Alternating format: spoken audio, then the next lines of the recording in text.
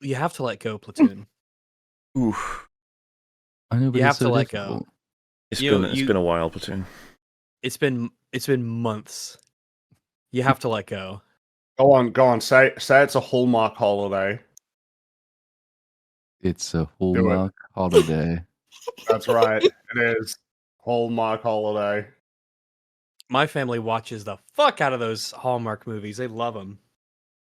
The only reason I would ever want to watch them is to spot the famous person who's not famous anymore. Like, oh, there they are. Well, yeah, that's Making their buck.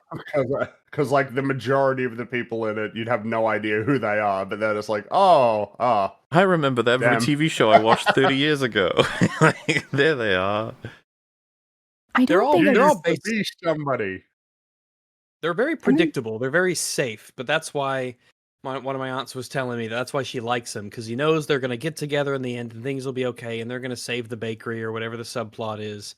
It'll all work out. Well, that's only some of the Hallmark movies, right? Because a lot of them are also the sinister woman or man who enters the sort of boring protagonist lady's life, and then she has to combat their evil deeds. But still, like, victory at Well, the I end, don't know right? about.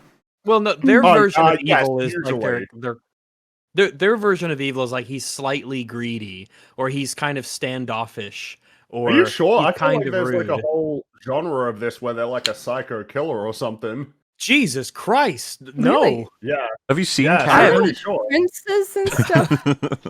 I'm talking about Hallmark movies. I'm talking about Hallmark as well. Like, I was going to say, sure that there is just like I've always assumed Hallmark subgenre. can't get to any kind of scary part. It'll No, always just be the... Fringy, no, my goodness.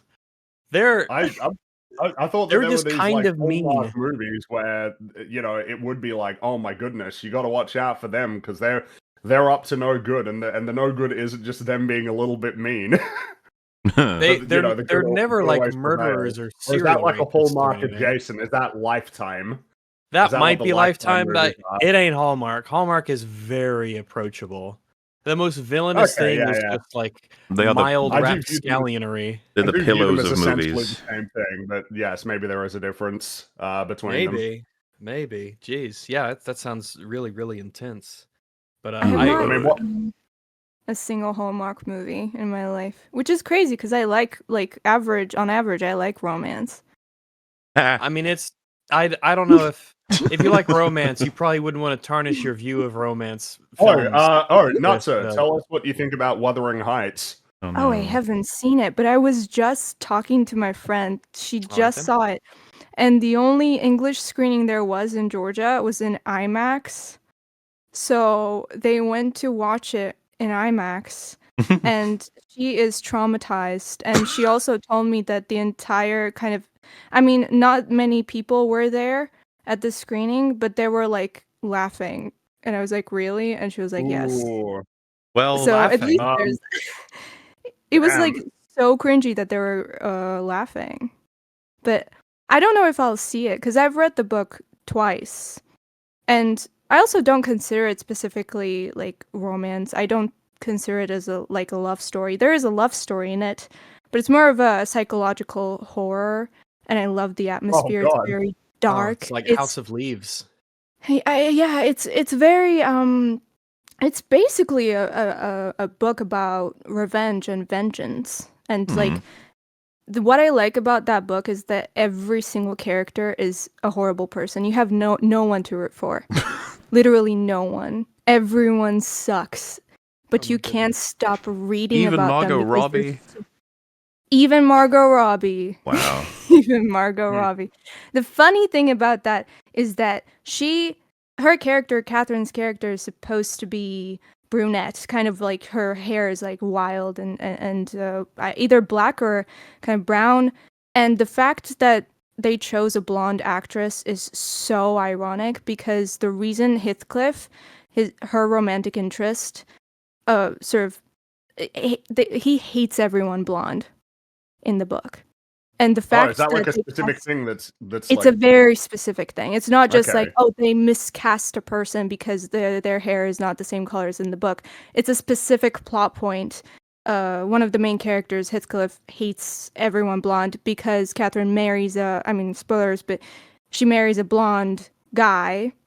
And I mean, spoilers, but if should I say spoilers for the book? I mean, I have no idea what's going on in that movie, but Can't hurt. I mean, a spoiler for a 200-year-old book, like, Yeah. it's all good. Wow. Well, a lot of people. Well, I don't know if that's a good. I don't think that's solid logic there. I think you should. Yeah, Frank, you should plenty of say people can't spoilers. read in this day and age. And a lot of people are still like it's a cycle. People born and they die, and born and die. So a lot of people haven't had even had a chance to read it. If it comes out before you're born, then that's really no different than having it just come out. Essentially, Yeah. it's new to you. Okay, well, it looks like the panel has spoken. You're not allowed to talk about it anymore. No, you could say it. Just say spoiler alert, and then you can do it. That way, people have a chance. People who want to get the Wuthering Heights story, they could, Wait, someone said keep it until you talk about the movie. We are not covering Wuthering Heights. That would be so funny. I have no interest in it. I've heard nothing good about it. Well, really. so No. I've dragged my mother to several films that are just the worst, including but not limited to, as I mentioned, Jurassic World Rebirth and with the Snickers wrapper. And so she decided to commit some revenge and said she'd love to see this film. She's a fan of the book, and I was like, I don't recommend that decision. And she was like, I'd like to anyway. And I was like, very well, we shall watch it. And she was not very happy at all. She didn't recognize a lot of what was going on. And it was a weird movie, man, to say the least. I do not recommend it. Yeah. Well, I don't know if I'll ever gonna watch it. I love the book. I don't think there's like a movie adaptation that has done it justice, and it's really hard to do that book justice. Really, it's really good, and I legitimately don't think of it as a love story. I mean, it's Emily Bronte. If you want a love story, then I mean, her sister Charlotte Bronte wrote Jane Eyre, so you can read that or watch a movie about that. But Wuthering Heights is a different kind of beast. It's really good. Yeah, if you want love stories, go for Hallmark movies. Yeah. Where they found them. But yeah, I mean, sorry, you can go on. Oh well, I'm just gonna like make us talk about the movie now. So if there was more, That's a good segue for if you want a good love story.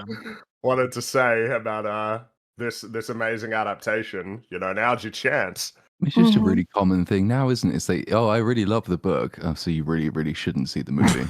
I really love the source material. Well, then you should just stop. Yeah, just give it a swerve. But Fallout is great, man. That's a great, and it respects the source material, and it's a a. Well, great, they did the sniper thing. They did the thing. They did, even though it doesn't even look, even though it doesn't look the same at all, and it's a totally different context. But they did the thing. So, come on. It's not even the same framing though. Like it's not the same shot.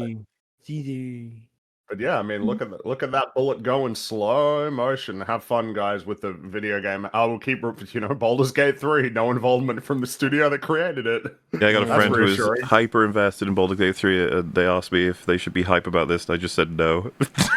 It's just no. Probably not. Even when the game studio is involved, that doesn't mean any. Like Bethesda is intimately involved with Fallout by the sounds of things. And I mean, it's even worse. Do you feel like you gain something from it?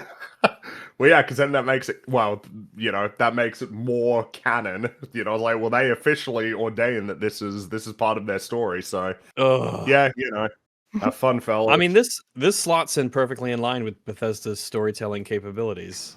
That they would sign off on all of this. Don't have them. Yeah, that they don't have any Just capability to tell a story. Yeah. You know what I've seen too is all the, so to speak, fans of Season 2, their responses to almost all criticism is always, well, it can still make sense if blah, blah, blah, blah, blah, blah, blah, blah, blah, blah. And you're just like, oh, probably not the best place to be, especially when they did the thing of it's cooperative continuity. It can exist alongside. It won't get in its way, don't worry, or replace. Or ordain correct and incorrect, which always feels like, damn, you want to do that? You want to lock in certain endings for a game with multiple endings? Okay. Drinker watched all of Season 2, and I would just get random updates on Open Bar, and after finishing the season, he was just like, it's kind of just nothing happens.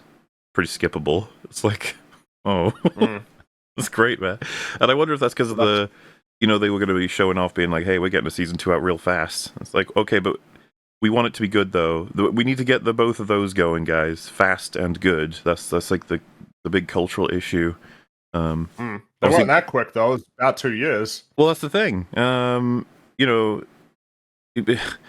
I guess that might be fast compared to the shows that are taking 3 years, but you know, it's just that's not good enough, unfortunately. Or you know, it's good enough in the sense that hopefully you make a good show overall. But we're just talking about like the momentum. Pluribus is going to suffer, man. Just inevitable. It has, so of long course it until we get will. any more of that. You just got to get them out once a year. Find a way to do it. If it's I mean, not I'd be possible, willing, maybe consider limiting the scope of the story to make it happen. Like, not so it's not as crazy. If I were like Captain Moneybags at the top of the chain, I'd be willing to bet on Vince Gilligan. You know, I'd be like, yeah, this could be a risk, but simultaneously, if it loses out, we should be able to create something critically acclaimed at the very least. You know, lock him into he's like a much better prospect than the vast majority of these showrunners. I don't know on why these we can't. current I know fucking things. it's a little crazy because everyone's so short-sighted when it comes to projects and everything. But if you just said to him, it's like you have 1 year to write basically all of it, if you can, however long it needs to be, and then tell us, and then you know, say if it's like 4 seasons, it's like well then you get 3 years to film the whole thing. Remember there was that post that was like Rhea Seahorn is not going to age well with this. Like, ouch. But they were worried about that with Saul as well, right? Because he does age like significantly, and he's already older than he was in Breaking Bad. But I think they sort of just went with fuck it, people like you more than enough to deal with this. Which I don't know if you guys know, but there's like flashbacks.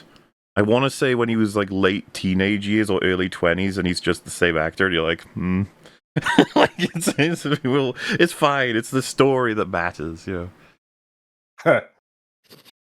Yeah, suspension of disbelief. I suppose Pluribus is such a weird one. I don't understand why that's going to take as long as it is. No, I don't it's either. It's not that complicated. It's quite good. I mean, I'd say quite good. It's not brilliant. It's quite good. It's not very multi-layered. It's not hugely complex to write or I like Paraguay Man. Film. He's cool. Yeah. It's one of the 2 people in the entire show that I kind of like. But why 2 years? Night of the Seven Kingdoms, apparently every year, and then House of the Dragon is like now the creators going around saying, "Oh, season 3 is coming. It's going to be the most epic thing ever." But no one's talking about it because everyone's onto the new thing, which is kind of more enjoyable. So maybe you should have. Man, that's actually going to be tough for him, isn't it? Yeah, because now they've got a like concurrent Game of Thrones show that they're going to be compared to, even though they're not trying to achieve the same thing. And if everybody's generally feeling better about one of them over the other, they really need to not fuck up. But I'm worried about that. I don't know. We'll see. I think it's fair to worry about that because it's always fair to worry. Duncan Egg feels so much more like that they got it sorted. They know what they're doing. House of Dragon is a lot more wobbly. Yeah. Fun times. We shall see.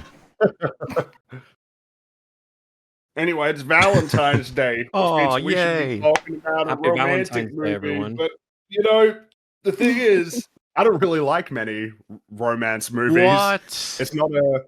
It's not that I dislike them. It's just that it's not a very interesting genre a lot of the time to me. Wow. A lot of the sort of you don't enjoy Twilight? Sacrilegious.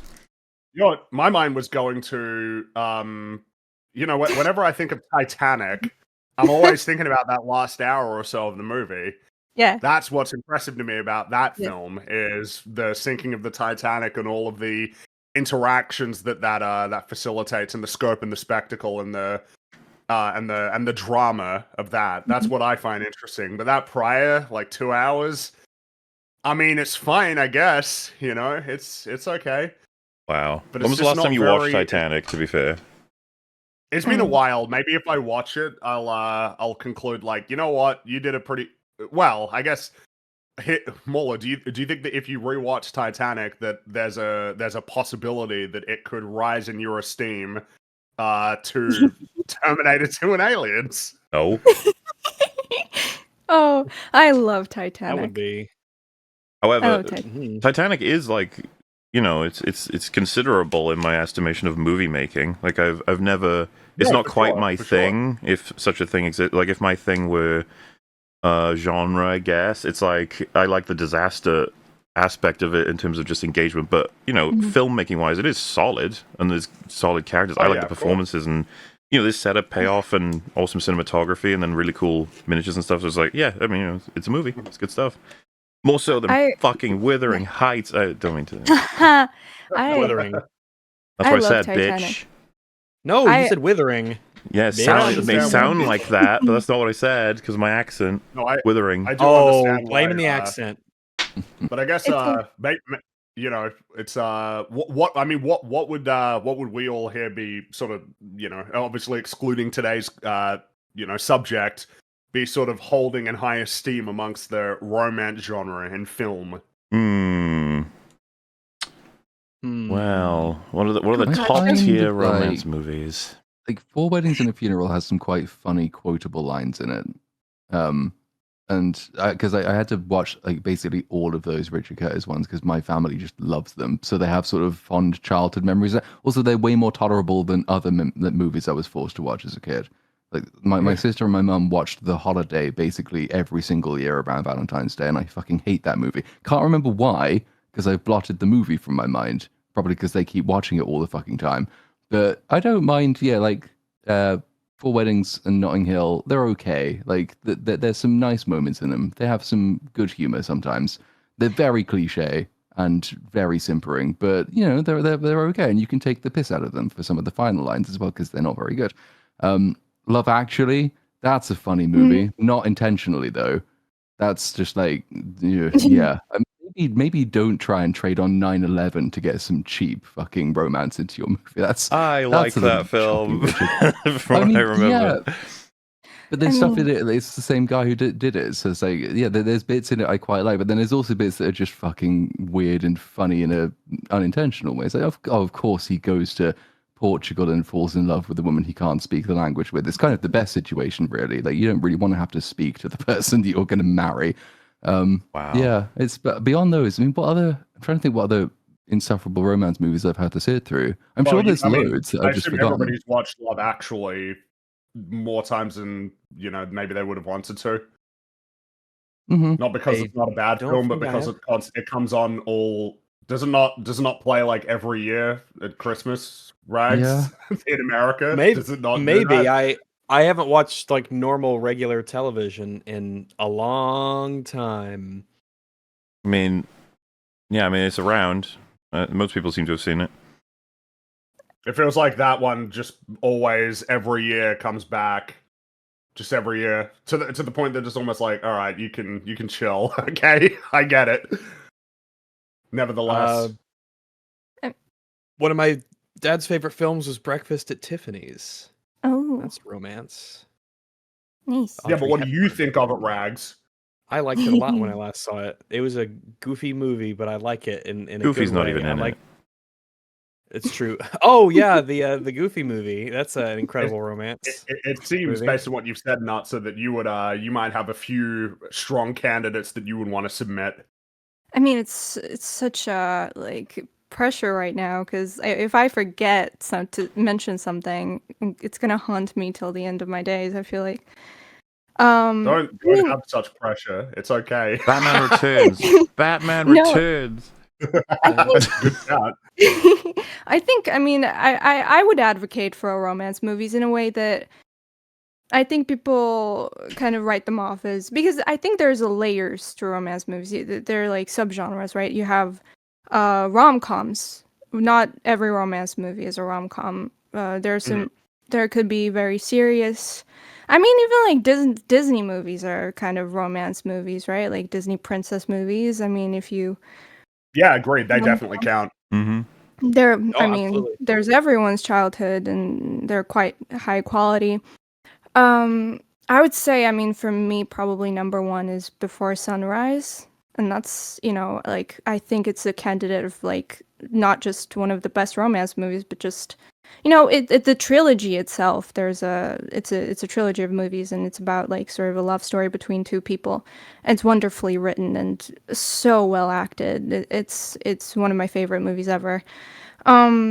And then you have movies more of a rom-com-y type of stuff. There's When Harry Met Sally. I really like that. And when it comes to rom-com genre, Princess Bride. Princess Bride is would that count as yeah, romantic? That has to count, right? it's cute. It's not one of my faves. I think it's like too fairy tale-y for me. Maybe Wow. I don't know. I guess But- that does highlight something though, which is maybe that maybe to some extent assessments of romance as a genre is made difficult by the fact that probably only until maybe like the last 10 years, romance was just kind of like an expected component of many films where that wasn't like the main aspiration. You know, it's like the guy's always got to get the girl, even if it is like a crazy action movie that you don't think of as being a romance movie. Like in Right? Shrek. Like basically Yeah. all. Well, it's like all superhero movies until maybe like 5 or 10 years ago. Pretty much all of them had a romance subplot. Well, Yeah. it's an essential part. I mean, it's the distinction between a romance movie and a movie that has romance in it. Because if we're saying, well, if romance plays an important part in the plot, is it a romance movie? Like, is Attack of the Clones a romance movie? Not really. Well, Empire Strikes Back would probably be nobody would say that's a romance movie, even though the romance is actually really strong in it, like in matters to people. And, Even on the poster. Yeah. yeah, Mhm. You know? Mm. And yes, it is important to people and people love it, and I'm a big fan of it. But do I think of it as being a romance story? It's like, well, I mean, it is in part, but I don't think of it like that. It's almost like I'm not thinking about it through that specific lens. Whereas when you think romance, it's like, yeah, that's like the number one principal focus. That is what it's all about. And that feels like it encompasses a much more specific like set of films.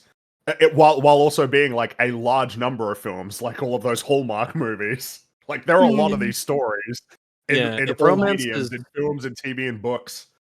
I think, like, for me personally, I like when romance is an ingredient that is in there that sort of, that it makes the story and everything that's happening better, can add stakes and, investment in the characters and things. But when it is the main, I guess, plot, it just has less of an effect for interesting me. Not that it can't be good, it could be excellent. It's just not typically the genre that I go for.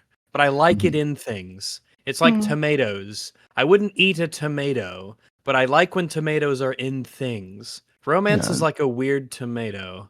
I think you I like that notice with when onions it's as well, not aren't you? there. Oh, onions are disgusting, no, though. I hate onions. I hate Oh, onions. boo you too. Ugh. Boo you. Ugh. No, Listen, Rags, Mike. you like onion, you just don't like the onion eat it on its own, because onion is in fucking everything. No, I really don't like onions. Yeah, well, it's the same as the I tomato. know, I would know. No, it isn't. No, they're very, very different. Absolutely not. We've had this No. conversation several times. I honestly think you have no idea how much onion is in food. I I do. mean, I'm it's more in than lots of anyone stuff. else. I don't think you do. I do. What? You think that I'm just like going through life blissfully unaware of all the onions that I'm eating? I know if onions are in you things just or not. described I really hate. your feelings on tomatoes, and it's 1 to 1 No, with no, onions. no. A tomato is a solid 5 out of 10, right? In the sense that I would not eat a tomato by itself because I don't really care for a tomato How by many people are itself. just eating But onions, if- Rags? Just taking a big Shrek? bite out of an onion. Huh? Except for Yeah, Shrek, yeah. Shrek. Except Which is a romance. Which is a romance movie. It is Excellent romance. segue. It is. But I don't even like when onions are in things. I don't You like don't the, even the know. taste that they add. I do know. I know these things. I have a discerning palate. I know when it's in things, and dear God, if I bite into something I like and I get that crunchy texture. see, I already know you're doing the awful. 3 glasses thing because you don't even get that every time onions are in things. Well, first off, there's a variety of the kinds of crunches, and you could taste them when you do. Onion doesn't even Onion always powder, crunch because of the way onion- it is put into Yeah, food. a lot it of the doesn't. time, a lot of the times it does. Nice. I Squirrel it wouldn't away. eat I'm not That's- squirreling that's- away. This was always under the umbrella of the potential texture of You said you could onions. always taste and feel the crunch. I can and then you're taste. like, but it's not always there. Taste and the crunch are different. Taste is the flavor. Crunch is the texture. You You already can always said taste always, the and you've crunch. moved back to not always. Whereas tomatoes, when they're in things, whether on the top of a pizza, or whether they're like chopped up and diced in something, like a stew or whatnot, I like them in that context, but I wouldn't ever have one alone. To be fair, you can do those things with onions too. I mean, I Yeah, fucking hate exactly. onions. But I hate I'm onions. thinking, I hate the taste of onions. Would you Rags be has eaten a prepared pizza to he's reduce enjoyed. the strength of your claim to I don't like it when onion is noticeably in something? Because then, then it allows for a bunch of things where onions there and you don't everything notice them. because of the nature of Well, noticeability. You don't like kind things of that are makes it- noticeably in things? No. I'm saying that if something isn't noticeable, you couldn't possibly perceive it. That's like the whole I thing I'm dunno. trying to tell you about onions. But that's not in. If Okay. onions were in something and they were completely imperceptible, then No, I guess I they wouldn't have mind 'cause they added would to be the taste, imperceptible. and you're enjoying it, and you don't realize that's what onion is doing. It's helping the actual overall meal, and you're thinking, there's no onion here, when there is. I highly doubt that. I'm What do you acutely aware of mean? onions being present. I mean, there's like, for instance, Highly aware. I really don't like vinegar, but that doesn't make sense because vinegar is in all sorts of Correct. Because if you prepare it, then it's like, oh, the thing that I associate it with, which is the very, very, very strong sort of like flavor and aroma, it's, it becomes integrated into something greater. That's like what happens with onions all the time. Garlic, all sorts of different things. I'm fine with garlic. The thing with tomatoes with onions, I am not. I do not like the taste of them. I do not like the texture of them, and I know when they're in things, I notice it. Motherfucker's talking about And I'm eating aware of pizza it. and doesn't realize that onions are in like almost all pizza Not the ones I designs. eat. Nope. Sure, nope, man. Not the ones I 100%. eat. Nope, they're Yes. not. They are not. I make sure they're not because I hate onions. If onions are in a You're like pizza, registering it them ruins as like it. a topping when we're talking about it's like included in many different purees or ingredients, and it seems you have no idea. Were we talking about onion powder? Onion puree, powder, all what's the different happening- forms of what's happening onion. right now in the movie in Titanic. Onion powder right can now, be okay, but not onions. Right now, the stern of the ship is going down, and you're still on the ship right now. No, I'm on the- I I'm don't on like the- tomatoes, but I am on I'm the cool with US the puree, and then it's like there are other water is forms of cold. onion. A puree substantially changes the nature of the thing. Exactly, and you're like, oh no, but it doesn't apply to onions, even though it's like, well, Yes. powdered onion is all right, I suppose. It can be onion powder can be fine, but at that point, it is so far removed from its original form that it has essentially taken on an entirely different sort of. It I sounds guess, like its you're nature of saying that- existence that changed. We were right the whole time. That Jesus. No, if it's the onions onion, are if it's the onions, I don't like them. But I don't well, like yeah, but onions. What else except for onion is in an onion puree? I don't know I don't think I've had an onion puree. What if it's like an onion in a tomato-based puree? onion puree. If I was probably not. I don't like tomato juice. But on a That pizza, wasn't the question. The question was like, what if it was a tomato puree that had onion in it and you didn't even know? Because of course If I you might didn't- not know. Well, if the nature of the question is, but you didn't know, then that means in some way it is imperceptible to me. The whole point is that there are heaps of instances where you won't know that you've had onion. But it's Well, been wait, how part does of the this food not apply to literally every food? That it could be in things and you don't know it. You're talking about onion, not like a Yes. fucking unique, specific, very potent item that is potentially like something that take like a sprout. Like that, I suppose that could be in lots of different things. But if I ever taste it, it's like blah, because I've got a particular thing with it. We talked about that before as well. Onion is. This is what I opened with. I think you have no idea how much onion is in almost everything. I think I do. I make sure to check for this stuff constantly. If there is perceptible onion in it, then, well, I will perceive it. That's the perceptive bit. So you agree? There are way- many foods in which onion takes place that you enjoy. I don't think so. Well, No, I can't legitimately help don't you. think so. I've hated onions for a long time, and so I'm aware of what I'm eating. What is have you undergone the procedure in the film and had all onions removed from your mind, like all experiences of having onions? No, my Why? experiences of eating onions are horrifically negative. Goodness. I hate the taste and I hate the texture of onions. It's really that simple. I don't like them as an ingredient. Rags, would Oh it my upset God. you to know that tomato puree you enjoy has onion in it? I don't enjoy tomato puree. That's like one of the things you listed as how you do enjoy tomato, because you like pizza. Wait, if you're talking about like a sauce, is a Uh, puree like exactly a sauce, or is there something that differentiates a sauce and a puree? Fringy, what's this movie we're talking about today? I'm just Well, it's Valentine. Well, it's not Valentine's Day over here. It's the 15th. But for most of you They are guys, it's different, just to be Valentine's clear. Day. And you know, even though I mentioned that romance as a genre is not necessarily something that I'm as interested in compared to the usual suspects, right? Like a genre that I'm not as interested in compared to the usuals, like genre fiction, you know, science fiction, fantasy, you know, and all that.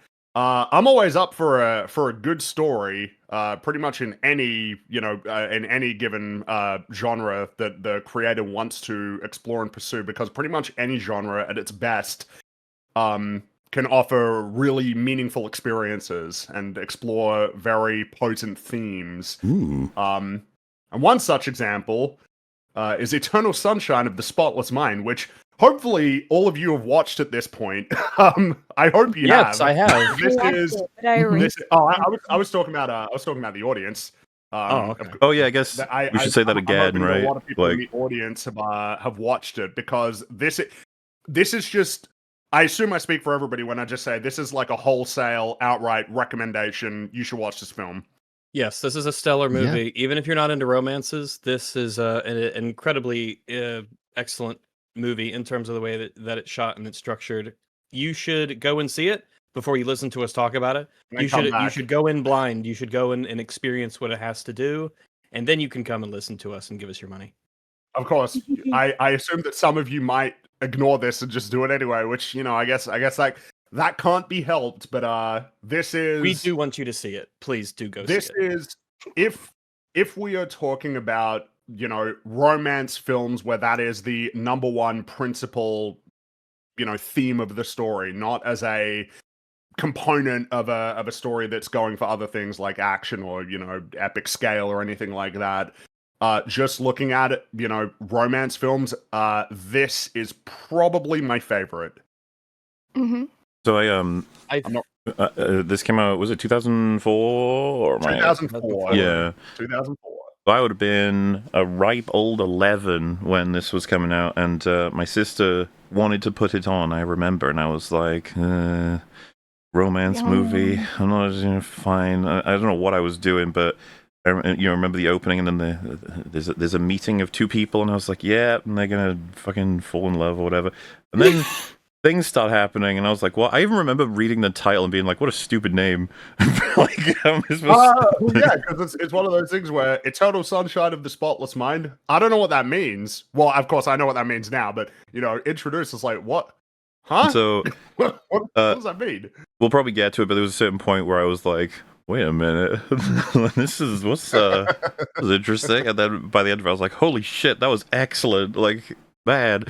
And it's among several films, I guess, as examples would be stuff like the Cornetto trilogy or In Bruges, where every once in a while I'm like, have you seen this? And person says no, and I'm like, ooh, you should watch this because it's really fucking cool. I really understand interesting. the drawing of the comparison to something like Hot Fuzz, because there is for us here on EFAP, something that can really shoot you very high as a film is incredible structure, like details oriented, packed with information, like very deliberately structured to facilitate like an intended viewing experience, particularly, you know, if you go through it for a second time or a third time and you start to notice all of those little details that just indicate that you're dealing with a story that's been very well thought out, more like so well thought out that it's you just stand to like gain things when you watch it, even for like a fifth or a sixth time, you know. That's that sort of structure, which is very much present in this film. Yes, but I figure, yeah, it Go for it. benefits a lot from a rewatch as well in terms of that. Once It you're does kind of- indeed. once you're like, oh, so that's when this was. Ooh. Mhm. And I figure that actually a good way to explore that is to just dive right into the film, straight into it. Do it. Is everybody ready to talk about this movie? All right. I am. So we start with a man named Joel Barish, who awakes in his apartment, and I would say is kind of conspicuously dazed and confused. He doesn't come across as, just like, yeah, no, I'm pretty tired, didn't sleep very well. It comes across a little bit more like something is slightly off. He kicks the sheets off of the bed, and he sits up and he takes a deep breath. But then he heads outside and sees that the left-hand side of his car has been damaged, and, concludes that it must be whoever pulled in next to him. So he places a sarcastic and scornful note behind the windshield wipers of the adjacent car before heading off to the train station. Which, assuming, makes an ass out of you and me, okay? You couldn't have known that was the guy who did it, alright? You could have looked for evidence. He couldn't. He couldn't have known, but I suppose it's a fair conclusion given the circumstances. A fool. Because what else could have caused that? A bird. Yeah. It could have been a bird driving a car. That. A bird wouldn't be high enough to see over the dashboard, which would lead to higher incidences of automobile damage. Well, maybe the bird hates him and came up there with a hammer and just went to town, Yeah, what if it was a dick bird? Yeah. It's pretty noticeable, though, as a sort of mark. It's pretty prominent. I wonder if there's any reason to think anything of this as just a detail, as just a bit of information that the film has decided to show us to have happen. People wanted acknowledged that this is Jim Carrey. Yeah, it's Jim Carrey. Yeah, that's Jimothy Jim Carrey-Steen. It is but Jim his Carrey. name is Joel. Joel, much like The Last of Us. For every person in the named movie, Joel, just yeah. like, do we need to point out that I'll it's point it's out, we can. Rings character who appears in this film. Yeah, we can do that. It's a pretty strong cast, honestly. It's really good. It is. It's a lot of prominent, successful people around this time. In film history. You can kind of say that because it's over 20 years old. Yeah. So it's a very weirdly specific snapshot in time of this is pop early culture. 2000s. Yeah. Yeah. So, which hopefully points this out to us. While standing on a platform waiting for his train, Joel ponders to himself. He ponders, but he's actually writing this in his journal. He says, "Random thoughts for Valentine's Day 2004. Today is a holiday invented by greeting card companies to make people feel like crap." Not the most original thought. This tends to be a lot of people's observations, but clearly it's on his mind. In 2004, it was a lot fresher. As an observation, yeah. I suppose it was. Now, This is groundbreaking cynical stuff now. back then. While he's saying this, Joel is he glances at the train stopped on the opposing platform, which is bound for Montauk, which is Long Island, sort of further up in Long Island. Yeah, I know exactly where that is because I can't fucking escape Stranger Things. It just keeps coming back. Why do you no, come on, stop talking about Stranger Things. We're not talking about Stranger Things, all right? If there's a single flaw in this movie is how heavily it's centered around Montauk. I hated reminders of that. There's nothing wrong with it. That's you need to get your memories erased. Oh God, Stranger Things. I didn't watch that show for nothing. Damn it. So while he's making these remarks, Joel is sort of getting agitated. He's sort of bouncing in place, looking around nervously. But then he suddenly bolts down the platform and heads up the stairs to cross a bridge. And he continues saying, "I ditched work today, took a train out to Montauk. I don't know why. I'm not an impulsive person. I guess I just woke up in a funk this morning. I've got to get my car fixed." This was all unscripted, by the way. This was just Jim Carrey's normal activities, and they just filmed it. Where he's just bouncing around at a train station, and he randomly he wrote it down in the journal, so it becomes scripted in a sense. But yeah, he makes it just in time, squeezes through the closing doors just before the train gets moving, and he sits down and he takes a few deep breaths. It might feel like we're moving pretty fast, but we'll be coming back to a lot of these, a lot of this later, because pretty much already we're only about a couple of minutes in. you've been provided like a lot of information that's going to be very useful for sort of framing this story as you go along. So after calling in sick, Joel he walks down the beach in Montauk. It's very cold and very unpleasant. It's very much a sort of immediately, obviously a bad idea. Like not a. It just doesn't make much sense that he's chosen to do this at this time. And even he seems to realize it. He says it's goddamn freezing on this beach. Montauk in February. Brilliant, Joel. And he sits down to sketch in his journal, but notes that page is missing, and he can't remember tearing it out. So then he remarks that this is the first time that he's journaled in 2 years. Again, just clock that. And while he's sort of aimlessly digging a hole in the sand with a stick, which I feel like really sort of further emphasizes that this is just a very strange excursion that he's chosen to go on. But at this moment, I think you can just read it as this is like strange, but I guess he just felt like doing something novel and unusual.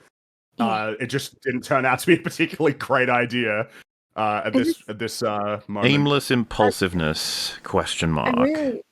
I really love how this movie sort of plays with our sort of preconceived ideas and notions of what a romance movie is like, and plays into those stereotypes. Because when you're watching a romance movie, you just think, oh, it's a depressed guy and he's gonna do some stupid shit, because that's just how romance movies go. He's just gonna make some weird decisions and it's gonna lead to the love of his life. There's this like very freaky kind of funny girl, and this movie perfectly plays into that stereotype, and that's it. Just never speaks. Yeah.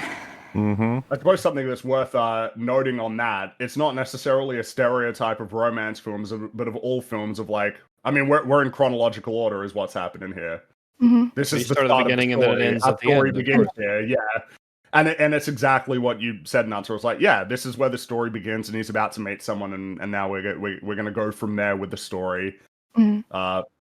But there's lots of little details as well, which do a bit of foreshadowing, because you see the sign behind him on the beach, which I think says for safety only swim in supervised areas, which is sort of it's a weirdly little thematic piece of mise en scène. That it's like that is what a lot of people's life really is, and actually that's being safe, that's being normal, that's doing what you know.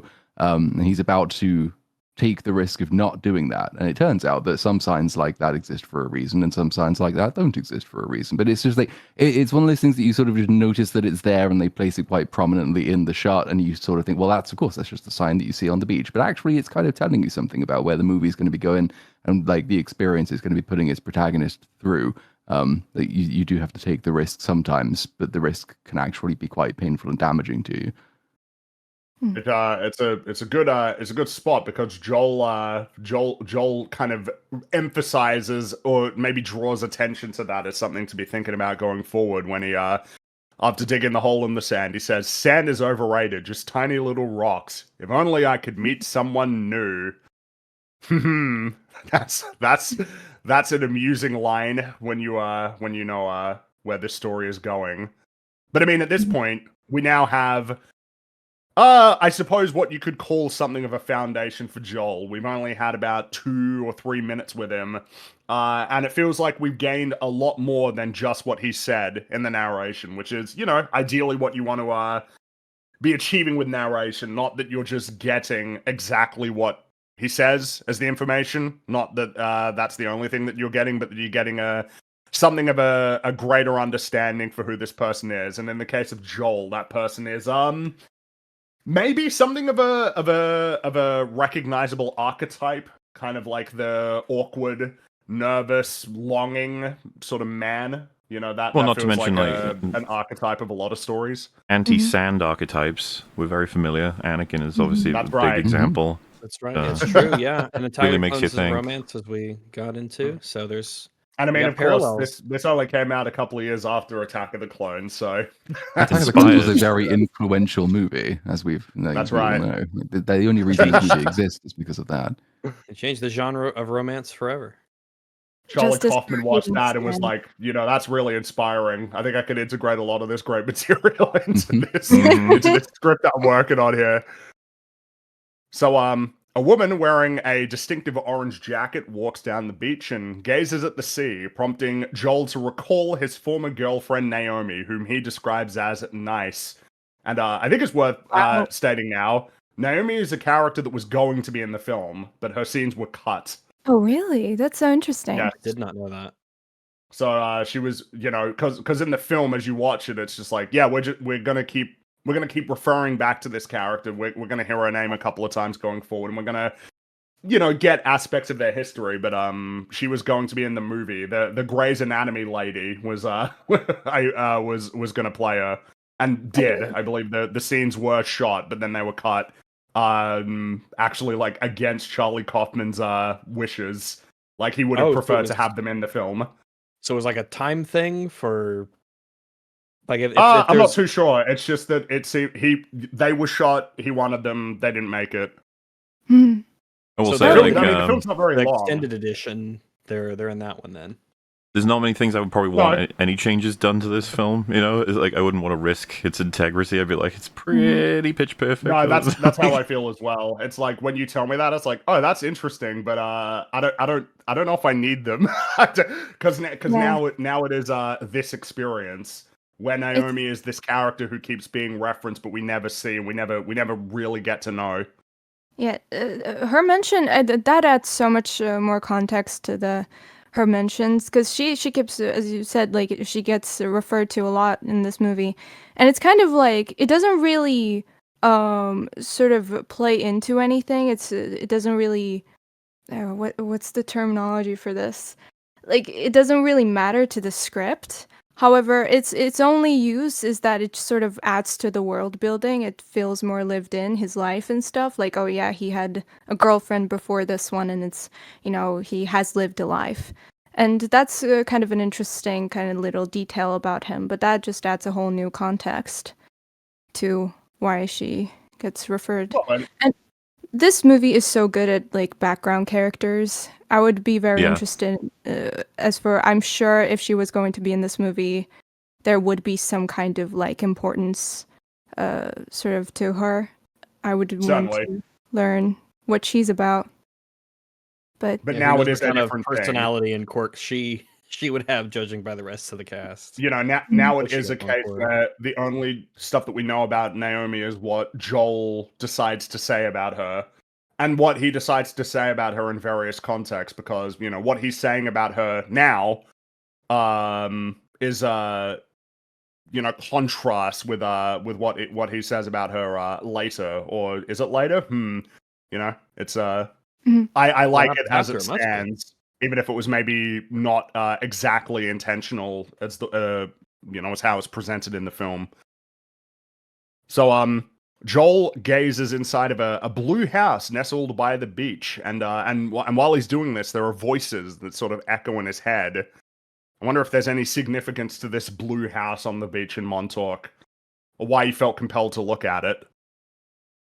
Nope. So Joel heads to a diner where the woman in the orange jacket also happens to be, and the two awkwardly look at each other a couple of times as Joel begins doing some sketching in his journal. We saw some sketches earlier when he was looking at his journal. So he's doing that.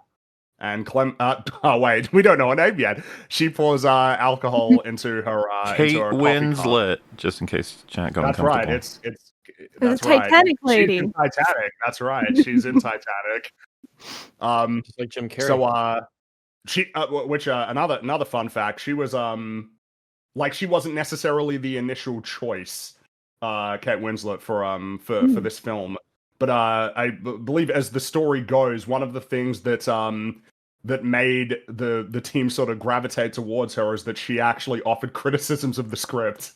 Oh, interesting. Well, So that was like impressive. They're both excellent in this film, and I wouldn't have imagined casting differently on either front. Well, maybe it's tough to imagine different people. There was a point when they wanted Nicolas Cage for Joel. Oh yeah, absolutely. I love Nick, 100%. but I have to see this. I have to see it. He couldn't do it. so yeah, I know it's one of those things of like, man, I don't think I need to see that version. I must see the Cage cut. I have to see it. No, it's okay. As Joel begins sketching once more, he laments, "Why do I fall in love with any woman who shows me the least bit of attention?" Damn. Aw. So Joel is on the train platform. The woman in the orange jacket, she heads to the train platform. And she's looking at him, and she waves at Joel, and he he timidly waves back, but he can't maintain eye contact with her for like more than a split second. Yep. And he keeps trying to sort of move himself away from her, but she can't help but stare at him. He really can't look at her. Like it feels very deliberate that he can barely look at her for like a split second. Yeah, meanwhile she's more than happy to stare at him. Kind of gawk at him a little bit, yeah. So they're back. I've met Joel. Like, he is so well characterized. I mean, both of them are, but I feel like real life Joel. Yeah, real life Joel, like hundreds of them. I think there's a lot of real life Joels in this wide world. It's a very well characterized like character. I think both of them are just so realistically written. I love them. Though you could say that well, actually, we'll save an observation for our lady in the orange jacket for later. So on the train, Joel is making a sketch of this woman. They make eye contact once again, but now she says hi. Joel is like confused. He like fails to register that she's actually just trying to greet him. Like he doesn't react in the sort of typical and expected way. But she gets up and sits down near him, and they get chatting, or rather, she initiates the whole conversation, and they find that they're both heading to the same place. What a conspicuous coincidence. On that note, by the way, I just like that he's thinking about her a lot. She sees him just like, hi, and he can't even, his initial thing of just like, she wouldn't be saying hi to me, something's wrong. It's like, what? I'm sorry? It's like, no, sorry, hi. yeah. Whoops. There's clearly been a mistake, ma'am. You're addressing me. So, she asks if she knows Joel from someplace, and she concludes that it must have been at the bookstore where she's worked for some time, and she's pretty adamant. But Joel, like, he doesn't really understand why he couldn't recognize her. You know, he doesn't seem as convinced. Essentially, that's like pretty noteworthy, I will say, as a little detail. Like, it will become clear why that's the case, that he completely doesn't recognize her, but she kind of recognizes him. Just another thing to add there. How many are you keeping track of at this point, fellas, of things that are details that you need to hold on to? So about that's 20, kind of, we're only like 5 minutes into the film. Something to get across to people. It's like, first time through, this is a lot more of a normal scene, but it's actually doing a hell of a lot of work. We're doing a lot here. There's a lot to be said for it. But we'll do that later, because we must continue in good old chronological order as this information is being presented to us. The only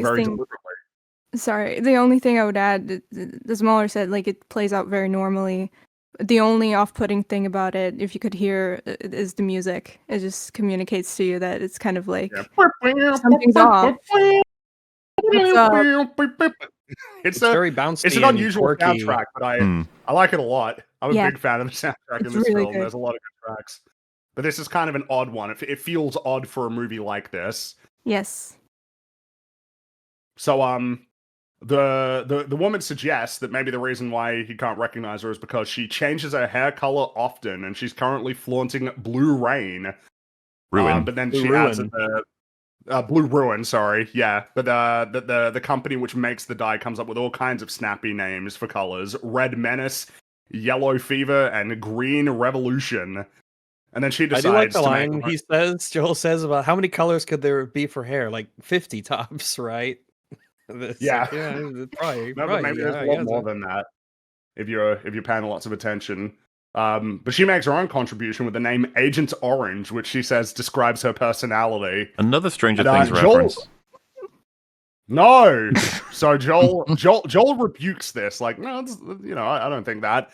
But she points out, kind of curtly, that he doesn't really know anything about her, which kind of ends the conversation for a little while.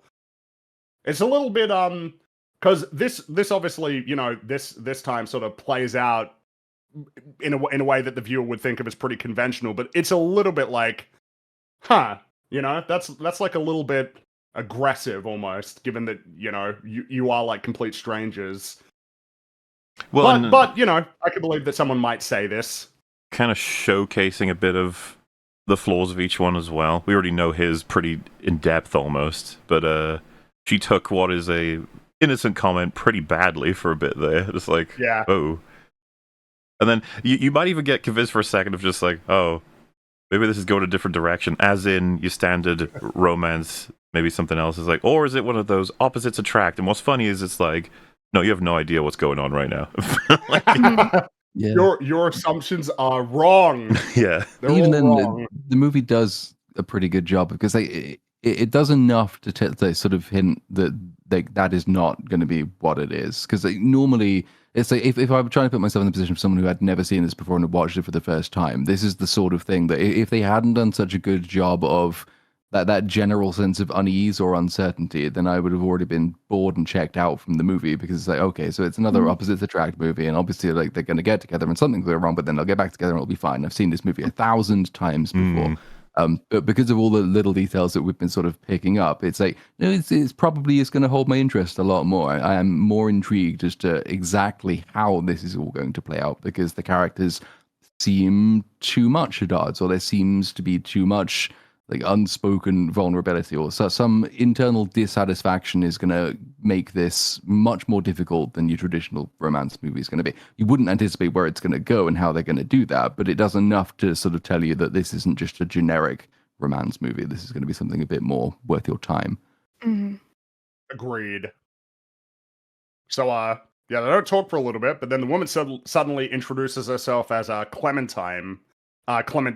I don't even know how Clementine, begging, and she begs him not to make any jokes about her name. But Joel is seemingly completely unfamiliar with the song, the Huckleberry Hound thing. Even after she sings the song, like he doesn't know it. Which it's like, that is odd. That is odd. You know, it's not that necessarily Everyone knows everybody that. needs to know every nursery, you know, rhyme or anything ever, or any song. But it's kind of weird that he doesn't know it, and even after she sings it, he's got like no clue. But he does remark that it's a pretty name, which means merciful or clemency. This is like, and Clementine, yeah, like a Telltale game, but we're the game, as in we will remember that. It's funny that you said Yeah. that, because That's you know, true. you do know that Clementine is one of the main characters in the. Yeah, I figured that was why you were bringing that up. So, you know, on that about what her name means. Well, Clementine. To be clear, so like when I, you know, like Hot Fuzz or Inbrood, it's like whenever anything happens, it's just like, remember this. This is not one of those movies where everything is pointless. Like, no, everything. Superficial details everywhere. It don't matter. It's not wasting your time. So, yeah, on the meaning of her name, Clementine claims to be a vindictive bitch, and Joel says he doesn't believe that, which prompts her to again challenge him on, you know, why you would say that. And the only coherent response that Joel can muster is that she seems nice. Which that was not the word to use. This really agitates Clementine, who goes on something of an unprompted rant about how she doesn't need herself, or, you know, she doesn't need herself to be it or anybody else to be it at her. And then they don't talk for a little while again. She just spills everything out of her head. Meanwhile, he's someone you have to crack open after a long time, a lot of effort. I mean, we saw that sort of as already portrayed in the fact that he couldn't look at her, and she just was very clearly, openly trying to look at him and wave to him. Just in the physicality of the way that they try to even begin their interactions. Yeah, like, I mean, the way this is framed, right? Like, her just slowly moving further toward him, over encroaching. And there's a shot where I think he's like awkwardly looking away and sort of clutching the journal while she's just staring at him, like right next to him. So borderline a summary of the characters, I guess. Just like, oof. After another bout of silence, Clementine apologizes to Joel for yelling, adding that she feels out of sorts. And to this, Joel, he just kind of shrugs awkwardly, like he doesn't even say anything, which like, you know, you'd almost expect him to say like, ah, yeah, that's okay, but he can't even like get that out. Me too. Or, I think This shot, by the way, it's like, yeah, I figured that's it's I feel like this captures both the characters pretty strongly. Yeah, it's I told Muller this, but it's so funny because it feels like both of them, the actors, are playing like the opposites of the what usual. Usually. Yeah, it's so it adds eeriness to this movie because you're used to watching Kate Winslet in very like serious roles, and Jim Carrey is in every single project. He is a very versatile actor, but he's the opposite of this in everything. He was the Grinch 4 years ago. I mean, there was it's quite a shift. It's I like think even if you compare it to like you know, Truman Show, right, which is, you know, it's a comedy, but it's much more of a drama, you know, that's more of like a, I suppose what you could say, a serious performance. Even in that, he's still more recognizable as the kind of Jim Carrey archetype that you would expect. Pretty loud and, you know, flailing his arms and moving dramatically, sort of making himself known and seen, compared to Joel, who's like trying to make himself unseen, shrinking into himself. And this makes me appreciate him so much more because knowing how much of his, you know, projects sort of consist of his improvisations and how naturally, you know, cracking jokes and making funny faces comes to him. It's not something he needs to force. It's him as a person, Jim Carrey. And to watch him act this way, it must have been like physically painful for him to restrain himself this much. It's that'd so be acting right there. we know. It's like, he gets a chance to be his good old self later, though, and you're like, there he is. There's the Jim Carrey I'm used to. I think something I would note about this like interaction after the apology and the fact that he doesn't, you know, he doesn't even have sort of the expected response, like of that's okay, even if he didn't necessarily feel that way. He just kind of keeps shrugging. Is like, as much as that is something that you can read as like, yep, I guess that's who he is. I feel that with further context that will be revealed about the nature of this prologue sequence, that it can sort of help contribute to a way of reading the big plot device and how exactly it works, and like what, you know, how you know, certain characters will behave after having been subjected to that plot device.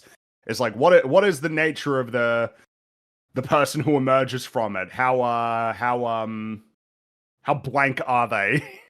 You know, that's you know, it's just another thing of just keep that in mind. Clementine says that at this very moment she's glad that Joel is nice, and again, he doesn't know what to say before sort of pointing to his journal like, I you know, I'm in the middle of something. It's a very bad way to try and end the conversation. It's it works, but it's it's just really not subtle. funky. It's basically just please go away. Please leave me alone. And then Clementine apologizes, but then she punches Joel in the arm. And, you know, says, see you later. And it's a little bit like, okay, oof, jeez. It's almost like they pissed her off a little bit. You know, and she's trying to hide it. So Joel follows Clementine in his car as she's walking home and offers her a lift. She gets inside pretty readily, and then she asks if Joel is a stalker, to which he points out that she started the conversation with him. And then they banter back and forth for a bit before Clementine again apologizes for her behavior. And as they pull up to her apartment, she invites Joel upstairs, and he thinks about it for a little too long. Just a little too long. Which is, you know, kind of embarrassing for her. And she dismisses the idea, good night, closes the door, but he heads up. He's in the apartment. Sitting there pretty awkwardly. Again, the sort of shoulders slumped, sort of hunched forward. And he stares at a collection of potato people sitting on a shelf. Yeah. She's just got little potato people with potato costumes on. There's the smoking, which is just not good. Not good for potatoes, especially. Not good for. I mean, that's how they get, well, not baked, but I Feels don't like, even think they obtain degrees, really. This it might be worth noting, even though it doesn't really feel like noting, because it feels to me like movies from 20, 30, 40 years ago were a lot better at doing this than a lot of movies now of making a place feel lived in and real, like a sort of authentic home. All of the places, yes, that you It's go. kind of clean, but not super clean. The lighting isn't great because most people don't really think about how to light their homes, in a cinematic fashion. In. Yeah, there's just stuff scattered around everywhere. Things like are decorated, but it's not like super unified. It's just things that you accumulate that get put on the walls or on the shelves. Things are, like you said, they're not like they're clean but messy. If like there's just stuff scattered around. It feels very lived in. And also it's 2004, so you still have a lot of these 90s influences of things. You just the couches people are on, the beds, the blankets they have, just the wallpaper, the kitchens. These are just abodes that we don't see anymore. Everything nowadays is so sterile, and I hate it. Everything's so flat and clean. But back then, I mean, even when they go to the office later on and there's just stacks of paper everywhere and the chairs in the waiting room and stuff like that, it's a little bit cramped, but not claustrophobic. There's not like this massive empty space for people to walk around in. I really do like it. It really does make the places all feel real. Like each apartment has its own, piece of character. Yeah. So I mean, the way the houses looked at the time, like I wouldn't be surprised. I think they're called like location scouts or whatever. Like if they selected homes of like people where people actually lived and stuff. It's a very different strategy now. It just feels like everything is a studio, and even the lighting, everything is just not a home. It's a built set with very simplistic furnishing. But now you got the big problem where a lot of the lighting is like, let's make it crazy. That means we're real filmmakers. The lighting isn't even remotely real feeling. That means we're doing a good job. And it's like, I don't know about that, but all right. Compared to this, where it's just like you don't even really think about it. But I mean, there's a lot of thought that's been put into the lighting, and we sort of key sequences that really illuminate that. Ooh, haha, he. So Clementine hands Joel a drink and gets quite close to him. He doesn't really know what to do with that. He's very awkward about it. But then some time passes. They're sitting down, and Clementine says that Joel doesn't talk much. And he apologizes, stating that his life isn't very interesting and he doesn't have much to say. That even his journal is blank. And to this, Clementine explains how important it is to her that she seizes the day every day. These kinds of thoughts are constant for her. And Joel very quietly says that he thinks about the same thing. The same thoughts play on his mind. And then the two share a laugh. Aww. How nice. But then Clementine abruptly states that she knows she'll marry Joel, which is this is interesting strategy. In the truest sense of the word. He does not know what to do with this. And then Clementine invites Joel to come with her to the Charles River in Boston, which is frozen during winter. Joel claims that he likes the idea, but he insists that he must leave. But before leaving, he gets Clementine's number. And then he's outside.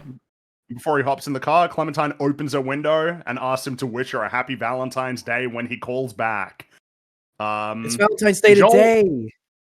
The day we're covering this, Fringy. That's incredible that you've synchronized these events to occur. That's unbelievable. Terrible writing. That's crazy. Wow. And her name rhymes with Valentine. Clementine, Valentine. Oh my goodness. Wow. And Joel does. Jim Carrey rhymes with Joel. Very scary. Joel smiles and looks back up at Clementine a couple of times before driving home. And he gets home, he sits down for a moment, but he can't remain still. So he picks up the phone, calls Clementine, she answers pretty quickly, and Joel admits that he misses her already. Hasn't been very long, but there's some kind of connection there. That's right. So, now, are we to conclude this is that night or the following night that they head out to Boston?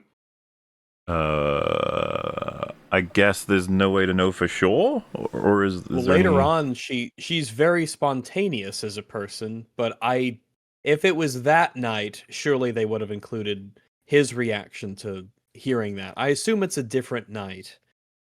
I think. Well, so the there's a subtitle that says the tomorrow thing- night, so presumably it's tomorrow night.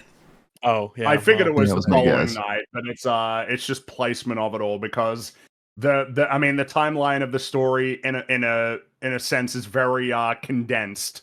Even though it might not seem that way at first, it's actually pretty condensed in terms of the sheer number of days that it takes place over. But yeah, they head out to Boston, and Clementine guides Joel onto the frozen surface of the Charles River. Joel is considerably trepidatious about going out in the ice, but he can't help but remark how beautiful it looks. Clementine charges onto the river, slips, and falls, which prompts Joel to head towards her out onto the ice to help. But he does stop and insists that they go back. But Clementine encourages him to venture a bit further out, and he obliges. And they lay down on the ice. As they're doing so, Joel says, "I heard a crack." To which Clementine chuckles, "It's not going to crack or break. It's so thick." I feel like these are theme lines, particularly given that this scene is the poster of the movie. Yeah. Mm-hmm. So they are laying beside a very noticeable crack in the ice. By the way, it feels it's very prominent. It's kind of enormous. Yeah. I think this Which, might you know. be one of the most like iconic shots in, I mean, definitely in romance sort of movie history, but also it's so recognizable. It's one of that's the poster shot. It's a Yep. great shot. It's quite poetic. I mean, yeah, certainly once, because even the first time around, it's like, yeah, that's like really cool and neat, and it feels like we can say something about relationships. But you know, with the understanding that we're about to have, it takes on a whole different meaning. Mm-hmm. A totally different meaning. A less artful movie might have moved them so the crack was between the two characters, and that would have been like, it's the same core idea, but that would have been way too much and too corny. Whereas the way they've done it here is it's just like removed enough to be naturalistic, but also like it requires a little bit more effort on the audience's part, which is good because otherwise it becomes just a cliche. It's like, oh, there's a crack between them. That's foreshadowing. It's like, no, but yes and no. But also yes, but also no. I mean, you can still talk about the placement, right? They've been put... There's no crack that separates them or even goes through them. Mm-hmm. There's like, just a crack next to them. Next to them. Yeah, like there's a potential shattering. I was about to say. There's more you could possibly say about this, but I guess we're too early. Yeah. In a sense, yes. So, while they're laying next to the crack, Clementine asks Joel to explain some of the constellations in the sky. Joel initially thinks he doesn't know any, but he eventually spots Osiris the Emphatic, which he describes as a sort of a swoop and a cross. It's like she almost doesn't believe that. Like that it's real or that he knows what that is. Mm-hmm. Sounds made up so nonsense. Darth Sidious? Attack of... Osiris. Interesting. Another connection. What? Darth Sidious. Oh, do you mean Darth Sidious? Oh, right. Okay, yeah. Attack of the Clones and Star Wars in We should probably general. also Connections are acknowledge stacking up, man. the crazy history that Kate Winslet has with ice. So in this scene, this is pretty iconic for Oh, that's true. especially loved ones and ice. It's you know. Imagine if Joel slipped. She was And he's like, "No, you can't. You have to go on without me." not again. The stinks it under the water. Yeah. I won't let my go, God. Joel. We got Titanic. We got Attack of the Clones. Oh my goodness. So, the following morning, Joel drives a sleeping Clementine home. He wakes her up. And you noticed a detail here more about how she. I had mentioned the way to that she you wakes up. that Nutsa had noticed it, and she was the one that let me know. Ah, and yes. I was like, "Oh, Mm. So what is the thing that you notice here about what she does when Joel wakes her up? the way she's sort of familiar while she's sort of knocked out with his. It feels like her body recognizes him, but the moment she sort of comes into consciousness, she's like, "Oh, sorry, I don't know why I did that," kind of thing. Yeah, very easily slips into holding his hand and is clearly feeling pretty safe in this environment. But then, as soon as she recognizes what's happening, she's like, "Whoa, I've overstepped a little here." It's like, I mind feel like forgets, but the body remembers. Yeah, I feel like if this was a real, I mean, at some point, something like this will come up with whatever in 10 years, 100 years. And whatever that procedure would be, this definitely would happen. I feel like this kind of thing of your body would be familiar. There's just. I think, without saying too much, I think that is like kind of the only conclusion to draw. yeah, essentially, the film definitely what wants is to make that presented in the point. film. Yeah. Mm. But yeah, no, it's a great detail. But no, she wants to actually stay at his house. So she runs inside to get a toothbrush and some other things as Joel waits in the car. And then a strange man who bears a resemblance to Frodo knocks on the driver window and asks Joel if he could help him with something. With the ring. He's saying he Joel, needs a fellowship. Joel very quietly replies no. And then the strange man, Mr. We don't know who he is yet, asks Joel, "What are you doing here?" And Joel answers, "I'm not really sure what you're asking me," which I like as a response. It's like, I don't even understand like your question fundamentally. He's basically like, "What is the context of you? Like, why?" Yes. Why are you? And then he sort of just abruptly walks away. And Joel looks over at him, very, very confused, winds the window up. A pretty nice, huge clue for any of you just film obsessed people being like, something's going on. This doesn't feel conventional. Something strange is happening. Well, yeah, because it's like, why is a guy that I recognize from other movies asking him these kinds of questions? This does make it seem like there's something going on that's a bit, which the placement is pretty good, because this is the end of our prologue sequence. Yep. Mm-hmm. I mean, the fact that it's Elijah Wood, as you guys mentioned, the casting of this movie is genius. I feel like if this was intentional of them, like the first thing he sees and this weirdest thing that happens, it's the first guy is Elijah Woods.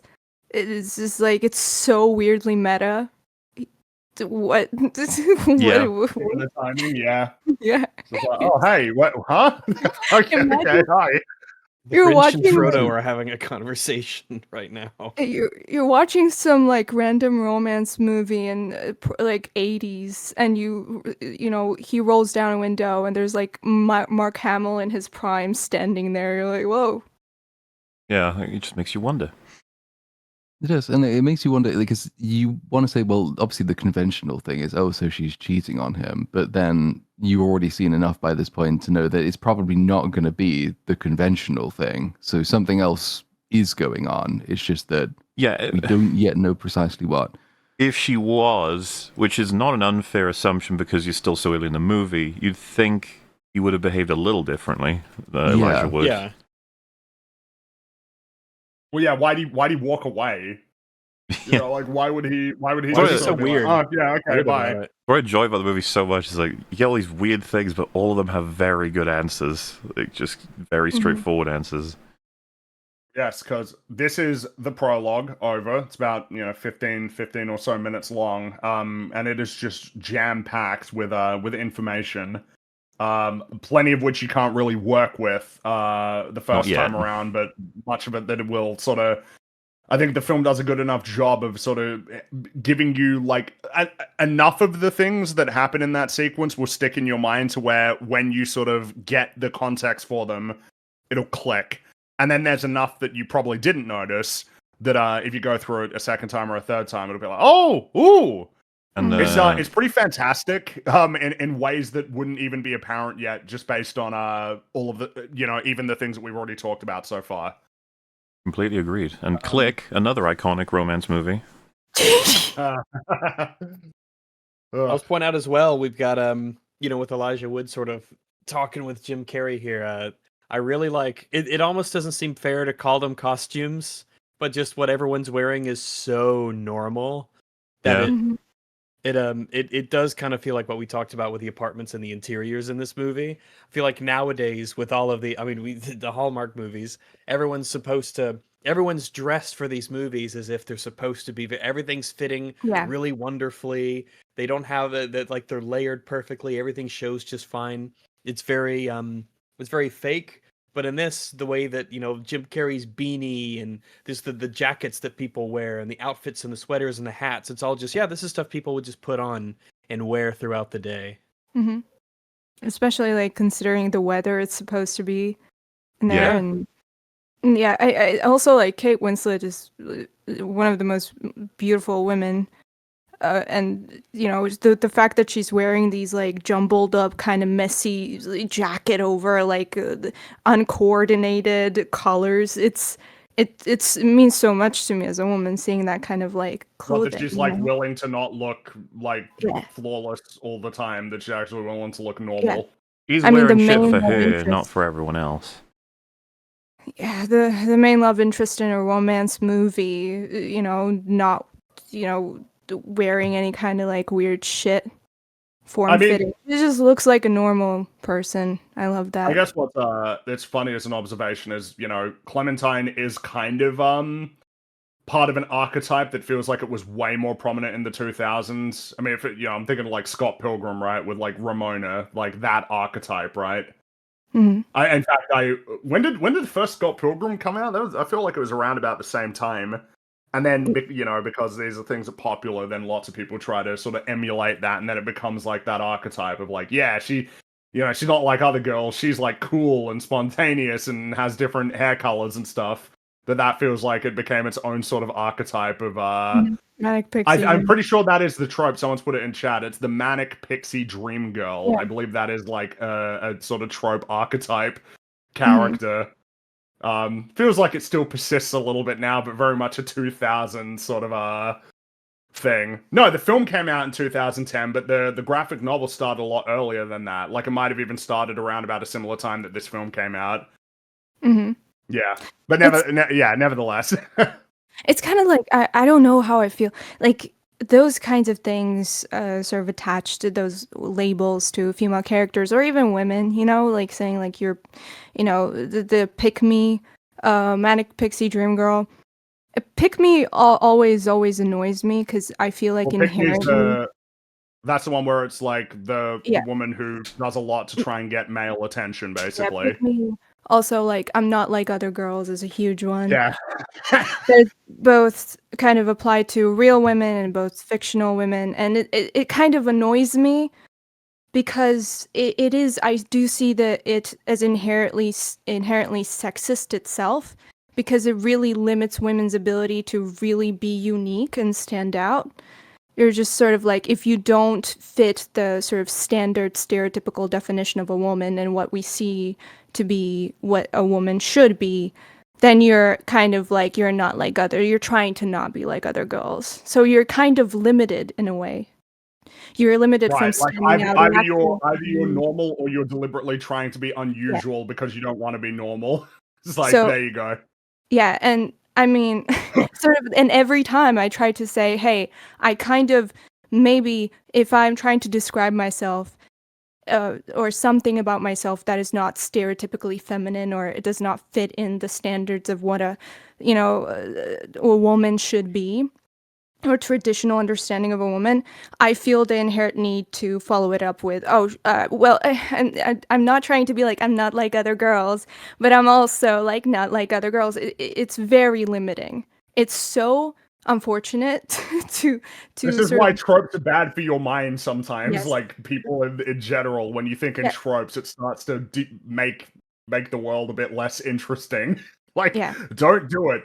Don't think of the fucking, what's the fridge? Yeah, fridging. Don't think in fridging. Don't think in area gaze. Don't think like this. It ruins everything. When you were presented with the pattern and you adopt it, you just start seeing it everywhere, and it ruins everything. The fridging one was interesting. So I saw a quote tweet the other day that was like, women discovering the trope that is 90% of the time applied to male characters, and it's like, that's kind of true. Like, there's a male hero, it's usually going to be a male mentor that gets killed to motivate him. Like that, you know. And we've gone over this a couple of times. Bridging to me is just like, it's not even as described, right? Person dies to motivate other character, and it kind of like screws up their own story, so they're not even considered a character. Like, I think that's okay though, because it's like main characters, supporting characters. It's like the Bechdel test as well. It's like, are we actually saying that it's bad? It is absolutely bad if a movie fails the Bechdel test, because if that's the case, you then remove many stories. I mean, if I'm okay with existence. if I'm okay with the movie failing the reverse of the Bechdel test, then I'm fine with it failing the standard one as well. I think those kind of, they're just purely arbitrary. I think the Bury Your Gaze one was another example of where it was like, well, it happened in like 3 movies in quite quick succession, and then a bunch of people said that means you're not allowed to do it now. I said, well, hold on. Did it not work in any of those instances where you used it? Because I can't remember the precise movies, but I'm pretty sure it worked fairly well. If you're arbitrarily saying, well, you've done it before and we've decided we don't like it when you do that, so you're not allowed, then you're automatically not thinking about whatever dramatic device best serves your story, and you're now trying to satisfy some insane nonsense meta concern that a tiny portion of the vocal audience has now got a problem with. Just like, write whatever best suits your story. Well, yeah, stories always come first. Someone, if you need to fridge someone, do it. Well, so if you're working on a story, you've got a gay character, and the studio says you got to kill him off. We don't like this. You got to get him out of there. Do anything you can, get rid of him, get him out of this. It's like, that's bad. However, it's also bad if the story would be best benefited by some kind of event that loses that character, and the studio's like, no, you can't lose him. You can't lose him because that would offend people. You can't. You have to keep him in. Like, like both of those are arbitrary restrictions. Which the less of those, the better. But at the same time, I guess, you have to have this is a sign of the times, different portions of history, all kinds of writing restrictions have been around and are still around. You do your best.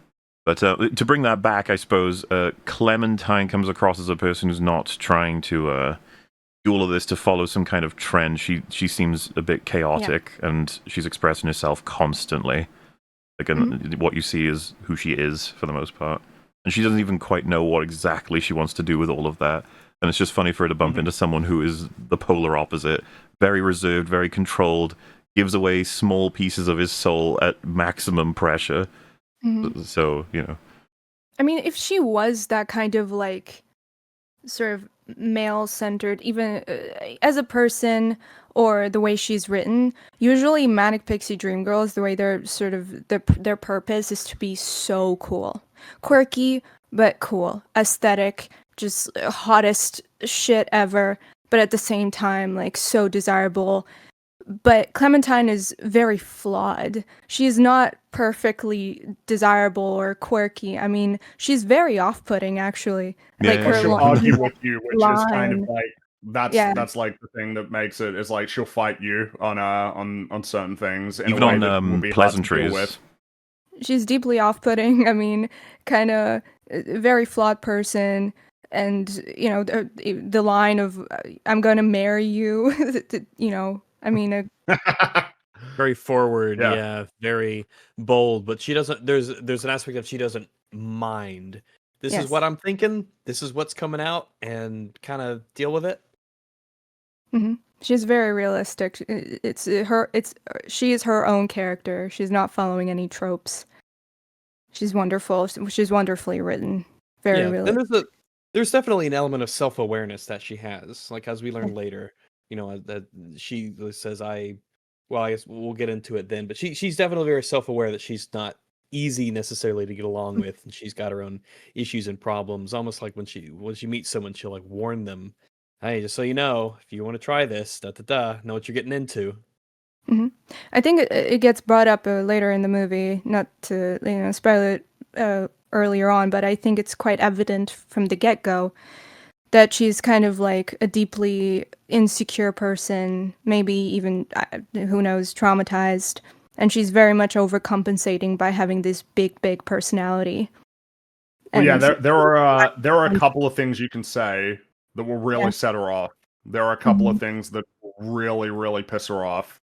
Gosh, and we're like how many minutes in, and both of these characters are so fantastically characterized. This story is so rich in terms of character writing. And we haven't even gotten to the other layer yet. Yeah. Love it. Yeah. So, prologue over, where, at some point that I think if you were watching this, you would conclude this is like months or maybe even years later right now. And it's, Joel is sitting in his car and he is crying. He is distraught. He is miserable. And he starts driving home on this rainy night while listening to a song, and he ejects the tape from the tape deck and tosses it out of the window. So we get the credits as well. Credits that are like, credits and our title. Like this is where also, the credits are doing something. They sort of they pop up and then they sort of fade. Fade away isn't quite right. They sort of degrade. They degrade away. And dissolve. Yeah. Interesting. So there are two men observing Joel from their van as he enters his apartment, and inside we meet Frank, Joel's neighbor, who remarks how lucky Joel is to have someone like Clementine, and asks if the pair have made plans for Valentine's Day, which is only a day away. Oh boy. Joel doesn't really want to talk at the moment. He's keeps trying to brush him off, but he notices a letter in Frank's hands bearing the name Lacuna. And it's like, I assume that must be important because the camera showed it to us. I wonder what that's gonna mean. So he sort of brushes him up and heads upstairs. And Joel, he puts on a brand new set of pajamas. They show this. He's removing them from the package to put them on. Almost like it's like, a brand new set of pajamas, huh? Why are you doing that? Well, because the thing is, no feeling like it in the world, Fringy. Well, because, a first time around be like, yeah, I mean, I guess he's just got a new set of pajamas. Like, yeah, but why would the film choose to make it a new set of pajamas? What happened to the old Why ones? would they choose to do that? Is he trying to impress someone? Is he not necessarily impress them, but give off a better impression of like his life? Even though his apartment is kind of, it's kind of messy. It's not looking great, but it's kind of like an interesting detail. Yeah, it is. Jim Carrey and his pajamas are, quite consistent narrative sort of iconic plot. Yeah. I mean, the mask is, So he puts on this new set of pajamas, pours himself a glass of water, and ingests a pill. And he sits for a moment, nervously glancing around his apartment before gazing out the window and at the van which was following him. Which again, first time around, you're just like, what's the van? It's really, why is this van? Why are they following him? Why are they like, oh, is that the guy? Yeah, that's the guy.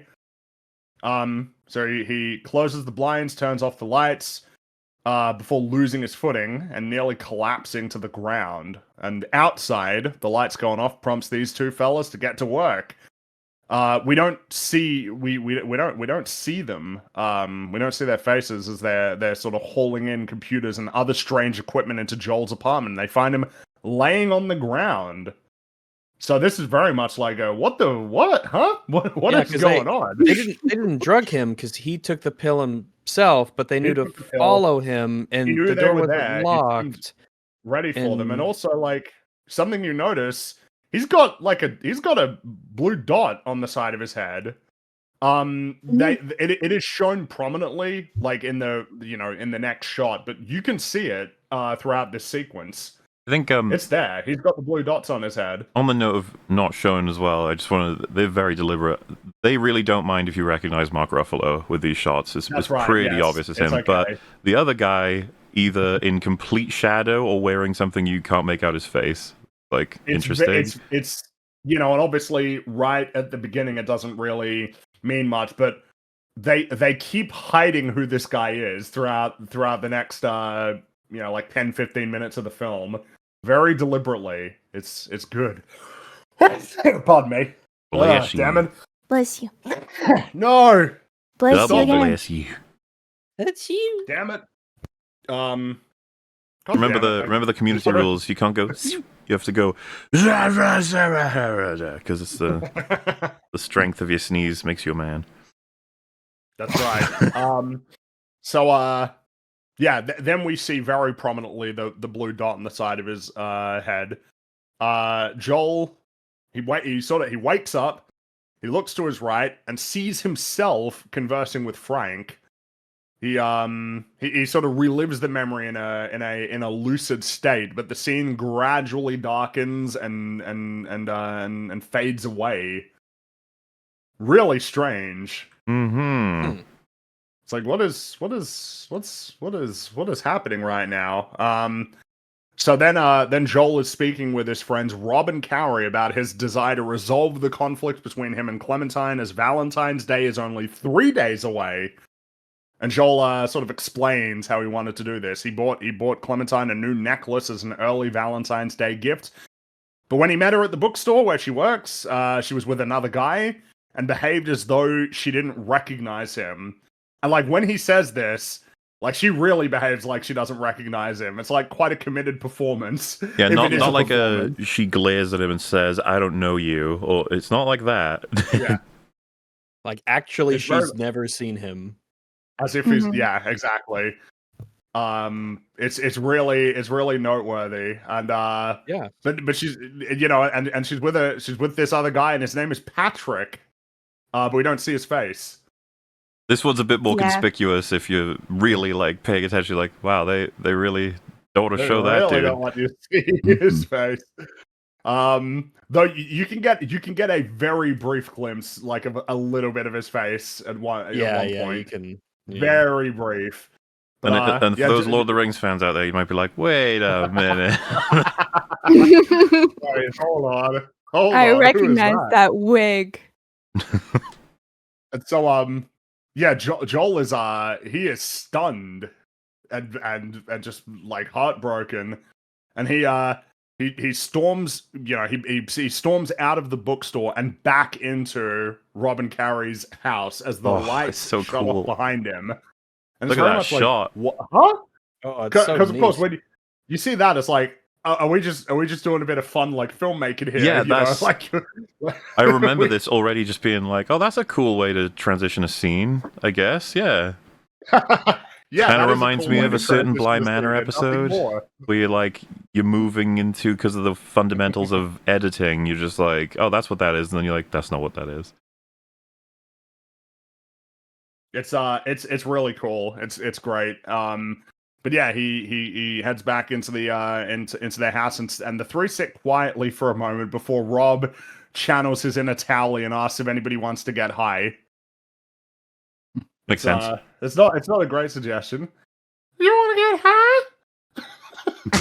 Towley is such a stupid fucking character. The fact that the whole episode that introduces him is like, a big conflict between this like company and the government trying to engineer towels to take over the world. It's a really good set of clips to use as well if you're ever reviewing something with a huge exposition scene, because that's all taking the piss out of us. Like, so we had to engineer this towel to do this, to do that. So I don't care. I just want to play video games. Yeah. And then we got into a fight with this other faction of aliens, and I don't care. I want to play video games. That is pretty funny. The part where it's like, what did China Corp tell you, that the big bad government was engineering towels to take over the world? Now let me tell you the real story. Oh God, don't care, don't care. Can you imagine it? What it would feel like to be way too dry? I'll tell you something you don't want to know, and I don't know, and we don't care.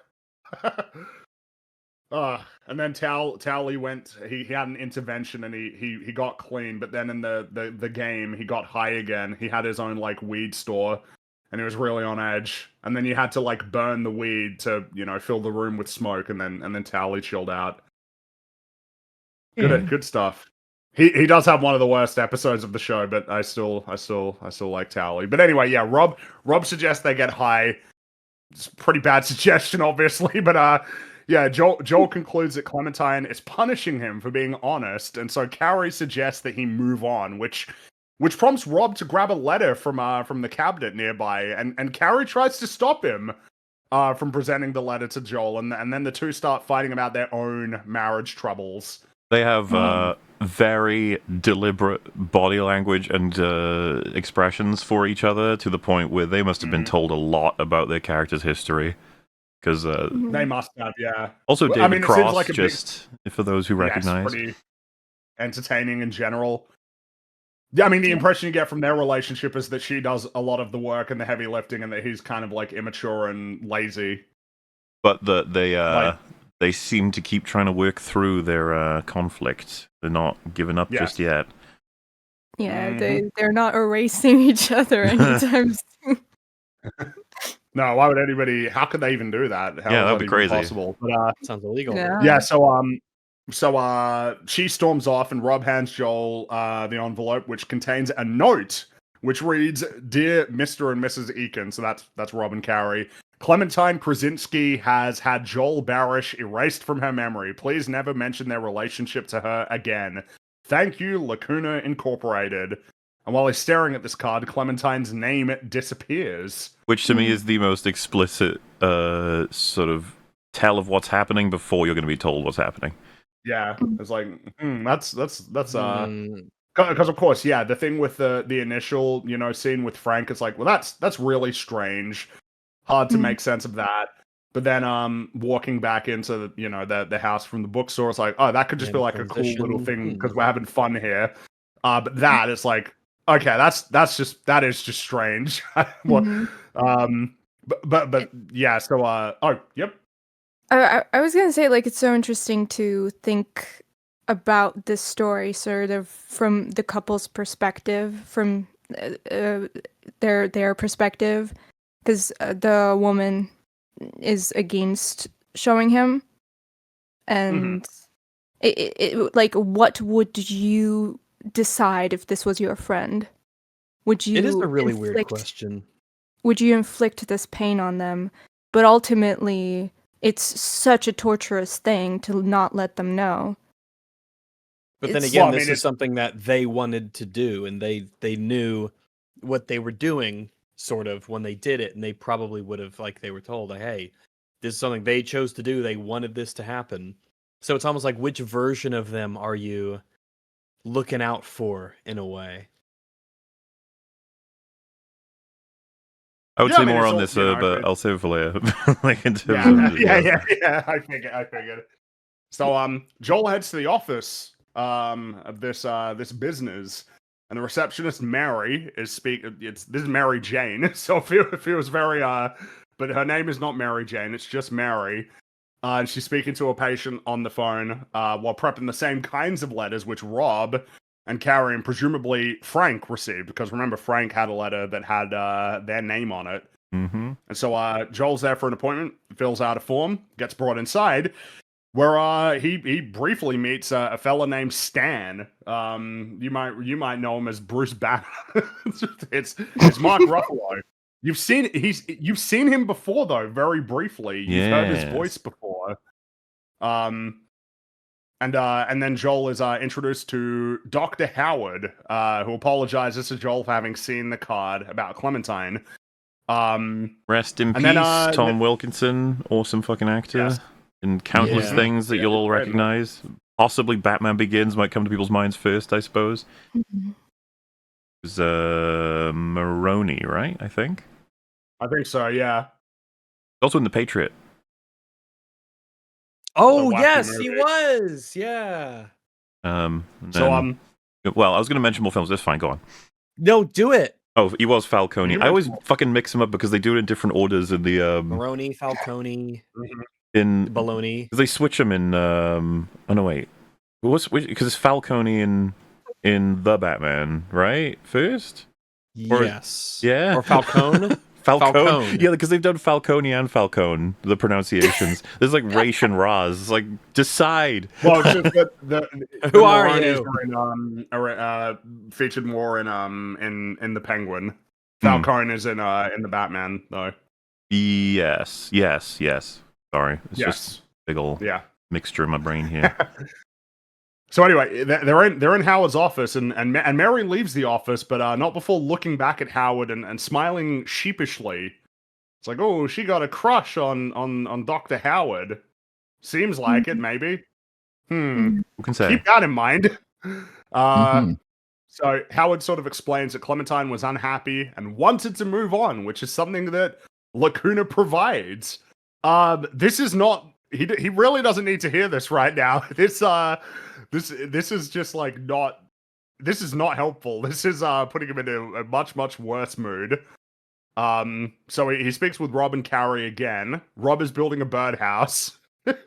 That's what he's It's just doing. a thing that while he's Carrie is doing. building up the house. Yeah. Everyone has their little like things, even like the technicians and how they interact. Everyone's just got little stuff. They're just like real people. He likes to build things. Maybe he just had the inkling in his mind. Like, I'm just gonna build a birdhouse. I'm gonna make something. By the way, it is helpful that the first we hear of what's happened, Joel says this is not a thing that's possible. Basically, it's helpful for the audience because we're like, wait, like we're doing sci-fi, and it's like, yes. Yeah, we You're are. like, oh, It's a okay. sci-fi film. Yes, Yeah. just This is real. You can have your memory erased in this world. That's something you can go and do. Because everything's so Clementine did. conventionally, contemporary for 2004 that it is just like we've got one sci-fi thing if you'll allow it, and then we'll do everything else. Well, yeah, and once it is, it's kind of treated just very matter of fact of like, yeah, this works. This is like a business. yeah. you No one know? really talks about it. Yeah, It helps as well that all the people who conduct the experiments and do this are extremely normal people as well. It's just a standard medical procedure, and like it's like any medical procedure. If you think too much about it, it's slightly unsettling. But actually, when you go there, the whole point of it is that it's boring and mundane, and this is just what people do for a living. Mm-hmm. People keep wanting me to reference the memory store. Like it's... No, no, not while we're talking about this fucking memory movie. store. Get out of here. Shut up. Even the office that they reside in, not only they're like very normal people, but just like the house, it just feels like a real. It doesn't look like a cutting edge experimental, place. It just looks pretty It's like the dentist. benign. Yeah. Yeah, we're barely keeping like there are documents and papers everywhere. Like we're trying our best to keep track of everything.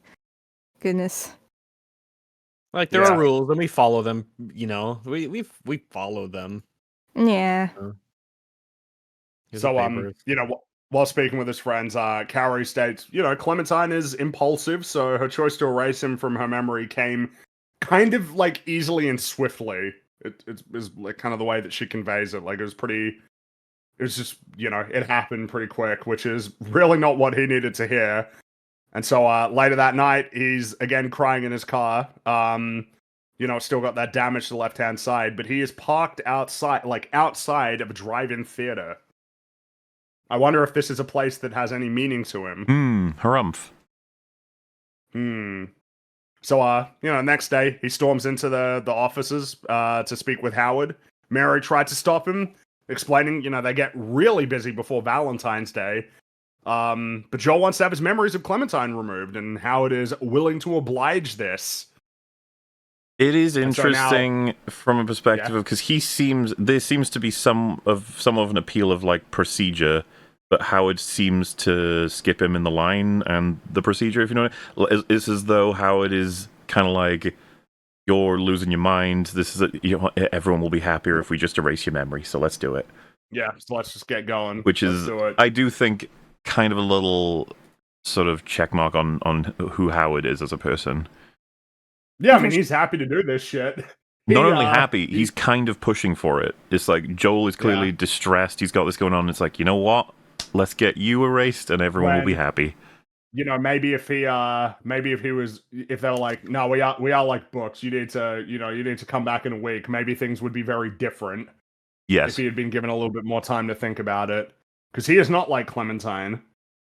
I think because someone just said he wants to get paid. I think it's more than that because he's getting paid no matter what. Everyone's sort of... No, he's like... I think, obviously we could be jumping ahead a bit, but like Howard's like he's really on board with this as a thing to do. He sees this as like a really effective way of actually solving problems. It kind of reminds me of... I mean, it was a real thing that people did, and that's exactly how people approached lobotomy. back in the day. You know, it was like, oh, everyone will be happier. You know, Make the world a That is better place. crazy, man. Yeah. That's like crazy that was something that was going on like somewhat regularly for like a decade or so there. Yeah, we'll just put like an ice pick in your eye and hit it into your brain, and then there you go. That's insane. That's fucking pretty crazy. Nuts. Also horrifying. One for one, the way this movie, you know, presents this procedure is exactly how lobotomy went. There was just, and it was very quick too. Like it was just like would insert sort of a needle. It took seconds, and it was a very normalized thing. The thing is with this is because obviously, you know, the film is going to be going in a pretty clear direction in terms of its conclusions about this procedure. And I think that pretty much anybody sensible obviously comes to the correct conclusion, even without any, because, you know, the story is essentially going to be delving into, you know, probably why you wouldn't want to be doing something like this. And you know, I think anybody sensible will be like, yeah, of course not. But like, people would sign up for this. People would like do this. Because plenty of people probably don't really think about this. Is kind of the value of this film, is that it makes you think about this. Also very true from chat. Ned Flanders lobotomized all of Springfield. True.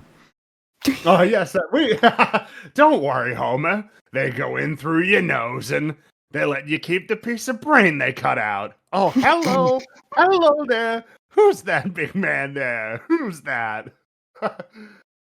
Oh, that's what a great episode. Best Treehouse of Horror.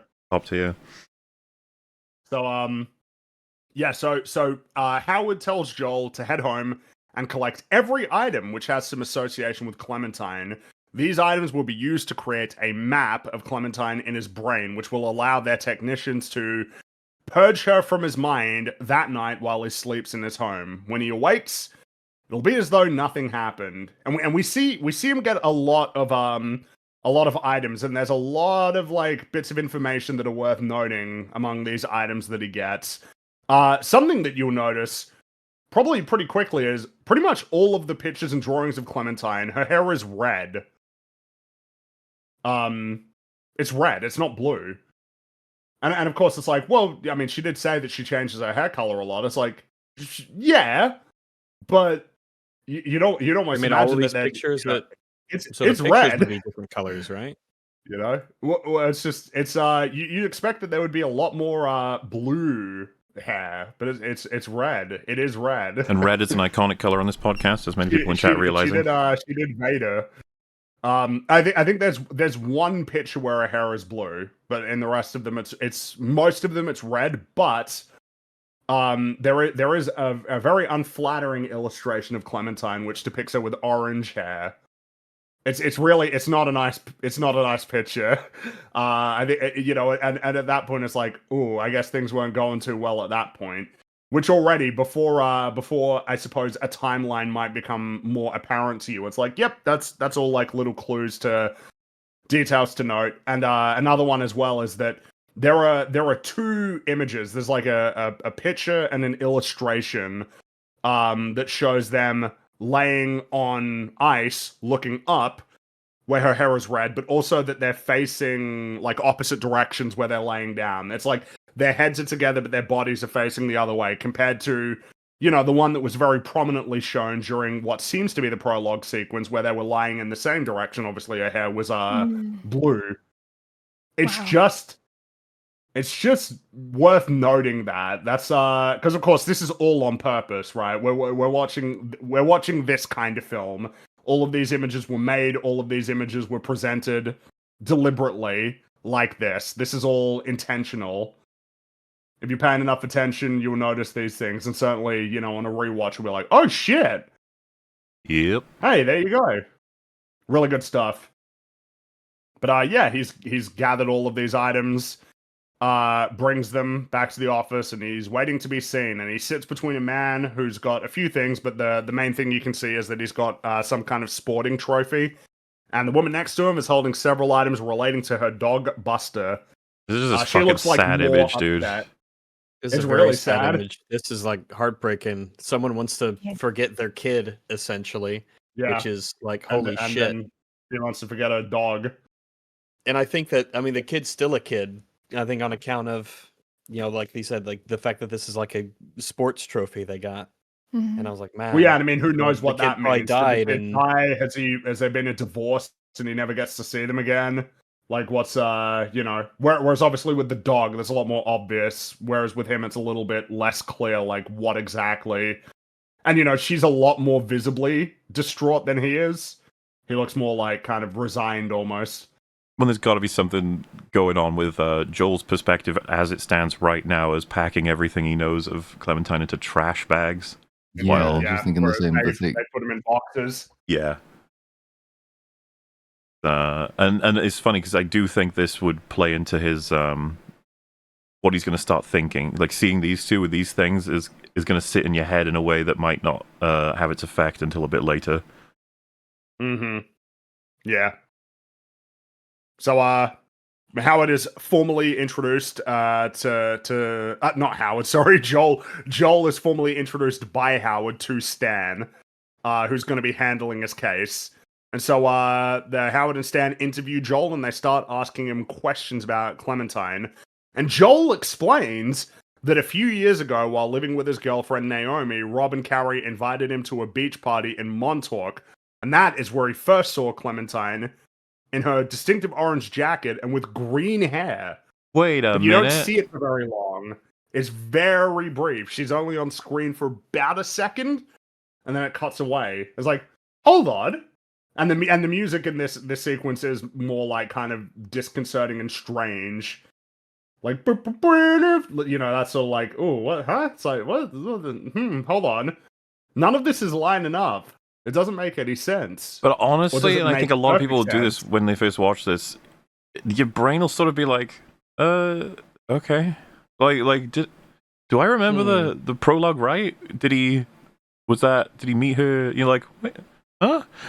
It's like, yeah, no, it's fine. Is that, it's like, yeah, we move on pretty quickly. It's like, okay. Well, yeah, they cut because the conversation is interrupted because the technician whose face is obscured again, or what do you mean again? He could not be the. Well, no, it is obscured again because you don't see it earlier. He dropped something on the floor, kind of like distracts us from the moment.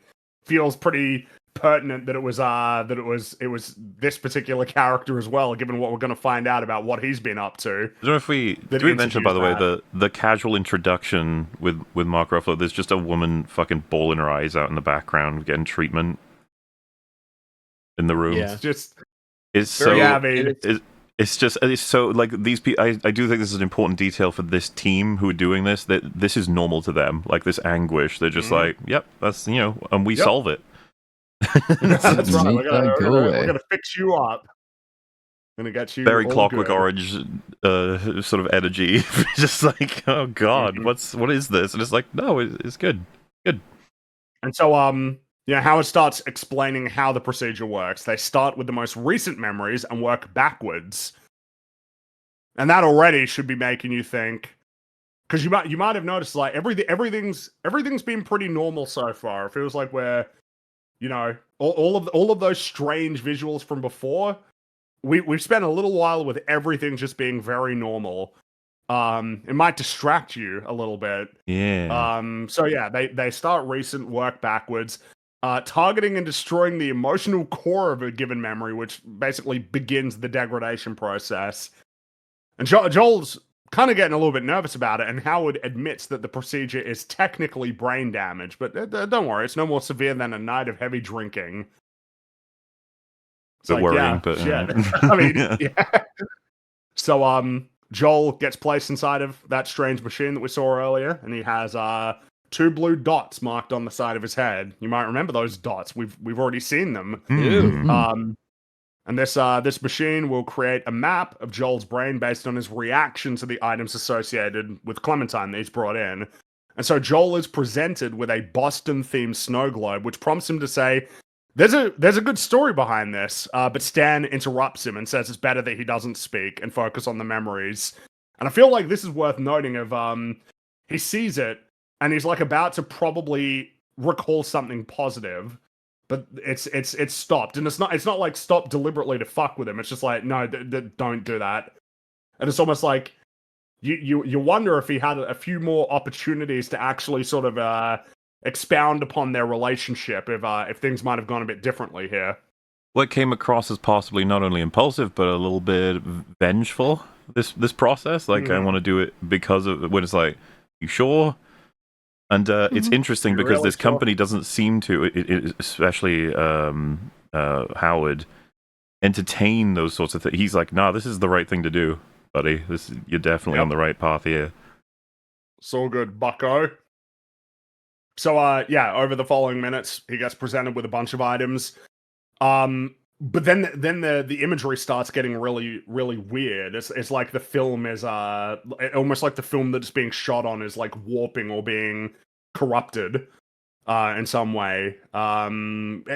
Everything's starting to kind of degrade a bit because this is a memory. Joel is asleep on his bed in the real world, and in sort of a makeshift version of the brain scanning machine. Compared to the one that he's seeing in his head. This is all in his mind. All of it. Everything that we've seen so far. Which helps place everything again, that shot. You're like, oh, so we were running normally, and then we went back and ran normally, and now we're catching up again to place it so that it's like both present running forward, a memory of the past, getting presumably erased if that's the process. You're like, I get it now. But that's actually still not all of the layers. No, it isn't. But that's what's happening. Everything that we've seen, basically, I think it's safe to conclude that basically everything that we saw from the end of the prologue up to this point was all more or less in his head, except for the bits with Stan and his accomplice, sort of getting in the apartment and getting set up. Even though we hadn't seen much of that up to this point.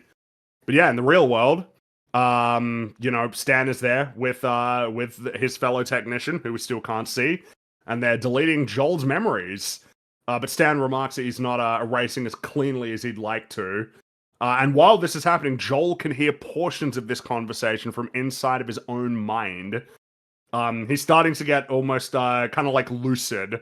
Like he's starting to realize that this is all in his head to the point that he can see himself getting the procedure done. And he's able to prompt a novel conversation with Howard within the memory. Like he's having a conversation with the sort of figment of his imagination, Howard, in his own head. Which but he can also recite and remember like every word that Howard actually said in the real conversation. Well, and again, this is like useful for understanding almost how the mechanics of this are going to work in his own mind.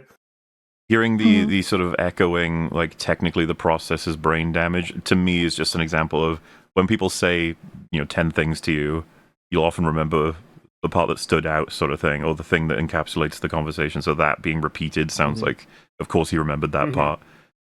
Well, we're going to do a lot of cool things about the nature of dreams and thoughts that a lot of movies don't do when they do this, right? The conventional thing is, sort of fade in, and it's the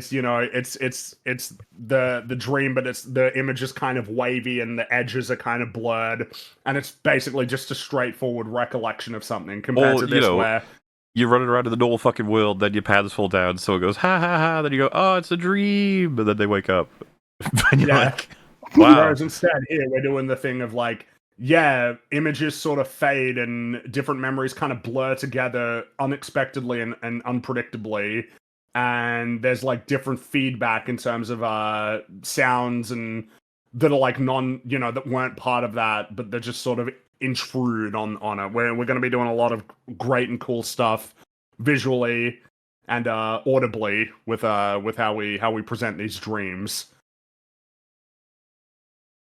And I mean, on that note, Stan says the name Patrick, which draws Joel's attention. See, Patrick is the technician working with Stan, and he's also the man who questioned Joel outside of Clementine's apartment. I mean, it's Frodo, also known as Patrick. What is Frodo doing? And they and as they start messing with their equipment in the real world, the memory begins to like break and blend with other memories. And Joel starts to express concerns about the procedure, but they go unheard. And then Howard, while he's sort of recalling, what really happened, Howard notes that Joel's journal will prove very valuable for the procedure. And you might remember that Joel mentioned in the prologue that he didn't have there were a whole bunch of pages ripped out, you know, and he hadn't written anything for 2 years, and they have his journal, and it's a big, you know, it's a big journal with a whole bunch of stuff. It's like, hold on, wait a minute, but we're moving a little bit too quick here. The memory begins to race by, and Joel lets out a scream. And in the real world, Stan tells Patrick to stop doing what he's doing, as it seems to actually kind of be frying Joel's brain. And so we spent a little bit more time. No. Well, it's brain damage. So, Stan sort of continues with his work while Patrick meanders around Joel's apartment, stating that it's a bit of a dump. And then Joel whispers Patrick in the real world, which Stan maybe hears but doesn't quite catch. But he hears something. He looks at him. But then he, you know, sort of gets back on task and urges Patrick to focus as well, because they got a lot of work to do. And so now, we're sort of, because all of the memories, you know, that we've seen so far is kind of like, this is all, you know, in a sense, this is all character driven, but these are like sort of initial plot memories to kind of explain like what sequence is actually happening. And I think it works pretty well, because these are themselves memories that are associated with Clementine, right? Like, of actually getting the procedure done. So now he's recalling the last time he actually saw her, which was when she came back to the apartment at 3 a.m, drunk. And Clementine says that she wrecked Joel's car. It's like, wait a minute, huh? Wrecked Joel's car, which prompts him to say, driving drunk, that's pathetic. And the pair start arguing, and Clementine concludes that Joel is freaked out because he can't know whether she had sex with someone else. Like, he just can't know. She was out, you know, maybe she did, maybe she didn't, and he'll never know. And to this, Joel says, I assumed you fucked someone tonight. Isn't that how you get people to like you? That was a bad thing to say. It's this scene really upsets her. The structure is so interesting because we're basically seeing the end point, both personalities brought to their absolute hatred of the other, bringing out everything that they think in a way that's trying to hurt the other one as well. It's just the end. Yeah, it's the inversion of the usual sort of romance film or rom-com type thing. When you begin with two very, very starkly different characters, and actually opposites do attract, and all of their best qualities, they can bring out the best qualities in the other one, and everything works out happily ever after. Whereas here, it's that you're introduced to these two polar opposite type characters, and by the midpoint of the film, it's like, actually, no, this is how it really works. It's not fun and it's not good, and actually, you're bringing out the worst because you're so different. And it's only the midpoint in the movie as well, so like the overall structure is still quite unclear. Like, you know that now we're fucking around with time and memories, but it's like it just makes this just such a rich movie to go back to as well, because you can then recontextualize everything you've already seen. But you already sort of knew something like it was coming, which was the strength of the opening, the strength of the prologue, is that like you always had this slightly unsettling sense that this is the kind of thing that might actually happen in this particular movie. Yep. But he said this. She gets up, starts packing her things, and as Joel follows her and apologizes, she keeps inexplicably disappearing. You know, follows her into the bathroom. She's suddenly gone elsewhere in the apartment. She just keeps There's some tricks happening here that are really fucking cool. Like when he chases her into the bathroom, she would have had to have ducked under the camera to get around into the next room, like, which they do. Yeah. It's not too difficult, but it's still just, you didn't have to do that, and you did it. Mm-hmm. It's something worth noting. Like, most of the sort of effects that they do for the dream like visuals are achieved in camera, not with visual effects. Yeah. Most of it is in camera and practical. Most of it. There are some neat things that occur later with and we'll point them out when we get to them, with the I guess the kitchen sequence, the kitchen memory of when Joel was very young. Some of the neat stuff they do with the perspective and whatnot. A lot of neat things to see in this movie, especially when you start out and it seems so normal in terms of how it's shot, and then you start going through the memories and stuff, and you're like, oh, there's a lot of really neat stuff going on here, camera wise. Also, If you weren't prepared for it, you'd be bamboozled. Very funny that he off guard. Very funny. He calls her a wino. Like she notes that as well. It's such a like. God. What are you, from the 50s? Yeah, such an ancient insult. He's corny, but yet he said something so scathing and cut so deep. Yeah. You know? This nice old Joel said something very mean. So It works for him so much because he's like an old soul of sorts. Yeah. Yeah. I just, as Rex mentioned, like I like how, the movie starts out and it's so conventional and kind of boring visually, and then it just picks up and it's like one of the most creative visual sequences, and every few minutes it switches up the style of the way it chooses to tell the story visually. There's so many. It doesn't tend to employ the same trick twice. Yeah, never. And it's like different visual languages incorporated. And like most movies struggle to come up with even one of those. And this movie hits you with a new one every few minutes. It's crazy. The joy for the eyes and ears, and you never quite know exactly where they're going to show up, and some of them show up without you realizing because they like to be subtle and overt. But him running through the hallway, right? Like it almost feels like they show this as a sort of, sorry, your memory doesn't go further than this. This is it. So it's just this abyss beyond this part of the corridor. As opposed to just assumed how lighting. the film presents boundaries, right, of memories will sort of mix up, but darkness, like that it sort of cast in shadow, is something that it does use a couple of times to be like, yeah, no, that's sort of, that means it's gone, or certainly that there's very little left of it. As Nessa said, the way that everything was presented when things are not getting fucked with is so conventional and understood in a very straightforward way that every decision they can make can now stand in contrast and be much more noticeable, but also much more celebratoriable. That's definitely a word. Yeah. In the sense of like, right. Cool. You know how to do all kinds of things, but you're saving it to give us a particular perspective on how things are going. I like it. Mm-hmm. Good stuff. So, yeah, we briefly cut away from that back to the real world where Stan tells Patrick that Mary's going to be coming by later. And Patrick laments, Mary doesn't like him very much. But then Patrick kind of eagerly keeps mentioning that he has a girlfriend whom he could invite over, but Stan doesn't really give a shit. He's not very interested.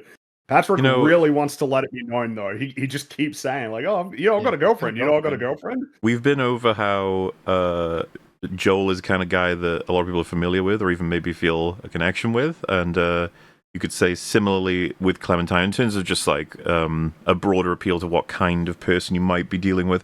I got a huge blast of that from fucking Frodo. I was like, oh, I've met this person before. Hey guys, I have a girlfriend, by the way.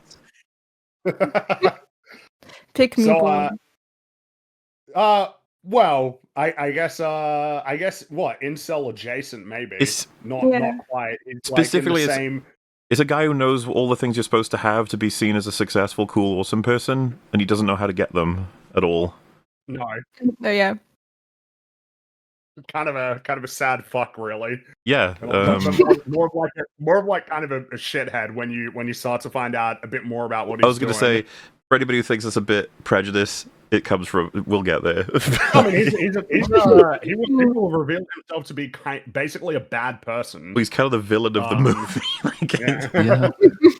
So, back in the memory, Frodo has an evil cousin, Patrick. Frodo from Sauron's perspective. He's a tricksy little hobbit. That is one. Also, he's so much as a character. I mean, we'll come to realize that it kind of, I failed to notice, and even like until this very moment, how good Elijah Woods is in this role. Oh yeah, you kind of organically hate him. He's amazing. He makes it feel effortless, but playing this kind of person this way is an important like distinction between some of the other roles. I mean, if any of you guys seen him in Sin City, it's kind of like, holy shit, you can do that. And he's like, yeah, he's got range. He's very natural at this. But it's importantly in this movie that he's not cartoonishly evil. It's almost like, well, what he does, if you just describe it to people, could come across as cartoonishly evil, but he's not. Like Mona mentions, that he is, like, everyone kind of knows a person like him. It's almost like the villainy is in how banally normal he is. And how extreme it's a he's real life to go. Well, it's not really. Yeah, he's not even recognizing how extreme it is. So he's not clowning it up because he's not playing a villain. He's playing a character who doesn't realize how much of an evil shit he is. He is every girl's worst nightmare. I feel like it's so. Yeah, I mean, he's kind of scary, you know. He's like, I mean, given what he's doing, Yeah, the he's more but complete he doesn't evil. even realize. yeah, He's the abandonment of personal space and not being able to pick up on the fact that something is extremely inappropriate to do, but he can do it to get personal gain, so he'll just do it, and that'll be that. Mhm. So, yeah, back in the memory, Joel gets into his car, which Clementine crashed into a yellow fire hydrant, and the damage is familiar. Almost Very one familiar. to one what we know it to be the damage. Well, yeah, because now at this point, it's like, wait a minute. Wait a fucking minute. Hold on. I would say at this point, it's, yeah. Yeah, like for analysis, it's like, okay, so we know what's going on. But I will say, first time through, I think a lot of people at this point are so taken with this story that they're probably not thinking too much about the prologue anymore. No, probably not. But this one is like such a big clue that it essentially, you know, it's like at this point, right? So Yeah. There's a lot of pieces of the puzzle. That prologue was not a prologue. That's our epilogue. That's It sure was. That takes place at the end of the movie. Holy shit! That means that the first meeting of Joel and Clementine, that isn't the first meeting. That's the first meeting after they both had the procedures done and have, for some reason, met each other, which, you know, we'll sort of get more on why that may be happening. But it's like, oh shit, okay. So we've just completely recontextualized the first 15 minutes of the movie, as well as a lot of other stuff that comes afterward as well. Good shit.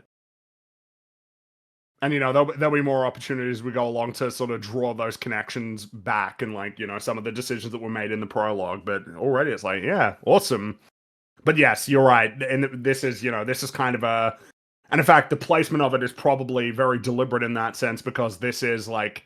I mean, this is the end of the relationship. This is when everything is very sort of loud and hostile to the point that it might distract you from these things. Because yeah, he gets in the car, you know, drives down the street, insists that he drive Clementine home, but she is not having any of it.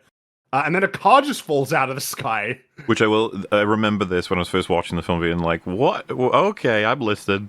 Like this film is not just doing two people who try to find love. It's like we're doing some wacky shit. This is super interesting.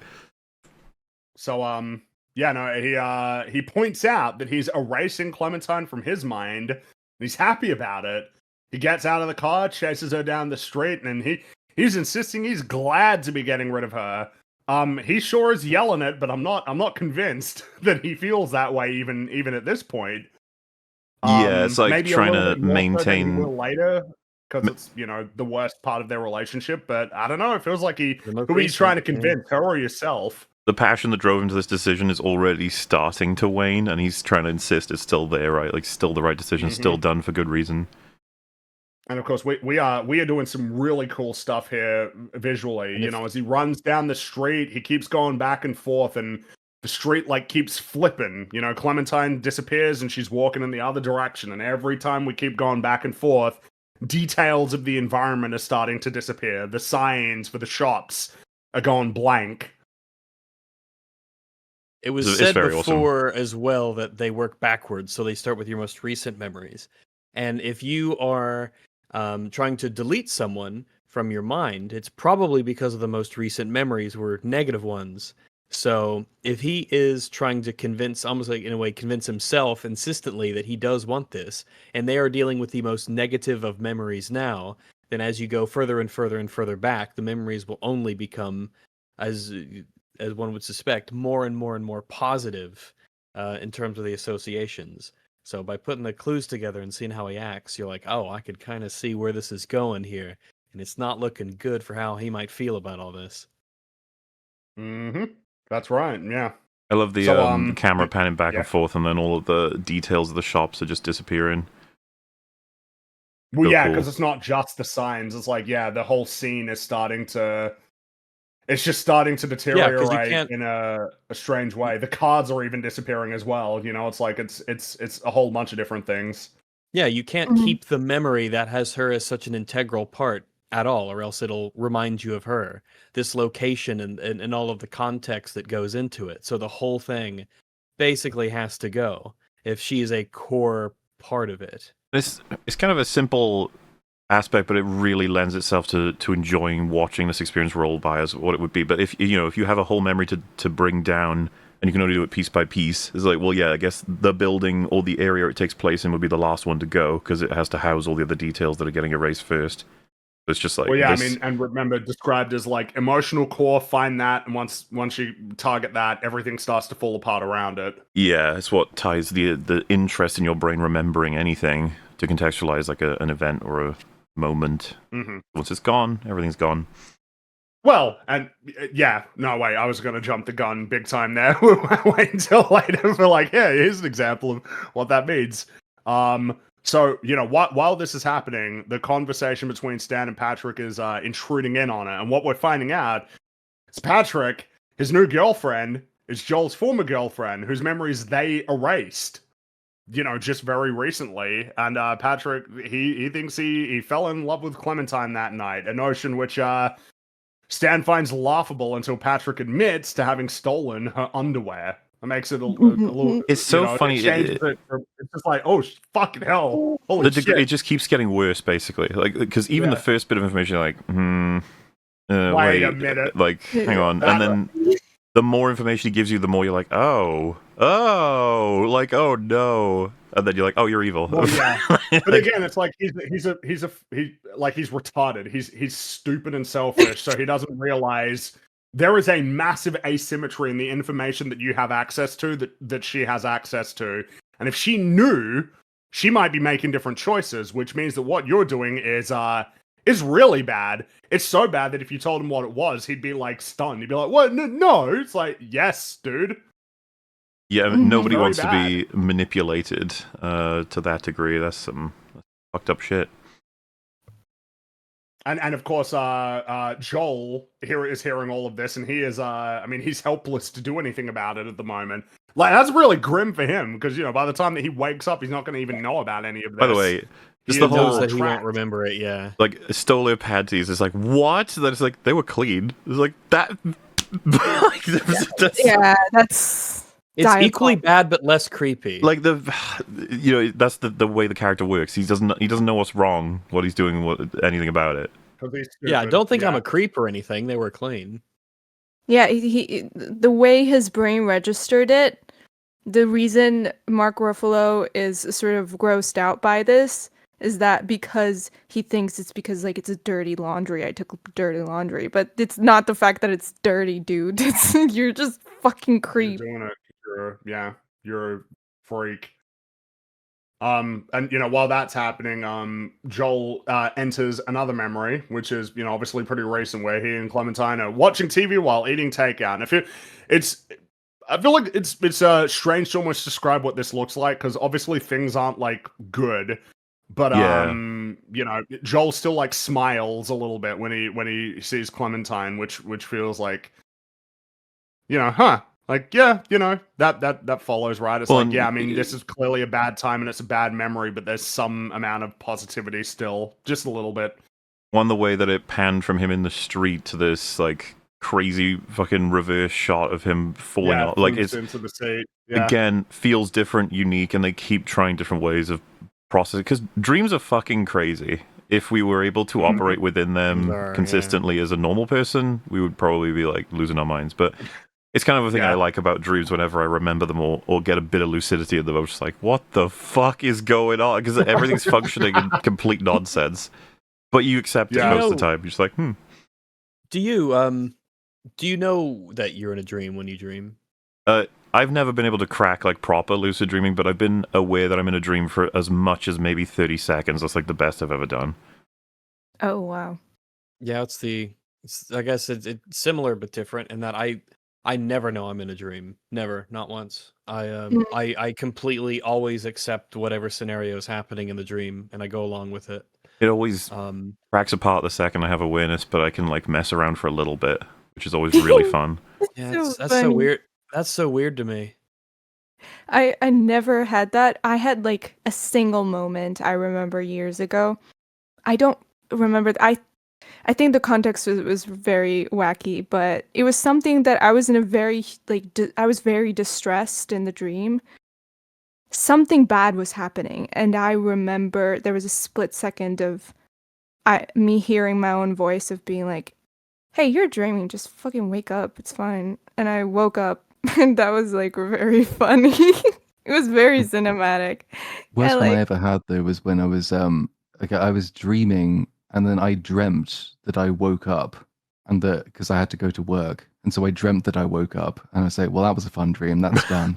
yeah. And then I woke up again and I had to go to work twice. It was fucking horrible. Yeah, Yeah. this was like a couple years ago, but I had a dream where I was in my older house and I was thinking about I have a shit ton of homework to do, but I'm watching something I don't even remember. And then I like walk through right into a classroom. I don't even remember recognizing the classroom and sit down. And I was like, I'm like 30. There's no fucking way I have homework in class. What's happening right now?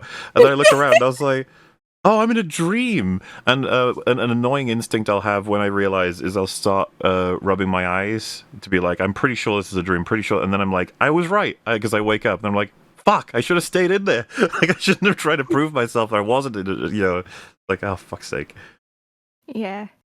You know It's what's weird. interesting It's about weird all hearing of that it? from people because it's so detached from just my experience and what how my dreams work and my role in them. I mean, it's everybody's brains work differently, but like really and truly they do. I'm not sure how true it is, but I feel like I saw somewhere it was like a statistic.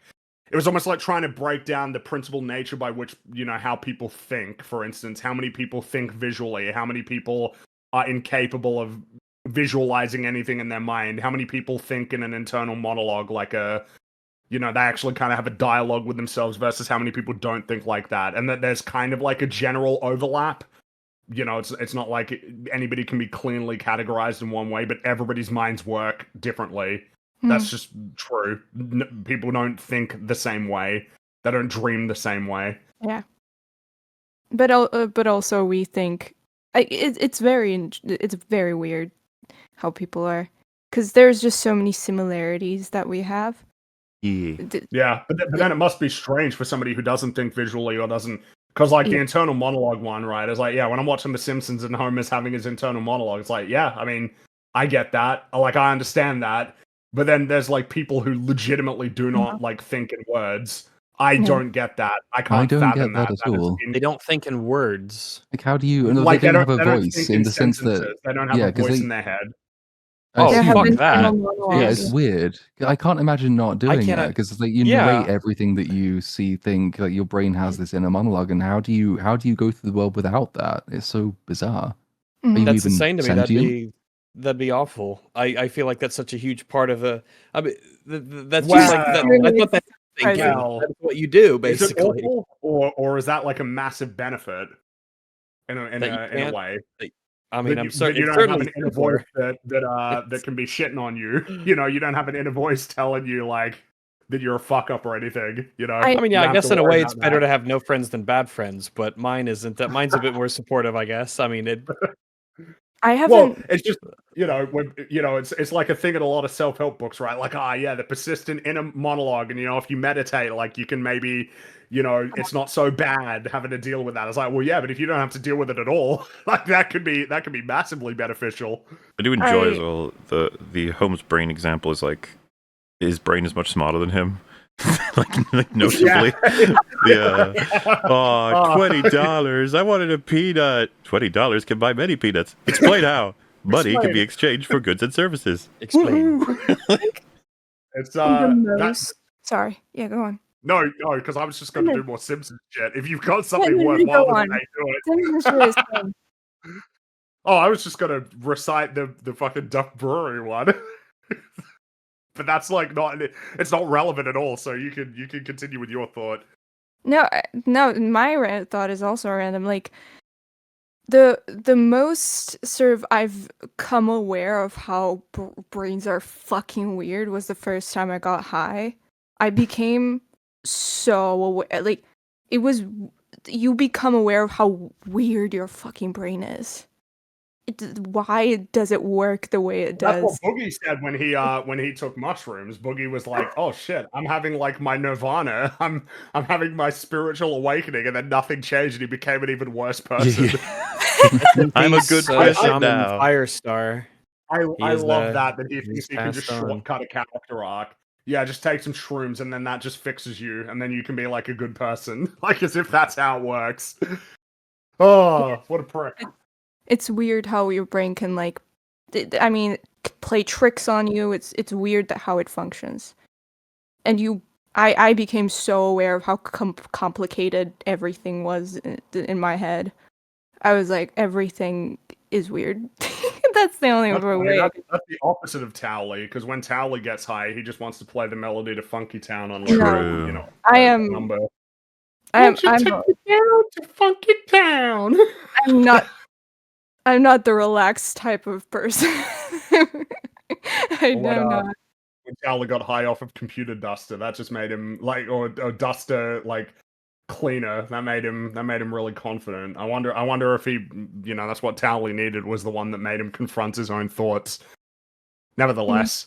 But I mean, all of this is to say that in this film, like the way that it's trying to explore how the mind works is I suppose in a sense it can be somewhat challenging, because it's like, well, how, relating it to what people experience is like, yeah, I mean, you can rely on, I guess, like what you would think, but then you've got to cast almost a wide net in terms of the kinds of ways that it's going to be conveyed, right? It's like no one person can probably relate to every way that it sort of conveys the dream, but you get like a general sense of like, yeah, this feels like a dream. Yeah. Also, this is like unrelated to his dreams, but kind of in the conversation of dreams, I thought about this specific dream that I had when I was young a lot, and kind of it makes me think of this movie for some reason, though they're not related. I used to have a period of like when I was very young, I kept dreaming of I lived in this huge, like in Georgia we have apartments. We live in apartments and buildings, long ass buildings, and there are very long stairs that you have to walk down. And I would dream about this stairwell in my building, and every night I would just fall. I was walking down and I would fall. And growing up, it made me think a lot about sort of that kind of experience. What would it feel like to fall to death? And even if you jumped, if you made a conscious decision to jump, and you wanted to for some reason, that last moment, there's no way that you don't regret it. Like, there's no way right before you hit the pavement or something, you're just like, oh shit, I want to go back. So it's such an interesting thought of putting yourself in the predicament. And we very rarely in our lives experience that, of putting ourselves in such a position where there's no way back. There's just no backtracking from a decision that you just made. You just have to live with the consequences of it. Though, when we make those kinds of decisions, there's no way we don't regret it. And when sort of Joel starts to experience this, it made me think a lot about sort of those dreams and that kind of experience of like falling to your death, when you would do everything to go back, but you can't.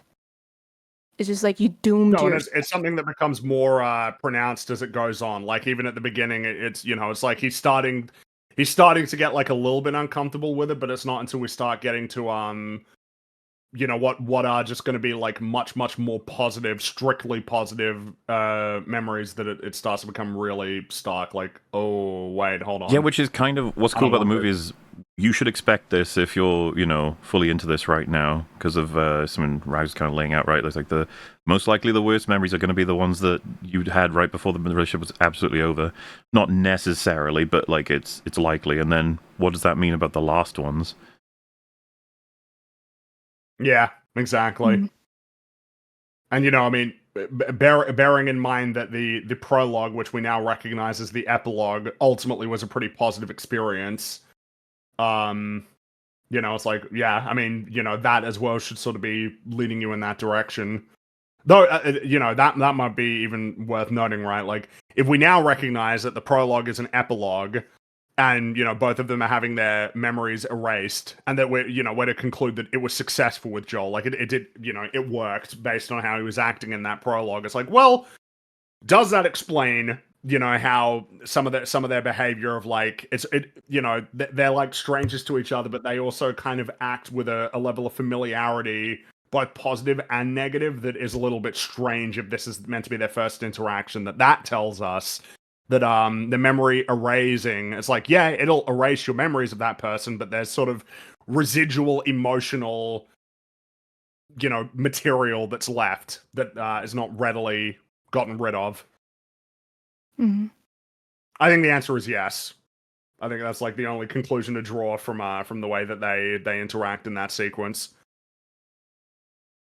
Good stuff. Mm-hmm. So yeah, no, while in this memory, as he's sort of hearing all of this stuff and about Patrick's evil scheme, he starts looking around his apartment. Joel does, but the furniture starts to disappear. There's kind of a cool shot where, like, as he's standing behind the TV, like the TV, you see through it, and it's him on the TV. It's like a pretty nifty sort of thing.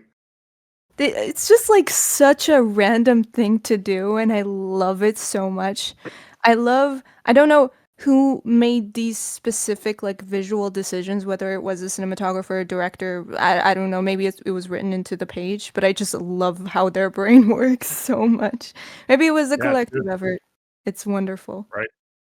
But the furniture is disappearing, and it's all going, and Joel falls into another memory where he's trying to play a practical joke. It's a sort of Hot Fuzz-esque, though I guess this predates Hot Fuzz. He tries to pretend like he's, had his throat slit with like tomato puree. This is a solid one, but the Hot Fuzz one will still be just everyone who sees that film goes, "Whoa, what the fuck?" Yeah.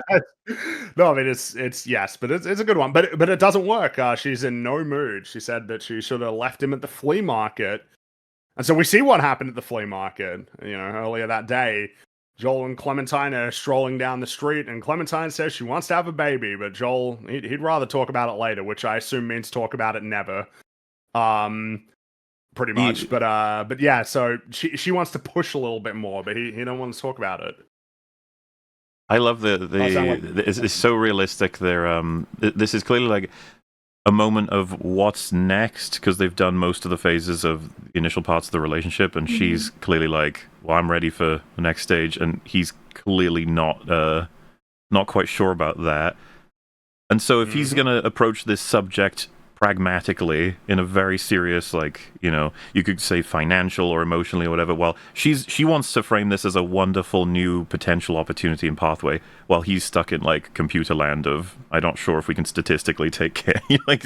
And this causes such an immense issue because of what he says. Yeah, she pushes more, and Joel says, "Clem, do you really think you could take care of a kid?"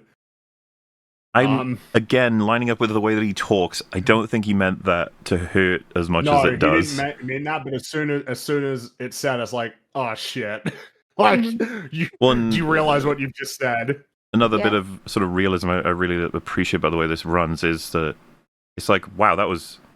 Wait, no, actually, that was actually fuck you. Wait, fuck you. Yeah, because.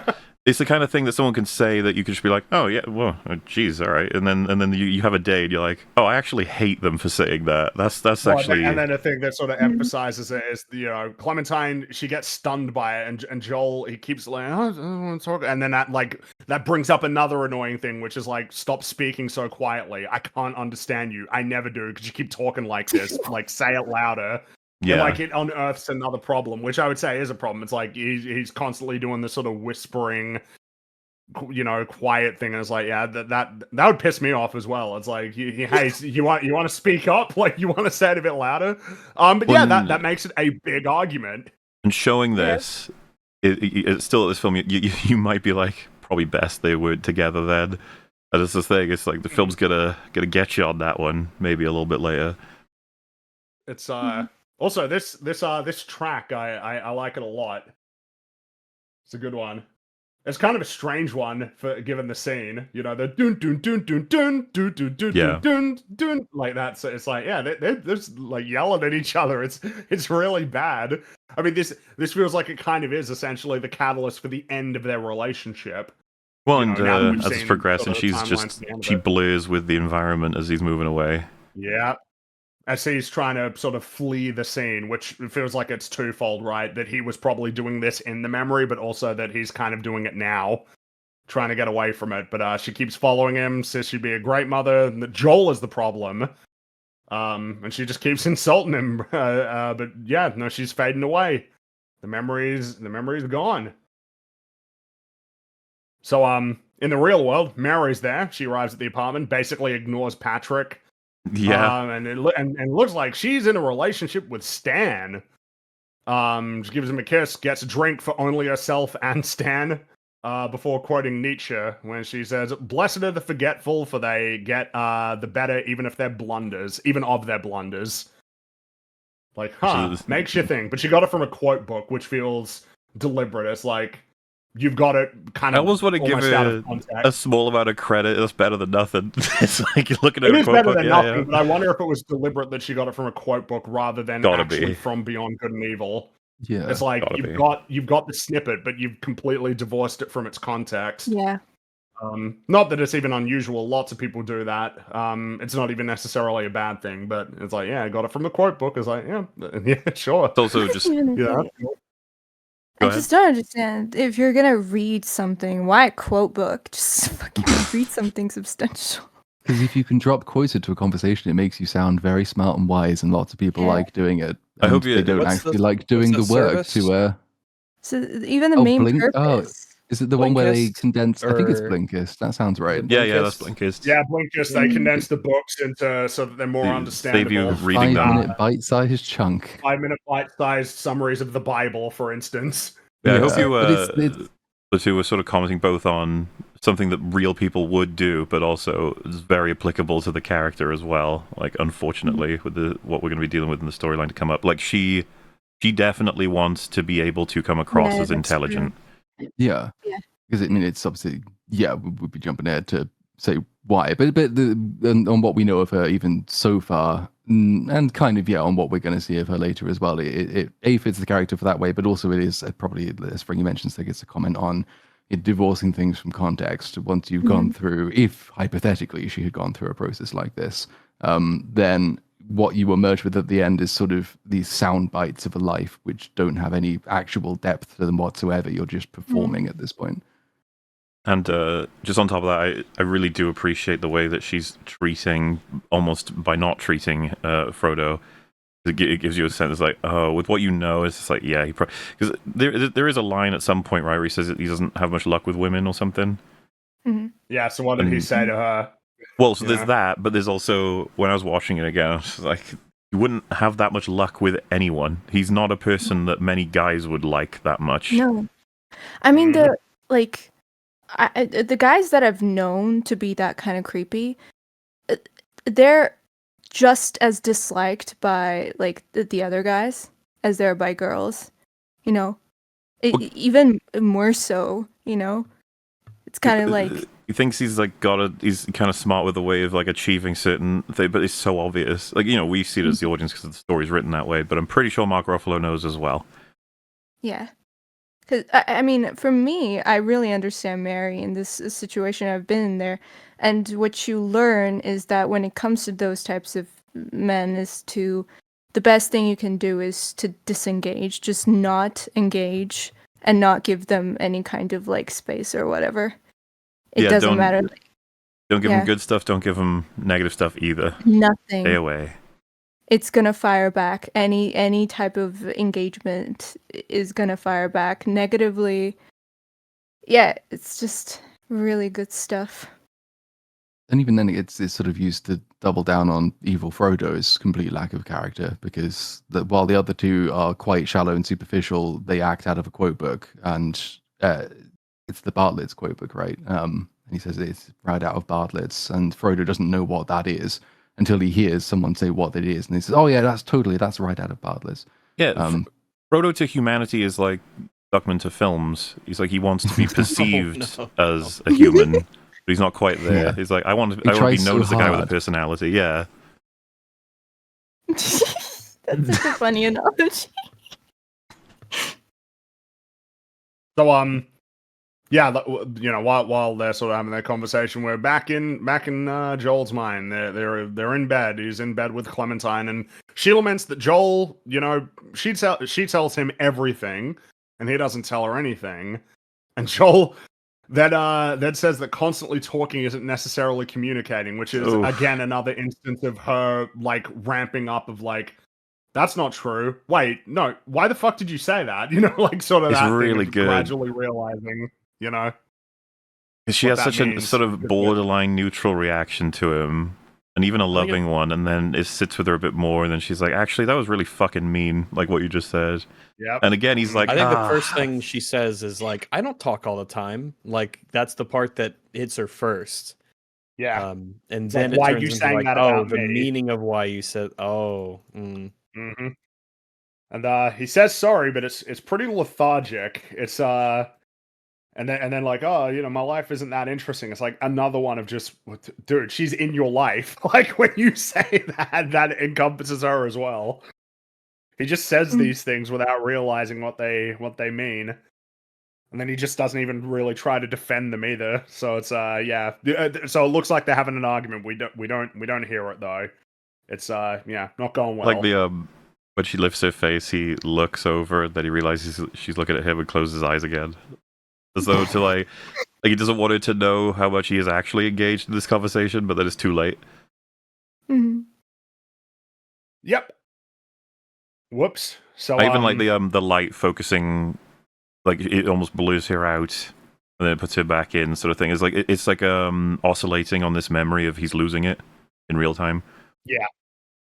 Good stuff. Another way of conveying that. But then we're sort of taken back to another memory where Joel is journaling about having dinner at Kang's again. And he sort of wonders if they're one of those couples, the bored couples people feel sorry for, the dining dead. And they don't really say much. It seems pretty quiet, kind of tense. Joel is sort of thinking about the fact that Clementine is drinking too much and like, fuck, here we go again. she likes her alcohol. Clementine sort of abruptly tells Joel to clean his hair off of the soap. It's a bit sort of like, ooh, yeah, that's a bit, scathing slightly.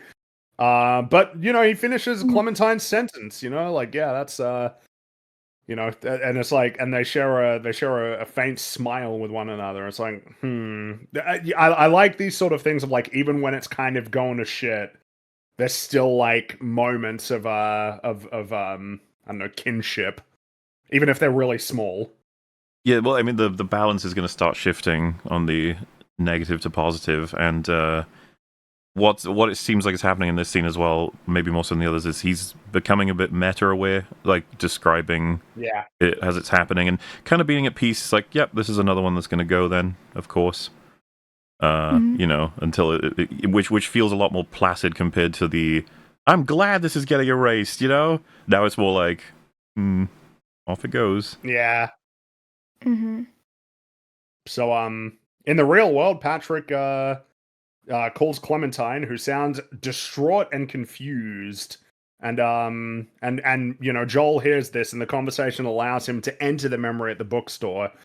And he's trying to figure out who Patrick is, but he doesn't have a face. He keeps trying to turn him around, and he doesn't see a face. And then you get like a big wide shot. You only see the back of the head. It's hair. Yeah. Nice and creepy. Yeah, it is really creepy. It's because he's trying to get something. He literally doesn't have access to the information. He never saw it. He has nothing to remember. It's only the back. But yeah. Then he gets put back in the restaurant, which is basically nearly empty. And then back in the real world, Patrick is asking if he can leave, but Stan, they're right in the middle of it. You can't leave. But then when Mary offers to help Stan, he pretty much immediately says, "Yeah, go, get out of here." Well, specifically the wording, which I appreciate, is "let him go." Like, oh, come on, let him be free. When she's basically saying, like, "Please leave." It would be better for everybody. Yeah. And it's like, yeah, sure. He'll seize on that opportunity. Yeah, get out of here. Back in Joel's mind, Clementine's, her new orange hair, he's elated. He really likes it. It matches her distinctive jacket. The tangerine hair color. The chuckles that she looks like a tangerine, which is worth noting. That's what Patrick called her on the phone. Which of course it's like, huh? Like, you know, why does he know that? And as we'll learn, it's like there's really no reason for him to be saying that. Just a sort of neat little detail, but yes, curious indeed.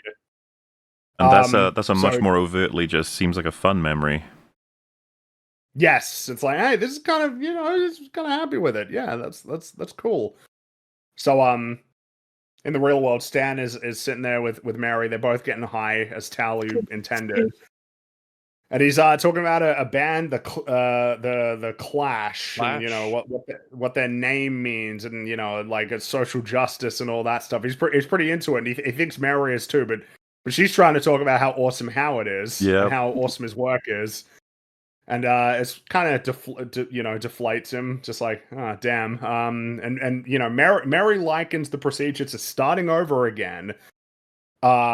She sort of, you know, describes it like, oh, you know, like babies, they have a purity that adults don't have. Adults are like a mess of sadness and phobias, and Howard can just take that away. It's magical. It's like, huh, okay. I mean, if you say so. Yeah. Or he can trap you in an endless cycle of torture of repeating the same mistakes over and over again because you never learned the lessons. I don't know what you mean by that. I couldn't. Because I mean, it feels like even you know, without what we learn about it, it's like, yeah, I mean, I don't know. Are you almost like smart enough to understand it unless it happens to you? And I feel like the answer has to be like no. As it's the answer for most things with most people. Don't quite understand it. Would be unless it happens to you. Until it happens to them. But yeah, so Patrick, he visits Clementine. She is a mess. She is lost and scared. Nothing makes sense. And of course, you'd be like, why was he calling her Tangerine? Her hair is blue. Which again, now at this point, it'd be like, right. So, you know, the timeline should be pretty clear at this point. But like, yeah, why is he calling her that? It doesn't really make any sense. It seems like almost arbitrary and almost pointless. But then Clementine then invites Patrick to go dancing, or maybe go to Montauk, or maybe go to Boston immediately.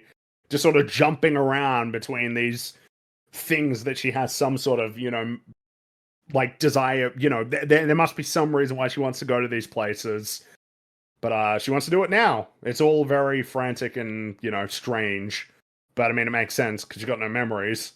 But there must be something lingering there, something that was left behind. Got a lot of impulses. She doesn't even know what they're connected to. Interesting. Mm-hmm. So, back in the apartment, Stan and Mary, you know, they're having a high dance, I guess you could say, because they're so high. And Patrick, you know, he tells Stan he can't come back, but it's all good. Everything's on autopilot. That's the way he puts it. Like the procedure is kind of handling itself. It's fine.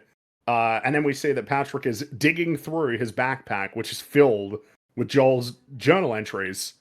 And he's looking at one about the time that they went to the Charles River, seemingly looking for inspiration. It's like, that could explain some things. But yes, that is the correct reaction. Like, dude.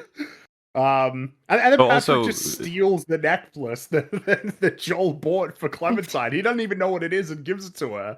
And of course, this would be where it all comes full circle of like exactly how this has happened. If you haven't needed it to be more explicit, but just to clarify, right? So you got Clementine, but then also the hair color. The reason Tangerine came up, it seemed, was because of the hair color, not because of Clementine.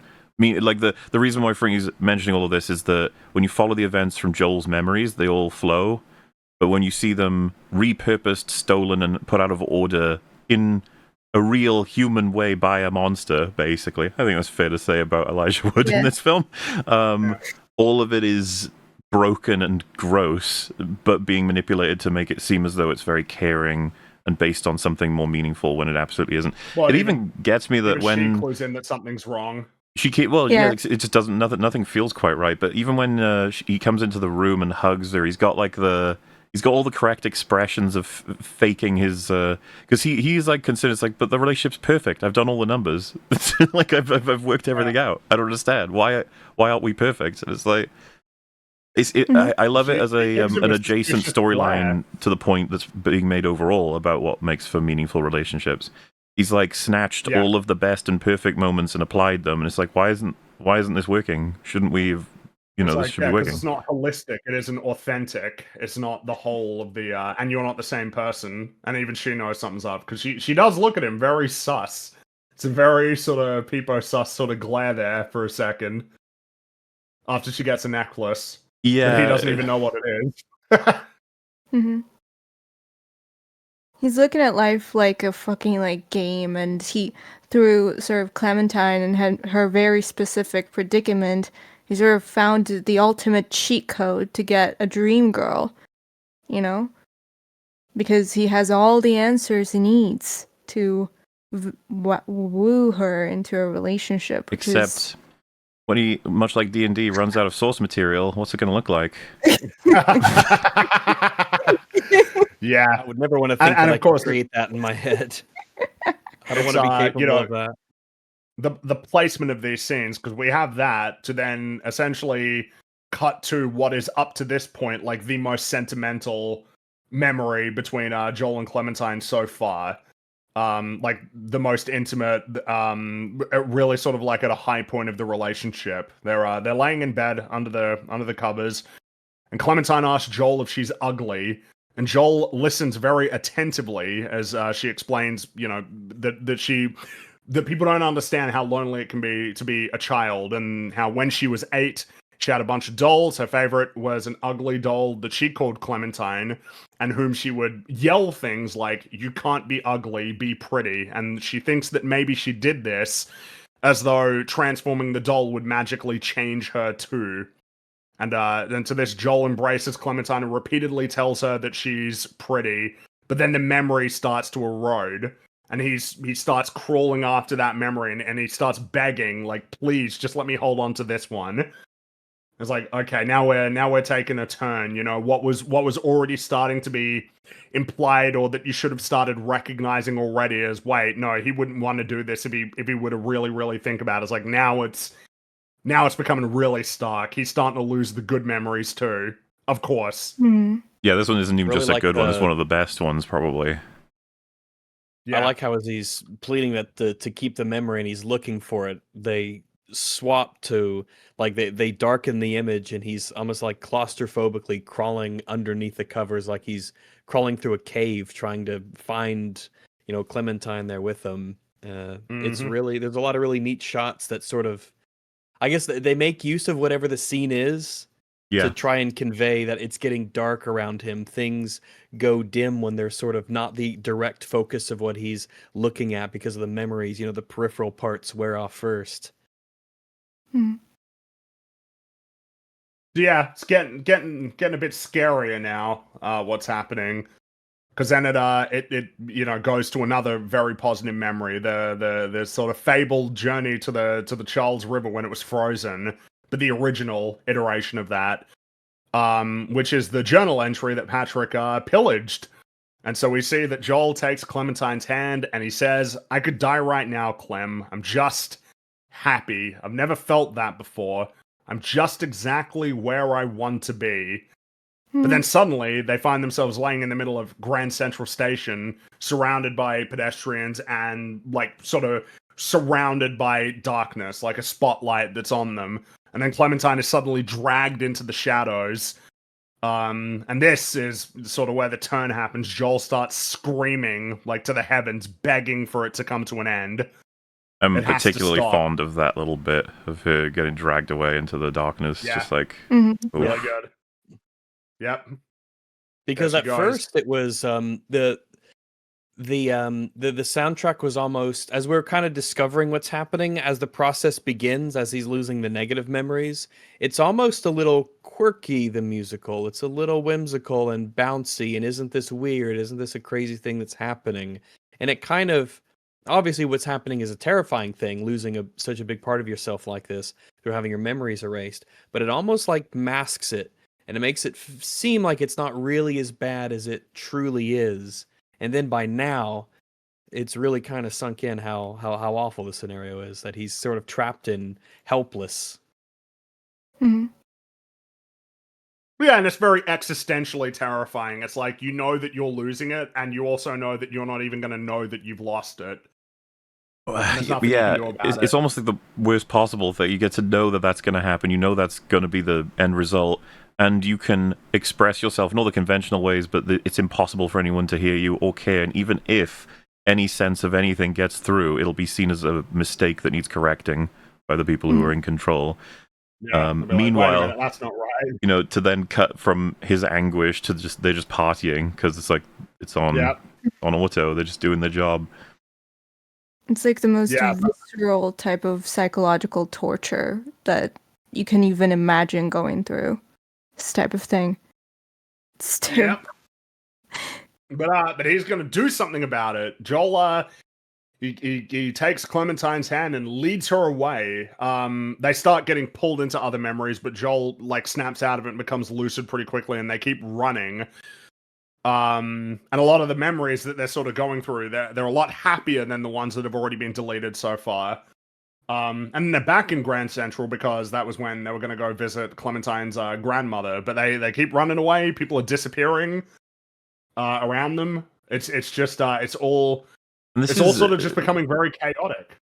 There's like another sort of version of storyline where, you know, he's trying to keep this Clementine alive and safe when you're like, well, it's just his memory of her. And it's like, precisely, he is trying to rescue his memory of her. Which is, it just feels like a little bit different than you get in a lot of storylines. This feels unique. It's cool for sure, yeah, because it's even something that sort of gets recognized to some extent. It's like, well, this isn't her. This is, you know, your imagined version of her. But I mean, it is saving like the potential to, you know, to rekindle to an extent, real relationship. If he can't save his memory of her, then he can't save her from his POV, as in like he'll never see her again potentially. Exactly. So it's really quite cool. And then we get Joel sort of he finds his way to the much more recent memories, like visiting the office, the doctor's office, and speaking with Howard. But the scene is really, really dark. Like, this seems to be the way that we're sort of presenting the, you know, already deleted memories, even though I guess, you know, it's still in the process of being deleted. There's like some details, but it's really only if he focuses really, really hard on very specific things, you know, like a torch, right, on illuminating a room. I think it's at this point the voices start to get a bit distorted sometimes with a lot of these memories. Yeah. Especially when it's recalling names or just, you know, when people talk. Like, he sort of remembers almost like the subject matter, and I kind of know what this person sounds like, but it's hard to put a grasp on it. The fact but that even it sort of is interrupted pretty quickly because, you know, even Howard's like, well, this is all in your imagination, you know, like I can't help you.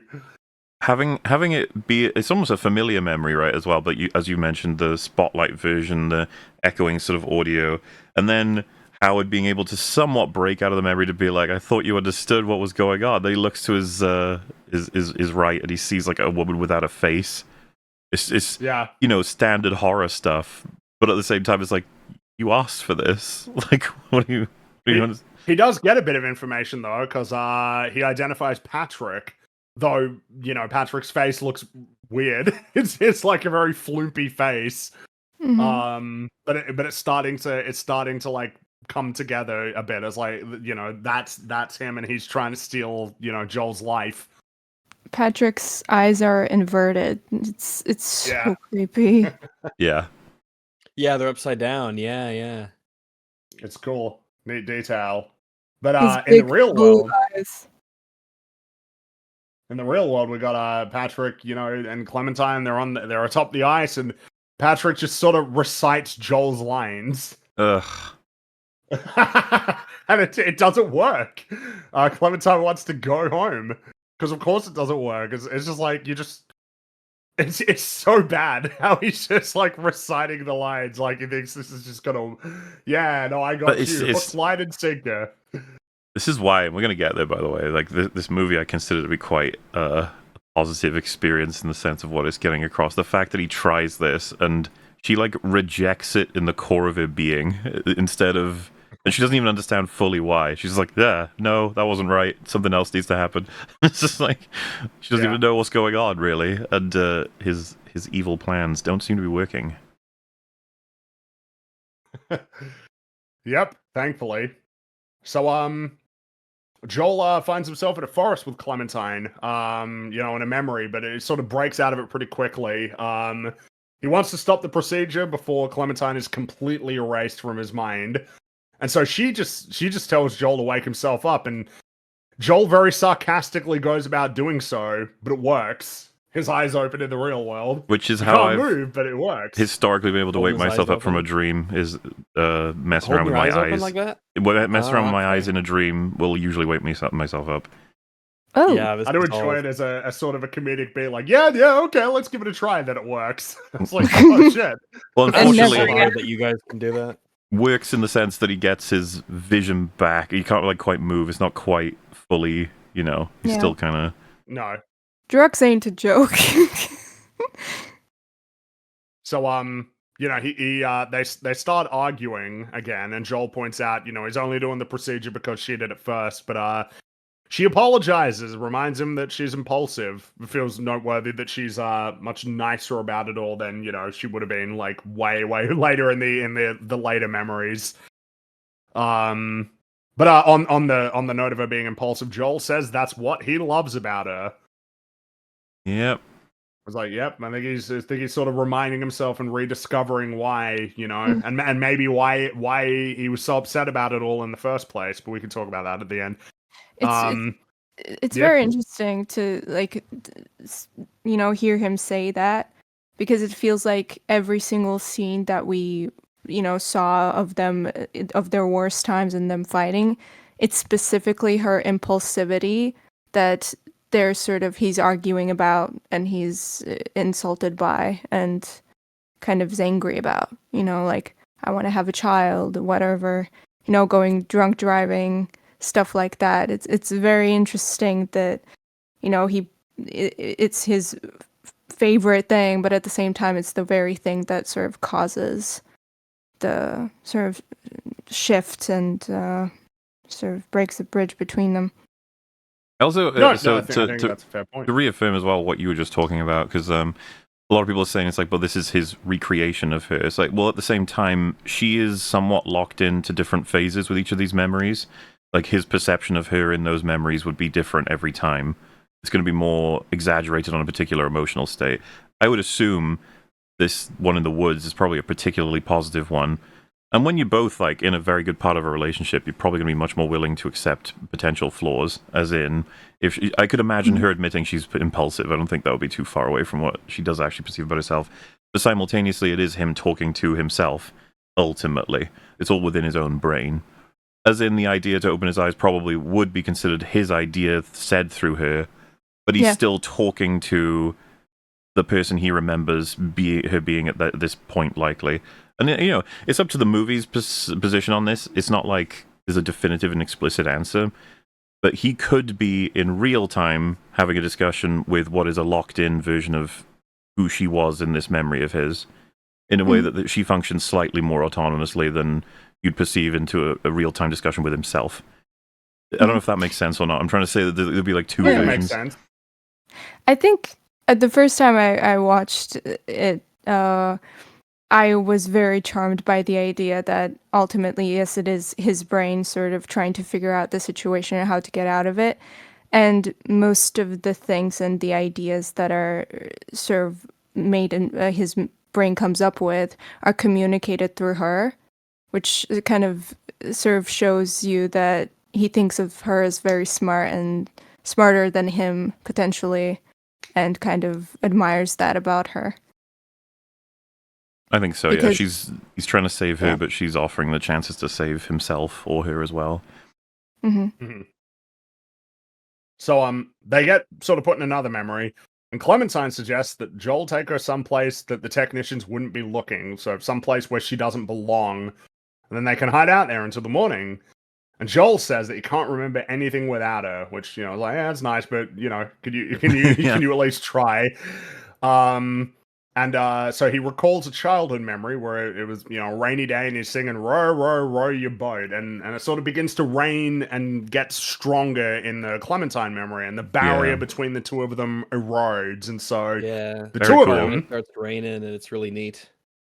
It's really neat, and then like the sort of props and furniture from that sort of memory sort of bleed into it, and then suddenly they're in the older memory where Joel is 4 years old and he's sort of in place of himself, which means he's tiny, like it's like he's presented as a little person essentially, like weirdly small, while Clementine is another adult in that memory, and it's they're doing like cool forced perspective stuff, as well as probably just like building props that were larger, like the the table and the fridge and everything. It's really nifty.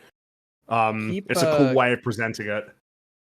One thing I noticed too is if you look at the back of the room and a lot of these sequences, you could see that the back wall is just a picture.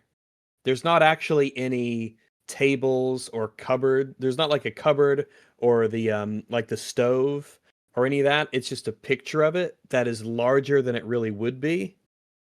And it helps because you have here, let me get you a picture here. Let me turn that off. And I thought it was really kind of neat. That's clever, especially because I don't know what like a cheaper way of doing forced perspective, right? Is you take a picture of the things and just blow the picture up, as opposed to actually building the bigger versions of the prop in the room. I'd imagine that's a good way of saving money if that's the case. I assume as well. It also just lends itself to memory, somewhat. So you've got like the fridge is really real. old memory. The cabinet on the right is real. The table is real, and he's obviously standing a lot further back, probably raised up on something potentially. And the shape of everything, it's really neat. And the back isn't even, they've just sized up. They didn't build like actual real huge stovetops and all that sort of stuff.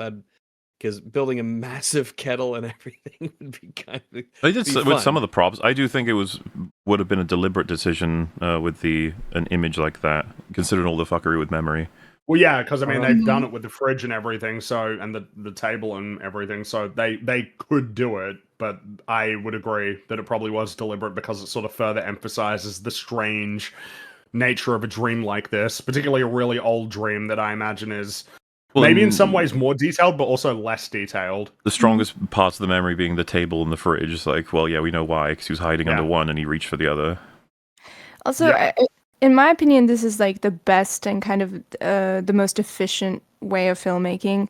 We're sort of talking about a few seconds of footage that is going to appear to put so much effort into rebuilding all of the furniture. It's a cool thing, but effectively it makes you kind of inefficient as a filmmaker, I feel like, to do all that stuff. When you can go for like this kind of route that is creative and costs much less sort of headache to the production team, and you can achieve like almost this similar kind of result. There is a number of scenes here that last only for a very short amount of time. I think one of them is back in the bookstore when all the books go like gray. But it's only shown for like a couple seconds, but they had to do like they had to do a lot of work to set up all that stuff for a scene that's ultimately like a couple seconds long. And when you think about like, oh, when it rains in that apartment, like did they just like how far did they go with, did they get a legit actual real apartment and just like make it really wet, or did they put something on the floor to catch it all? And later on with the sand in the bed and stuff, there's a lot of all these little things and they're quick. They barely show up. But they all stack on top of each other to show the transition of memories and how they blend together and how one becomes another. That you really appreciate a lot of the work that went into making all that stuff fit together and what it must be like to go from memory to memory. Something that's interesting about this memory is that Joel sort of becomes more childlike in the memory. Like he starts to identify and associate with his actual feelings at the time, like that he was ignored by his mum, which upsets him. And Clementine tries to snap him out of the daze by flashing her crotch, which prompts him to say yuck. It's like, yeah, of course. But it's just kind of because this is like noteworthy, I guess, in terms of the dreams of really getting, because all of the other ones, like he may well be getting sort of absorbed into them, but they're all relatively contemporary. This one is particularly unusual. but it's still kind of consistent that is the case. Like when he's in the memories, he sort of gets drawn into the feelings of those memories and needs to kind of snap himself out. But it's kind of okay for the time being because he's off the map, the mental map, which Stan notices and he starts sort of panicking. He has no idea what to do. And Mary excitedly suggests that they call Howard. Stan really doesn't want to do that, but it doesn't really take much to convince him, like, to make the call anyway. And when he does, you notice that his wife, Howard's wife, is sort of listening in to the call. You might recognize the wife from a certain DC show that we've gushed over a lot. I do indeed. Absolutely. Mr. Freeze. It's the Penguin's mother. No, it's the Penguin's mom. Man, Howard's lucky. He gets to be married to Mr. Freeze. So, yeah, Mary, and you know, it's noteworthy. Mary, like wants him to come, and Mary doesn't really want to leave, and she doesn't really care that Stan doesn't want him to come, and wants her to not be there because she's not really meant to be there. You know, she shouldn't be there, but she really wants to. She really wants to sort of hang out with Howard. It seems like she really likes Howard. She said, it's like, oh, she just wants to, it'd be a good idea if I really learned about the process that you all do, that my colleagues do at the office so that I got it stumbling through a reason for her to be there. It's interesting because we never saw sort of her from the perspective of how she was before. I mean, you know, not to get, I mean, that's kind of spoilery, but, you know, it's interesting to think about whether or not this kind of procedure, because when we watch Joel and Clementine, they're kind of not that much around each other right afterwards. What I'm trying to say is, Mary is around Howard a lot.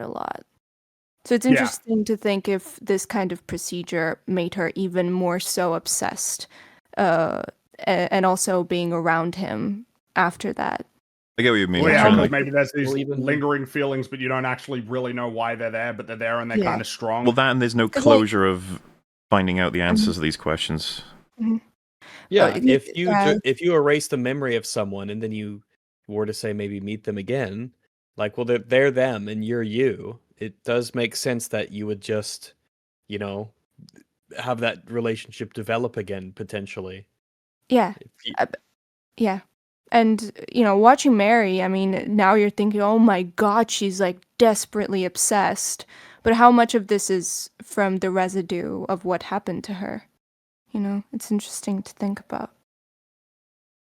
So, you know, also in the real world, because, Howard arrives, is confused. She's like, oh, yeah, no, I want to understand it better. And he just sort of passively accepts it before getting back to work. And while this is happening, Clementine, in the real world, she's you know, she's driving home with Patrick, who in the dream, you know, when Joel's trying to warn her, like, she doesn't know who Patrick is, obviously.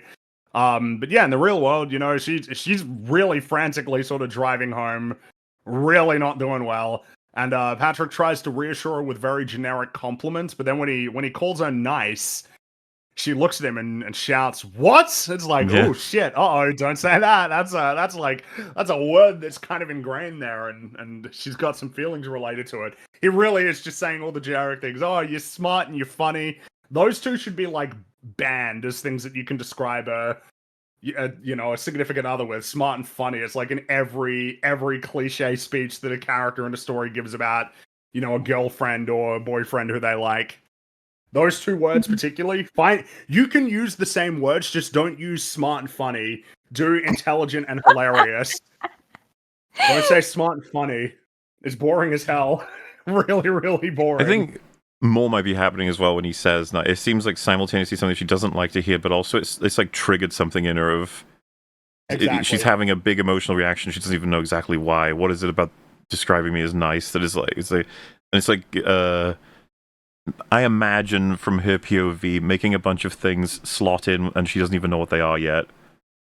Like, about this guy.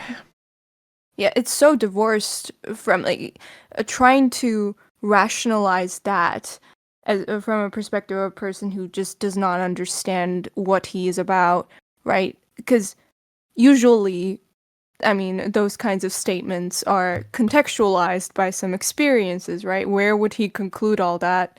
What was the what preceded that? Why are you throwing those words at me? It's so weird. There's no context for her whatsoever. It's yeah. So back in Joel's mind, he's being bathed in the sink by his mother, who is singing the Clementine song to him, and he's having a great time. But unfortunately, it's about to come to an end because Howard has found the memory and starts purging it. When he does this, Clementine and Joel's mother disappear, and Joel starts to drown, and it like translates into the real world, and then he opens his eyes. And the expression, it tells you a lot. It's another bit of the pieces of horror in this film. Yeah, that's where he sheds a tear as Howard sedates him, to put him back under so that he can keep deleting all of his memories. It's extremely sad. Pretty grim. Like, what happens if a person, by some miracle, you don't put enough dosage initially, and they wake up and they're like, "Stop this! I don't want this anymore." What happens after? Like, what would they do? I mean, they're doing that to some extent here, but do you count that person has autonomy to make decisions anymore? I presume that since they showed him take the one pill, this most of the time goes without a hitch, but when it does have a hitch like this is the procedure, unfortunately. So I don't know that they ever got the chance to find out how much of a horrifying they can never know because it's all deleted, so there's like no feedback. Yeah. It's like they can never know how people actually feel about it because they never make it back to sort of tell them. And kind of as to what you just said, if there's any seeming discomfort on the face of it, they would just dismiss it as like, well, yeah, I mean, they don't know what's going on. They're a little confused, but it's fine. This is what they wanted. So, Joel gets put back on the map, and Mary praises Howard, likening him to a concert pianist. It's very awkward for Stan. He just thinks maybe he should go home. It's like, yeah, maybe you should. This is not super fun for you, is it? Just getting completely supplanted in front of the girl that you like by Howard. But back in their mind, they're watching a drive-in movie from beyond the lot, which you might recognize the imagery. This was where Joel was sitting in his car crying. Was at this location. So clearly associated with a very positive memory where they're sort of watching it, but they don't have the audio, so they're sort of playfully reciting their own story. But the memory starts getting deleted. And so Joel grabs onto Clementine and they flee, and Stan is like pursuing them. It's like he's hunting him down in his own mind. And he goes back to that recent memory of speaking with Howard, but it's a lot more degraded than before. It's much darker. The faces are gone. Like the audio is completely screwed up. It's really deteriorating. The creepy thing, going through your own these cherished memories and actually having them all deleted against your will while you're in them, trying to run away from them into other memories, which might just be deleted as well. Unfortunately, not as clean as a binary like on-off. It's you watch them depreciate over time. Like, Yep. It is so, kind of like sort of. I'm sorry, I'm getting sleepier and my vocabulary is gone, but it's kind of mind rape. Pretty much. So he's definitely revoking consent, but nobody's listening. It's so invasive, and it must be it must be number one. If people could go through this, it would be probably the worst thing you could experience psychologically. The goodness. I mean, there must be some kind of residue trauma that this lives in your brain, even if you don't remember going through it. It probably screws you up real bad. I can't even imagine. Because you're consciously sort of, your brain is trying to make sense of this very thing that should not physically be possible, that we kind of invaded our own brains. That must have some kind of effect. It must rot your brain. trying to rationalize this. It's so creepy. Something I enjoy about the nature of how they're fleeing is like the bookstore almost seems to be kind of like a hub, almost like sort of a hub world in like Super Mario 64 to get to like the memories you actually want to go into, you know, like the paintings. And then navigating through it, and it's even like the library itself is starting to sort of disappear. Something that's cool is like the books sort of, you know, they're illuminated and they go black, and it looks kind of like they had bulbs sort of in groups above each of the books, and then could shut them off like so that it's a very sort of binary on off as they're running along. And while that's happening, Clementine's saying, you know, you gotta go into something really hidden or deep or maybe even humiliating. And so he falls off the map and into a memory where his mother unwittingly stumbles across him wanking to his own drawings. They are it is very embarrassing drawings. And Clementine finds it pretty funny. It's really grim. You make do with what you've got, all right? It's really bad. And so Joel it's his own drawings that he's sort of, it's just his drawings. It's very sweet. It's so he retreats under the blankets, and they suddenly find themselves on the beach in Montauk, which she's like excited about, but is actually kind of not good because these are memories related to her. So back in the bookstore, go to a really hidden memory. You gotta find something that's really sort of, you know, deep. And so it transported to a childhood memory where Joel is bullied by a group of children into hitting a dead pigeon with a hammer that's sitting in a trolley. And you know, they bully him into it, and he does it, and he's really, really sad about it.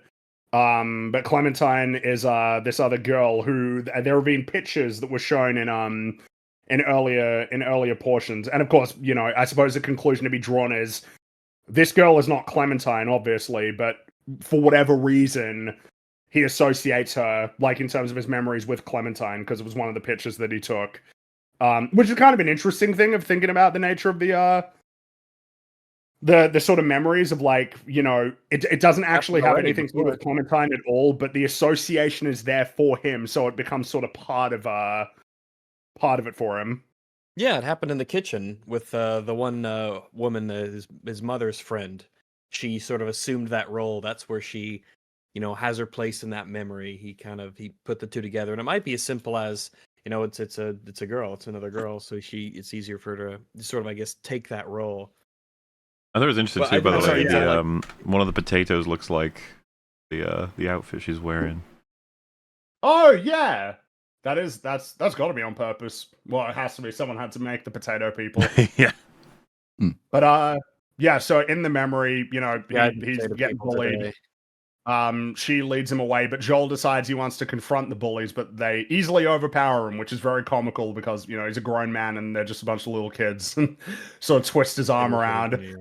And so Clementine again, you know, takes his hand and leads him away, and he's sort of like, you know, moping, like, you know, this like, it's just stupid. Y'all are stupid heads. Yeah.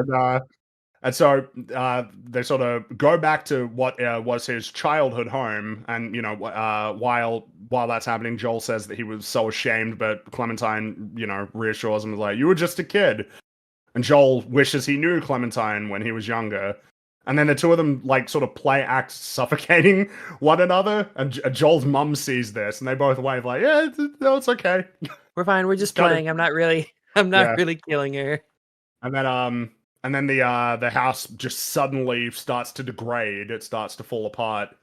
Because Joel is transported back onto the map. And into a memory where the same thing is happening, but it's like him and Clementine as adults. And Clementine disappears again, and Joel finds himself on the beach in Montauk in winter. And then they stumble across the blue house, which Clementine calls their home. And you might remember we've seen the blue house before in the prologue or the epilogue. Yes. And for this, Joel tries to drag her in the opposite direction. He doesn't want to go to the house because obviously, you know, the more they go to the house, the more that you sort of heading towards the real memories. It's just really, So he he's tries put to drive such her away, a but such a great effort into trying to save her. This whole sequence has been going for a while, you know. It's not like it's one attempt and they give up. He's been trying basically all the things you would imagine. Trying, and it's just not working. They keep getting him, and so in the real world, Stan's not in the apartment anymore, and Mary tells Howard that she loves watching him work. And Mary asks Howard if he likes quotes before again reciting the Nietzsche quote, which Howard knows, which is kind of embarrassing for Mary. She was hoping that she would be able to tell him something that he does, something that she knows that he doesn't, which of course is pretty grim when you discover the asymmetry of their knowledge of each other. There's that, and there's just it's like, the interesting part of knowing a quote is, what do you think of it? What does it make you think about? Just saying a quote to somebody, it's like she's got a perception of what he would be provided that would make him interested in her, when it's like, any substantial interested person would want to know. She's like, not just a quote about it. Yeah, even though she can seem to find it interesting, it's like, go on, keep saying things. Like, what does it make you think about? Yeah, so.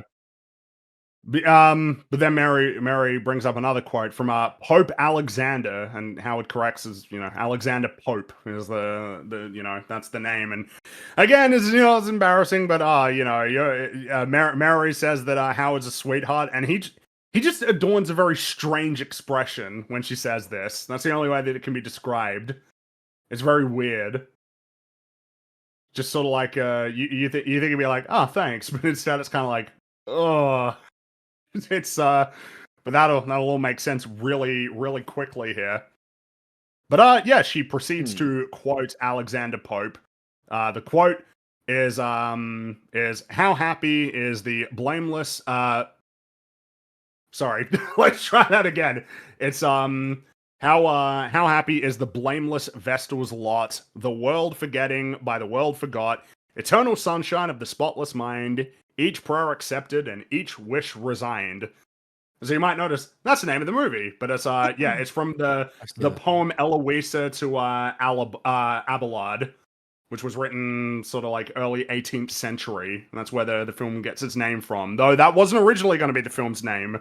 Apparently, the intention was to have a name that was so long that it couldn't fit on a marquee, so it was going to be 18 words long. Okay. But then Kaufman changed his mind and decided to actually have it be this, which that 18-word one sounds fun, but I like the name, obviously. As do I. Yeah. As long as it's not named Montauk, I'm fine. You should have called it Batman and Robin. Emancipation. And Frodo. What was it? Of the Birds of Prey. Ugh. That was a long name that no one ever really said the whole thing.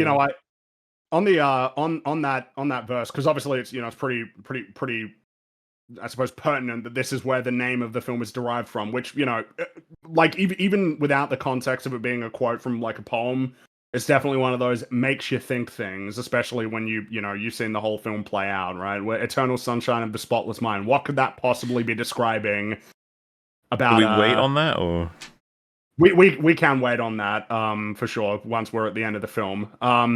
Though I guess maybe something that is worth noting. I'm not even going to pretend to try and do like poetry analysis. I'm not going to bother doing that. But it is probably worth noting that the actual poem it's derived from is considered to be something of like a forerunner to Romanticism as like a literary, artistic genre is not the right word, but like movement. And that sort of the principal tenets of that movement is the value of subjectivity and individualism and sort of the prioritizing of emotion over like logic.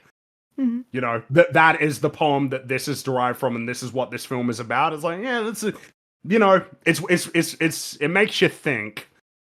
But we're not gonna be doing poetry analysis. We're doing movie analysis. Yeah. Which means I don't have to be dealing with, any rhyming or any such like things. a summer's day.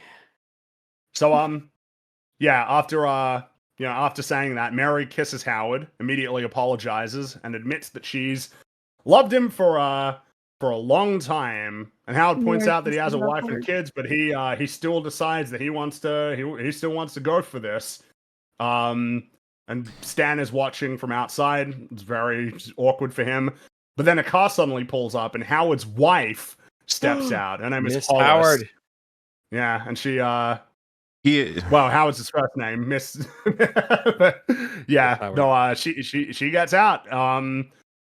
And Stan honks the horn to sort of let Howard know, and Hollis slaps him for doing that. Like, yeah, thank you for doing that. Appreciated. It's another interesting detail that a first run of this, you'd be like, oh, Stan's probably pissed, right? It's like, no, he's actually kind of neutral on it. He sees it and he's just like, yep, that's happening, which is kind of like, wait, why? And it's like, yes, why indeed? And why would he have warned them? Mm-hmm. But yeah, so Howard chases after her and insists he didn't intend for it to happen, and Mary basically throws herself under the bus for Howard. It's like, it's all her fault. She's stupid. She's got a crush. Don't blame him. And so Hollis stops and she says, "Don't be a monster, Howard. Tell the girl." And Howard falls silent for a bit, and Mary is lost, completely lost, confused, doesn't understand what that means. And so Hollis says, to Mary, "You can have him. You're dead." Uh-oh. Gosh, she's a great actress. Yeah. That's yes, that's pretty grim. Because she still doesn't really understand what this means, and then Howard admits that they have a history, and she wanted the procedure done. She wanted. It's very, it's just very curious because we can't get into as much of it as I'd like to right now, but just the way he is with her when she first kisses him and just after it, it's like, it doesn't seem like he's putting a lot of effort into stopping her, if at all. No, he's just more or less, he puts up this sort of expected, like, no, I can't, and then he just does it. Yeah. Like, there's a scene in the office, one of the first times we see them, he comes out of the office, or his office room, and she's sitting there, and, he pats her on the shoulder. He's so casually touching her still, kind of like, and with the knowledge that he has and with the history that they have, I mean, you would think that would be, like, number one no-go. But no, he does not really give a shit, aside from, like, putting up appearances and putting up a narrative of sorts. And the fact that, and I'm not going to get into it yet. We're going to get there. Mm-hmm. So he almost gives a shit, but he only gives as much of a shit as... Well, he gives a shit right up until the moment that he does not give a shit. And it's almost that because they have this fallback option, because everyone can just be made to forget things, it's somehow less important to everyone that they're all sort of buying into this illusion. It's disproving the point of the poem. Is it by the world forgetting, by the world forgot, I think is the line in the poem that she reads. Yeah, the world forgetting, by the world forgot. It's one thing for you to forget absolutely everything, but the world cannot forget. The world doesn't forget, and the world, in fact, remembers and makes the dream of the poem impossible in this exact scene. In fact, because the wife remembers, he remembers, even the sort of temporary boyfriend remembers, and she's the only one who is forgotten. So the world is the thing that sort of comes back and proves everything futile. Mm-hmm. Yeah, exactly. It's like it's kind of delusional. Like as sort of you can just wipe it clean and it's all good, and even sort of presented with Clementine so far, and now that there's a lot that you can infer with Mary, it's like, well, I mean, it's not even really a blank slate. Like, there's clearly some sort of residual emotions there. It's like impossible. What you're chasing is impossible, and it kind of creates like broken people because of it. And I just feel bad for the character as well, because what she's being told is, "I'm sorry, you've betrayed yourself." Like, what my past me made me unable to know how I've operated previously, and it's led me into like a fucking hole here. Now everyone knows things about me that I don't even know. Like, and who's to blame for all this? Yes. And it's like you, which obviously it's a bit more complicated than that, but at the same time, that's what she's led to believe here completely. I think it's that particular like little bit is one of the most fascinating sort of concepts in not just in the movie but in, I don't know, like fiction in general. It's that like very simple idea. So after I'd say it's not even really a directed mission. He likes to put a bit of distance between just a sort of stark admission. But after that, he says I'll talk later. But he's got to head inside to complete his work.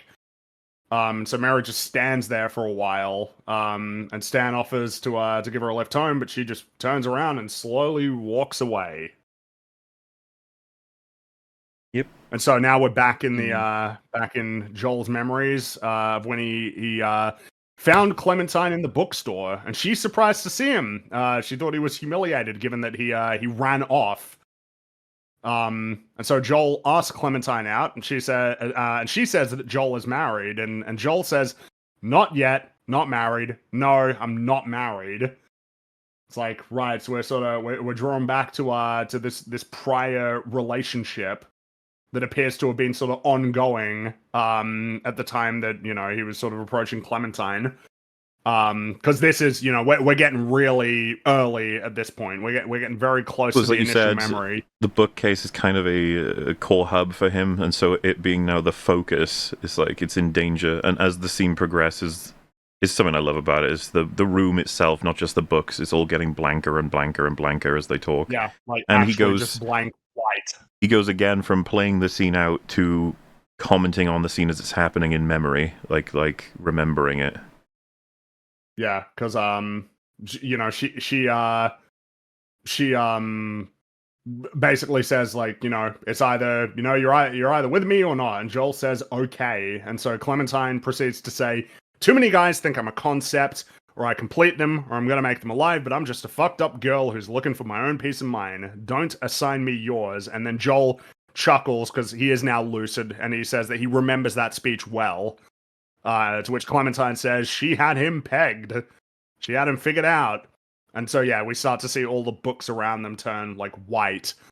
As Joel admits that he, even after that speech, he still thought that Clementine was going to save his life. And so she urges Joel to remember her so that maybe they can try again, give it another shot. So it feels like it's sort of almost resigned at this point to, what's going to happen. He's you're not going to running lose, away. but maybe there's a chance at some point in some way. Maybe. And it almost seems like this idea has already been planted in a way that we'll see sort of pay off later. Like it's almost like his subconscious is latched onto, yeah, like maybe I can't like save everything, but maybe I can save something, like a seed.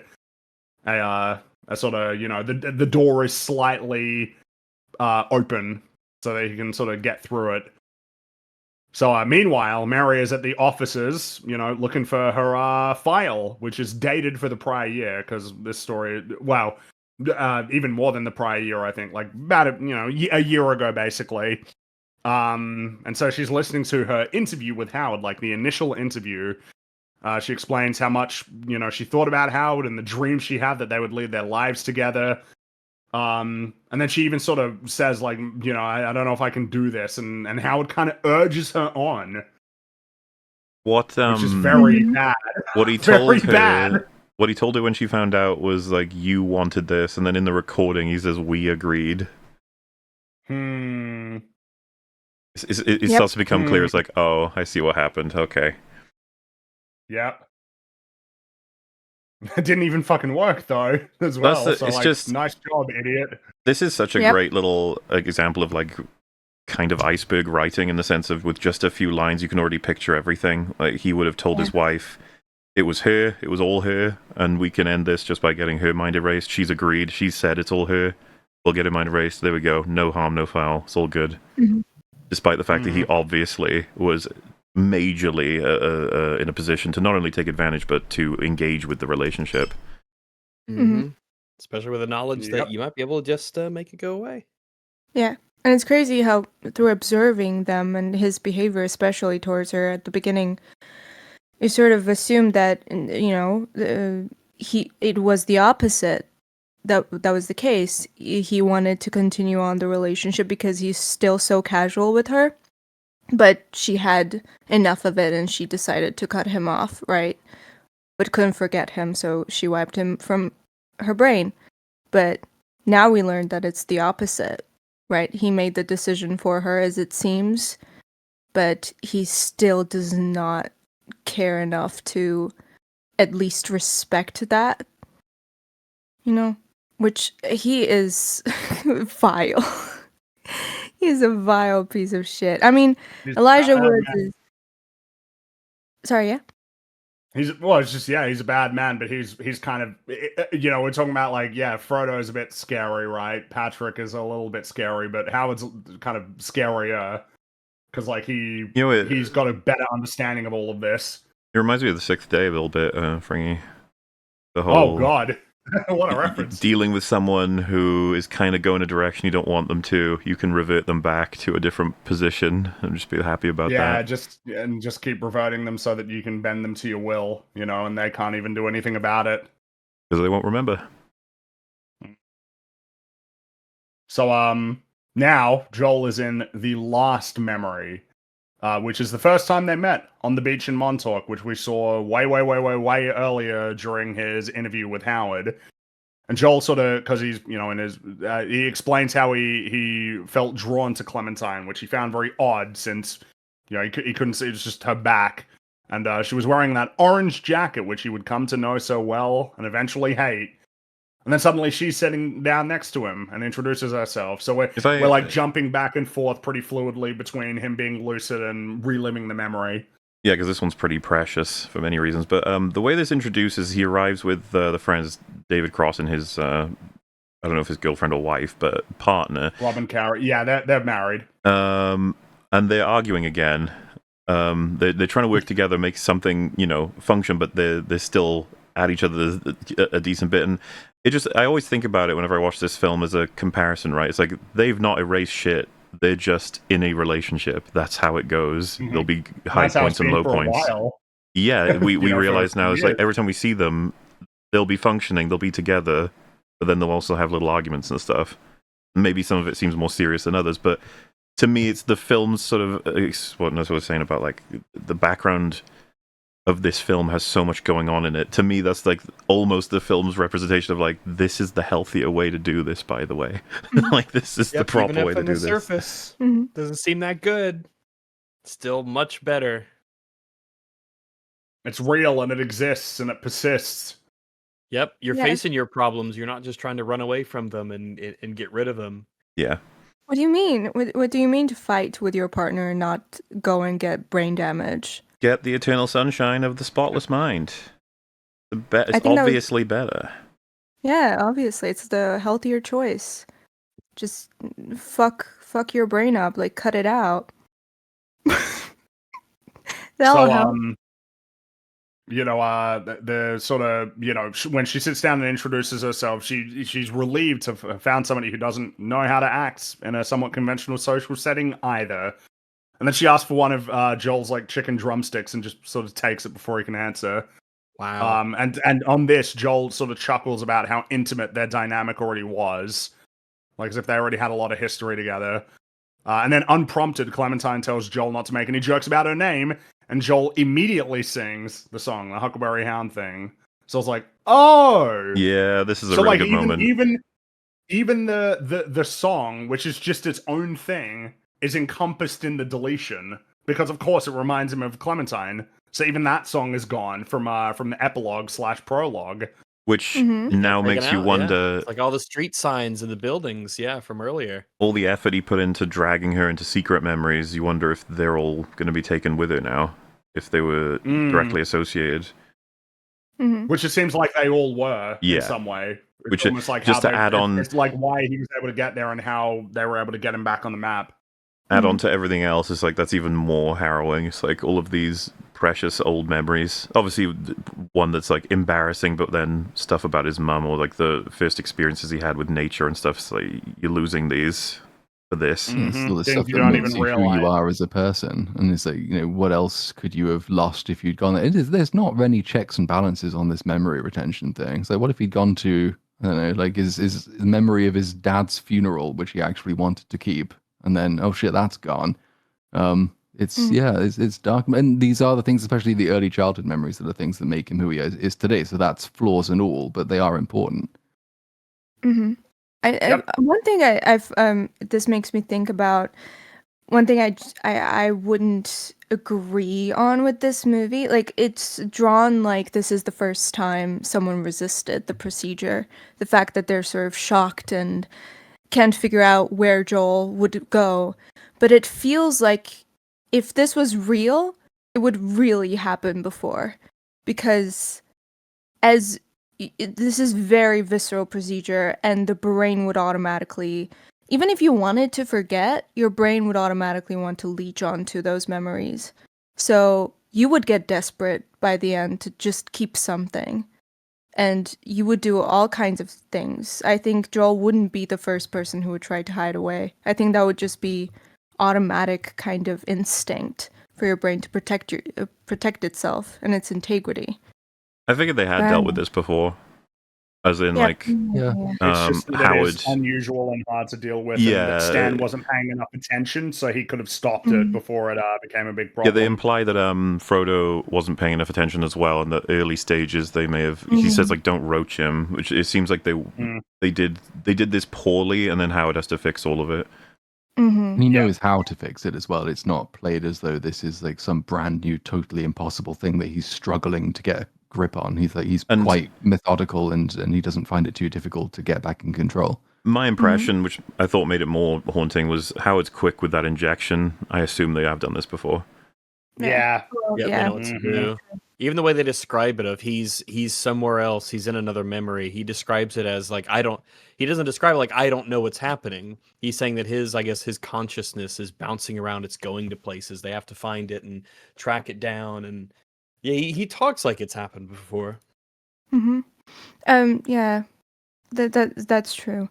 Also, the Clementine song really like sticks out for me, because it just kind of, that little detail communicates to me that how just damaging this outside of the obvious, like there's collateral damage that probably comes with this, because the Clementine song, he forgets, there's so much stuff that you probably don't figure out right away, but as he goes on living, there must be some very like specific kind of general things that he probably forgot and has gone away. Oh yeah, I think, and it's potentially slightly beyond the capability of the movie, because we can't see more of Joel's life post all of this experience. But if you put like personality traits all 0 to 100 for all of us, let's say there's 1,000.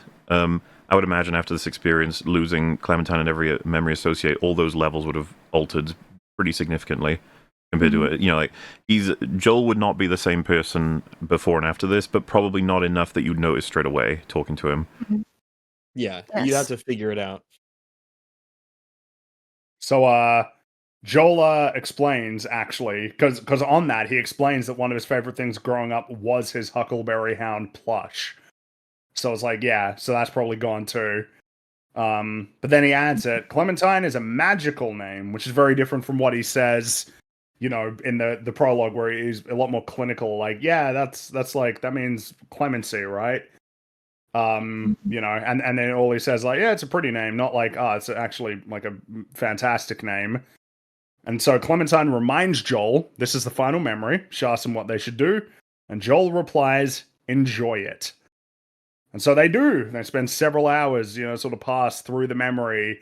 Joel and Clementine stroll down the beach as night falls, and they approach the Blue House, the very familiar and obviously very important Blue House at this point. And while that's happening, yeah, I always just feel bad when she says, "This is it." It's just like, oh shit. They know the order. This is where they first. It's over. There's no more memories after this. Joel's character arc is already sort of close to being complete, with the recognition that all that can be done now is to enjoy it. Get as much out of it as you can while it lasts. Yeah. So they approach the house. Joel mentions that he is living with someone, which is that's Naomi, his girlfriend. And Clementine immediately tries to get in the blue house and finds an open window. She's really excited to explore this house that obviously doesn't belong to him. Joel is much more trepidatious, though he does eventually head inside. But like once he's in there, she's exploring the house, and he just repeatedly and meekly keeps saying, he should leave, he should go. And the house starts to collapse. It's almost like it's turning into, the sea and the sand are encroaching on the house. The walls are falling apart. It's degrading and collapsing. And Clementine bounds upstairs. Joel again says they should leave. And to this, Clementine pretty sharply says, "So go." And suddenly Joel is lucid once more and admits that he did. He regrets having left. Like, he's not really sure, he maybe he was like humiliated about it, but she was exciting, and he wishes that he had stayed. If he could do it again, he would stay. And he says it's basically the way that Clementine told him to leave sounded very disdainful. And then it sort of cuts to him as he was running away. And he stops when Clementine asks him, "What if you stay this time?" And Joel says, "I walked out the door. There's no memory left." And Clementine says, "Come back and make up a goodbye at least. Let's pretend that we had one." And so we see that Joel is starting to sink into the sand. Clementine descends the staircase, says farewell, which prompts Joel to say that he loves her, and then Clementine whispers in his ear, "Meet me in Montauk." There's the seed that's been planted, the seed that starts to explain maybe why he felt kind of impulsive that day, and he's not a very impulsive person, but he needed to go to the beach in Montauk. He needed to go there, even though it was February. He needed to go, see that, like, look around, see that blue house, and encounter somebody else who maybe felt compelled to go to this beach for whatever reason on that day. It's starting to match up with a lot of the stuff we've seen from the other characters. There's all this, like, residual impulse to do certain things that have no context anymore. Like, all of the characters we've seen that had this procedure done are all doing it.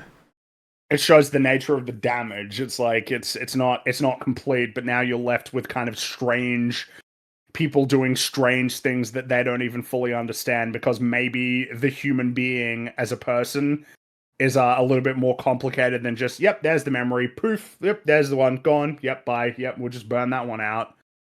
Mm-hmm. When we say it's brain damage, maybe you should take that a little bit more seriously. Well, unfortunately, maybe you could argue is losing a memory isn't quite outright death, but losing this much, it's like you're just not the same person anymore. Mm-hmm. Yeah. I mean, epistemologically, right? Like, yeah, what are we what are we dealing with now? But now Joel is sort of being driven home by his friends. It sort of cuts to him being on the train. A whole bunch of different and jumbled memories start to flash before his eyes, but he's still sort of being drawn back to, having met Clementine, and, that it was exciting, that she's nice. It feels like a montage of a final cleanup. Like, all the major hits have been done, now we're just sorting out the corners. All just pieces that are left. Yeah. Mm-hmm. And he's still holding on, but that's it. Howard's deleted the last memory. They're done. And Stan wipes the marks off of Joel's head. Those spots, they're gone. It's a spotless mind now. So, he's packing up. Howard tells Stan they'll talk, and then the pair split. And so Joel awakes in his apartment, conspicuously dazed and confused. He kicks the sheets off the bed, takes a breath, and outside he sees that the left-hand side of his car has been damaged. And this all seems very familiar. I remember. I do remember. Our prologue epilogue. Ooh, we're back. We're not going to watch the whole thing though, because we got some stuff to wrap up, because Stan is heading back to the office. He sees Mary leaving with her things packed in the little, box as you do when you leave. And Stan insists he didn't know anything about her memories getting erased. He only maybe once suspected that there was something going on. But he didn't really make anything of it, since he never saw the two of them together in that way again. And Mary seems to basically accept this explanation. And then Stan shares that he really likes Mary before handing back her purse that she had left behind. She doesn't really say anything to that. Stan leaves, and we see that Mary, as she's loading the last of her things in the car, it's actually filled with tapes and documents. She has plundered the offices of all of the case files. She might be doing something with all this. I would imagine so. And also, it's a bit of a, I guess, as we'll get to see, the parallel aspect of, I guess, you have Stan and Mary who decide to be like, hey, I really do like you, everything like that. But their story ends. It's over here. And so they don't get to see where things go and how that might be, I guess, contrasted with what we'll see soon. Kind of how, I forget the names of the characters. Joel's friends on the beach, the ones who were arguing, who didn't get under the procedure. Yeah, there's different ways for things to play out, Yeah, sort of providing us a few like alternative scenarios to sort of cover all the bases, So we've the whole most of the prologue is over. And so we're sort of back at the end where Joel drives Clementine back to the apartment. And she hops out to grab her things, and then Patrick knocks on the window, but we don't need to see that conversation again. We're back with Clementine, where she's listening to our answering machine. Patrick is he's on the phone. He's really pleading with her, but she don't really give a shit. It must be so fucking fascinating. Obviously, for us it is anyway. But like from Frodo's position of just, I did everything right, and she's hanging back out with the guy that we erased. What's going on? Why didn't I win? I don't understand. I did everything properly. Yeah. And it's and the fact that she's so much more interested in someone who's, kind of not a fantastic prospect from that prologue, but she's interested. Meanwhile, Frodo's like the perfect guy. He gets you everything you want. He constantly tells you how great you are. He's always there for you. I just love how honest this movie is about, like, that's not how it works. It's a little bit more complicated than that. Also, I like how stupid he is, because you are copying the guy that ultimately drove her to freaking give herself with brain damage by forgetting him. Maybe you shouldn't copy that guy. Maybe that's not for the best. Yeah. But he knew it worked. It gets him the in, and that's all he cares about. Well, he thought it would work, but it's the insincere copying of effectively fake memories, is that you're pretending to be someone you're not, which is like what everyone has been trying to do all the way through the movie. Trying to delete memories is trying to pretend to be someone you're not. He's trying to pretend to be someone who's not by borrowing other people's memories. People who will pretend like they haven't had past relationships but have had past relationships. Like, all of it is insincere. Insincerity doesn't work, and sincerity has these lasting effects on people. I was just like, joking about the D&D stuff, but it is true. As soon as Frodo runs out of material to copy, you have to actually be a person, and he's not capable. He doesn't know how. No, and I do think Danny just kind of forgot about the Iron Fleet. He'll just make those blunders. Yeah, well, that's what I think the nice thing is. As when Joel says nice, we know exactly why, and it's one of the initial things. It's learned, understood the difference between them, and what he's trying to do. It was how he compensates. He's saying nice to not only because he's a copycat, but he's actually blank as a person. He's got nothing to give or to use or to.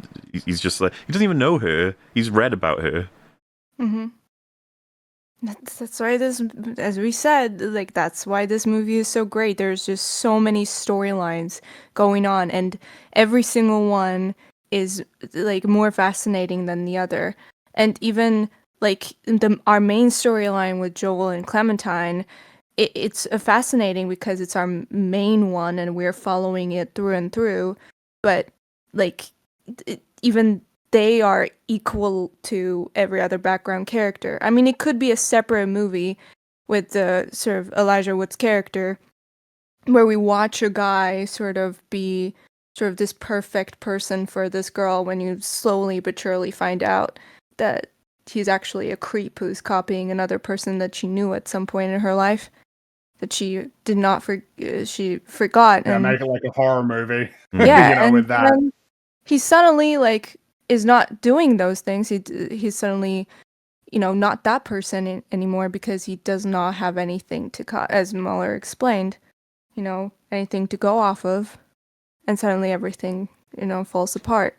I mean, it's just so many fascinating facets to this.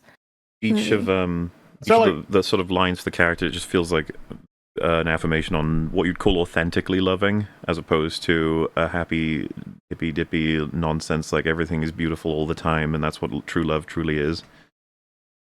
Mm-hmm. So, before she leaves, Clementine grabs some of her mail. She gets in the car, they drive off. Joel says he had a really nice time, but then he says he had the best fucking night of his entire fucking life. He's really, look at him coming out of that shell. Isn't that great? But Clementine has received a letter from Mary, which has been sent out to all of the patients that they've administered the treatment to, and it explains, she had her memory erased. And in an effort to try and reverse the harm, Mary sent all the company's files back to the patients. It's got everything in there. And so Clementine has a tape, puts it in the tape deck. And she and Joel listen to her initial interview with Howard, where past Clementine says many, many, many, many disparaging things about Joel. I also think it's actually kind of in line with her character to do this. Like, she's just read, this could be pretty personal, but that is her. She'll just be like, yeah, sure, I'll take whatever this is. Like, I'm an open book sort of thing. I don't even know what's happening, so I'll listen to this. And it ends up being one of the worst things she could play in front of Joel. Yeah, because it's just like, it's real harsh. It's really, really harsh. And Joel is just sitting there, not really even sure what to do with any of this. But Clementine is also confused. She can't really explain it. And so Joel they've created such a unique, because we get this version, then we get the switched version a bit later, but this is something that there's just no scenario in which this is going to happen, other than maybe journal writing and sort of that thing. But to try and explain your thoughts when you didn't want them expressed, or they are from an older version of you, is like, you are responsible for them. It's like, I know, but I genuinely don't even think this right now. You're like, but why did you say this? Like, I didn't say that. Me, it's fascinating to watch it happen. And so, Joel concludes she's screwing with him, pulls over, opens the passenger door. She gets out of the car, and Joel is sort of not panicking, but this is really doing a number on him. And Patrick is waiting in front of Clementine's house, but she screams at him to fuck off, basically. Oh, that's the end of Patrick's story. It's so satisfying in the sense, because he's like, oh, I'm such a nice guy, like, I can help you. Just like, fuck off! Just go away. Yeah. It's so weird and creepy. Go to Mordor.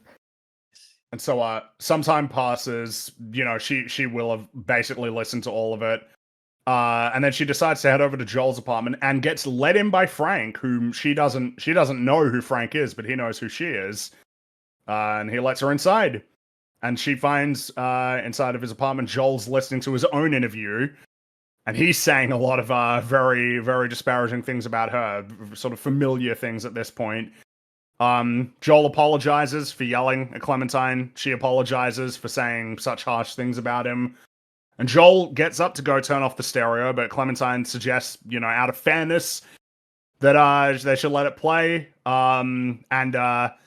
That was kind of a bad decision as well, because then we have past Joel sort of going back to the big thing that really upsets Clementine, that he thinks the only way that she can get people to like her is by having sex with them. And again, this particularly upsets her now, even without the context of their relationship. And it's kind of what Mola was saying. Like, Joel insists that he wouldn't think that. And it's like, that's kind of true, but it's like, you did. You did, and you said it, and she did, and she said those things too. Which it's like, you need very uncomfortable. Need this sequence, and it's so clever to do this so fast, because you need it. The film needs to not be expanded into they both learn all of each other's history again to be able to. The ending of this film is really important. You need these pieces. You need them to know exactly what the worst perspective each other's going to have on each other, and that it's borderline inevitable. Or at least it may as well be, for all they could know. And so, of course, she's willing to weather this. She's like, yeah, I'll listen. It's only fair. And it doesn't take long before she's like, I'm leaving. Like, I can't deal with this. Mm-hmm. But You know, Joel has unknowingly completed a character arc, even if he doesn't fully recognize it. So she leaves, but he follows her into the hallway and begs her to wait, to just wait. And the two stare at each other for a moment before Clementine starts sobbing. And she again says the speech, she's not a concept, she's not perfect. Which prompts Joel to basically declare that he can't see anything that he doesn't like about her. And Clementine retorts, but you will. You will think of things, and I'll get bored of you and feel trapped, because that's what happens with me. And Joel simply shrugs and says, okay. And Clementine nods and says, okay. And the pair begin to laugh. Mm-hmm. So, I don't know if it's too early. I just want to kind of get to it straight away. I was on Real BBC talking about this movie, and Az said it would be somewhat inappropriate for Valentine's Day, right? I'd be like, what? He's like, well, because of the ending. And then I was like, what? And now, to be fair to him, this is apparently a perspective a lot of people have about this, and it is not mine. So I want to bring it up as a discussion. As was under the impression, this movie's ending is they're about to go on their full relationship again and then end up erasing each other again, and that they're stuck in a permanent loop, which is horrifying. Oh, really? I would say that the door is firmly closed on the memory erasure possibility. I would Not too. only is it closed, but I think that like neither of them would do it again now that they have like an understanding of it. I find this Exactly, they know ending it now. very beautiful and meaningful because it's both humans basically recognizing that the meaning and value of like a loving relationship has both the ups and the downs, and I want them back. I want both of them back. Yes. We lost both of them, and I want them back. If it's inevitable that it's going to end, so be it. That's what the shrug and the okay is. Like, yeah. Maybe, definitely. Okay. Let's do it. It's you know, because it's this film is about a lot of things. But if you wanted to boil it down to one simple thing, it would be the quote: "Don't smile because it's don't cry because it's over. Smile because it happened." Yeah.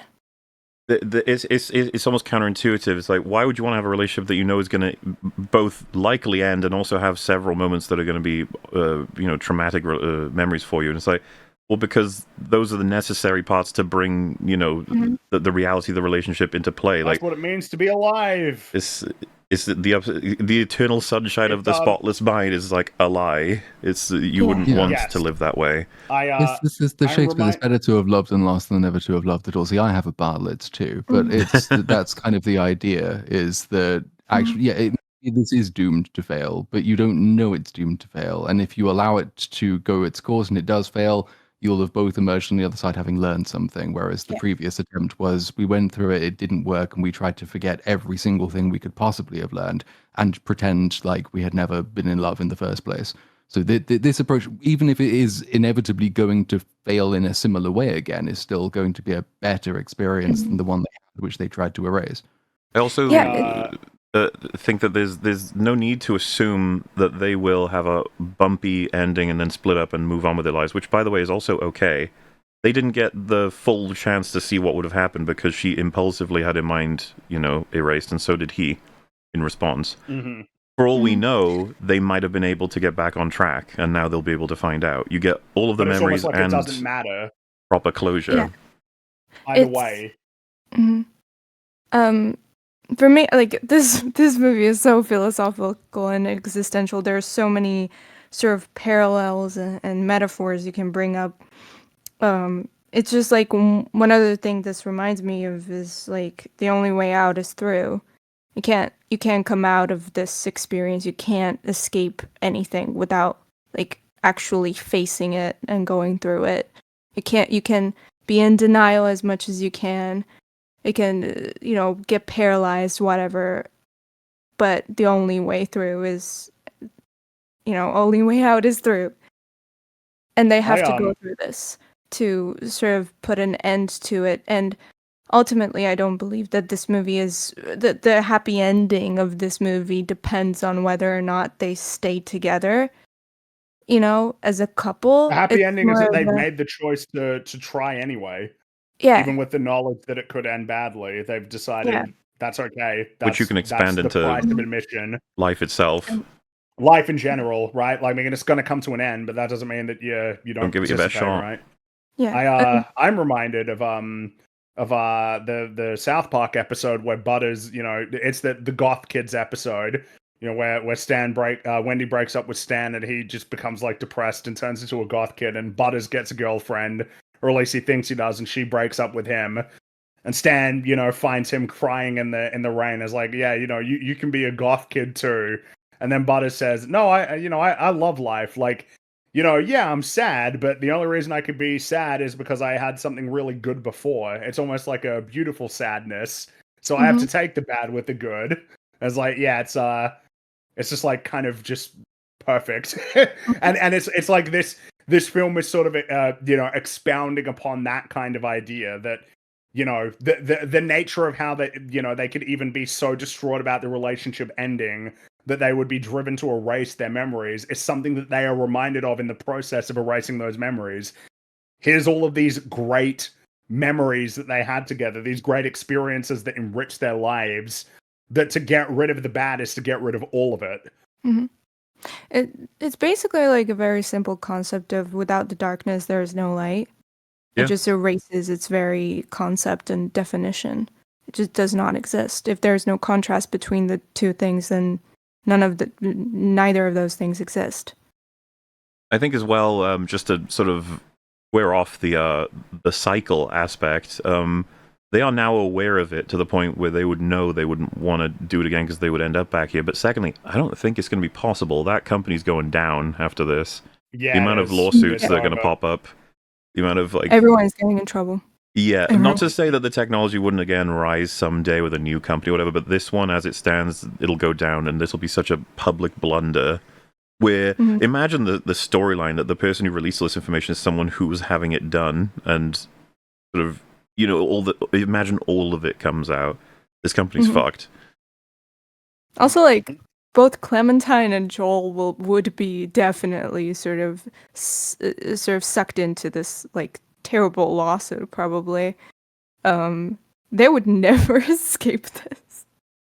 So I consider it a completely and utterly glorious happy ending, where the rest of the film is borderline horror.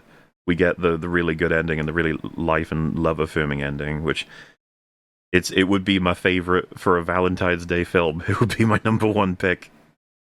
Yeah. Yeah, after Batman and Robin, this is easily the movie that I'd want to sit down and have watch with a loved one and be like, see, we got all our problems, but at least we didn't want to erase each other from our memories. See, we can work through it. We got issues. The good, the bad comes with the good. And if you went back through your memories and you erased all of the bad parts of it and only kept the good, then you'd be walking around with just like a warped and unreal. It's just like you wouldn't be you. Wouldn't. You would fundamentally change you and your perception of a person and the entire relationship that you had if you got rid of the bad and kept all the good as well. That is one of the potentially interesting avenues that obviously the movie doesn't explore. It doesn't have time to explore because it's the end of the movie. But a lot of bad memories, but formative memories, were erased, which presumably weren't covered by the tapes that they got back. The tapes concern their relationship, but they don't cover the erasure of the bullying at school, or like the bad memories in the family home. They're all gone. So I assume they would change a person. What if those things being erased is what changes him enough to make this second go at the relationship work? And then in that situation, perversely, hasn't the memory erasure kind of done something good, even though that wasn't what it was intended to do? They have altered him. He won't get those memories back. If they change his personality, maybe that's what allows these two incompatible people to be compatible. I suppose that's a bit of a rabbit hole, isn't it? Because if we could, like a perfect machine says, I can remove 17 memories from your brain and it will make it so your life will improve. It's like, would you press the button? Like, well, what's it going to do to me? And it's like, well, you're not going to be the same. And at that point, you wonder if you're killing yourself, essentially. The nature of the continuity of consciousness. You notice you might notice a recurring theme with media that we favor on EFAP very highly, of the sort of existential nature. And by that I mean that they are just essentially existentialist like stories. Like not the abstract concept, but the actual like philosophy of existentialism. You know, stuff like this or Soma or Angel. You know, it's an interesting sort of commonality. Yeah, fascinating endlessly. I would not trade my sort of traumatic memories for anything. Even when I was younger, I realized that the person I am now is like highly dependent on those things like occurring in my life. There's no way. But I think a lot of people don't understand that. It's the reason why I think a lot of people would. No, when I say a lot of people, I don't even necessarily mean like of a percentage, but just that a not insignificant number of people would like think that doing this mind erasure thing is a good idea, and probably would only realize it when it was happening. Like, oh shit, I don't like this. Yeah. Because I mean that is just the it's kind of the thing with this film. It's like this film was just like correct. It's basically just true. In terms of its statements about people and memories and relationships. It's like, I mean, you are the product of all of the experiences, good and bad. In order to get rid of the bad, you must necessarily get rid of the good. And then the person on the other side is somewhat recognizable, but not really the same person. And it's like, is that worth it? And the film's obvious definitive answer is, no way. Absolutely not. It's kind of like, I don't know, both Joel and Clementine, I don't want to like sort of make their experience and their reasoning superficial or discredit it, but it feels like Clementine made this decision on a whim, very impulsively and very pettily, without thinking it through. At least that's the kind of impression that I get. Also, listening to recordings and the way they explain themselves. And then Joel, I mean, we get more of an explicit sight of his reasoning, which is to get sort of, because of Clementine, he decides to do this. He would never make this decision independently. He would try to get through it, but he's now petty because Clementine did it, which is such a superficial line of thinking. And these are not like unintelligent people. They're very, good level of intelligence, I guess. But they still, out of pettiness, make this very sort of existential decision. And it makes you think, oh my gosh, it would be chaos if this was available to the public. Like the amount of emotional driven decisions that would be made impulsively.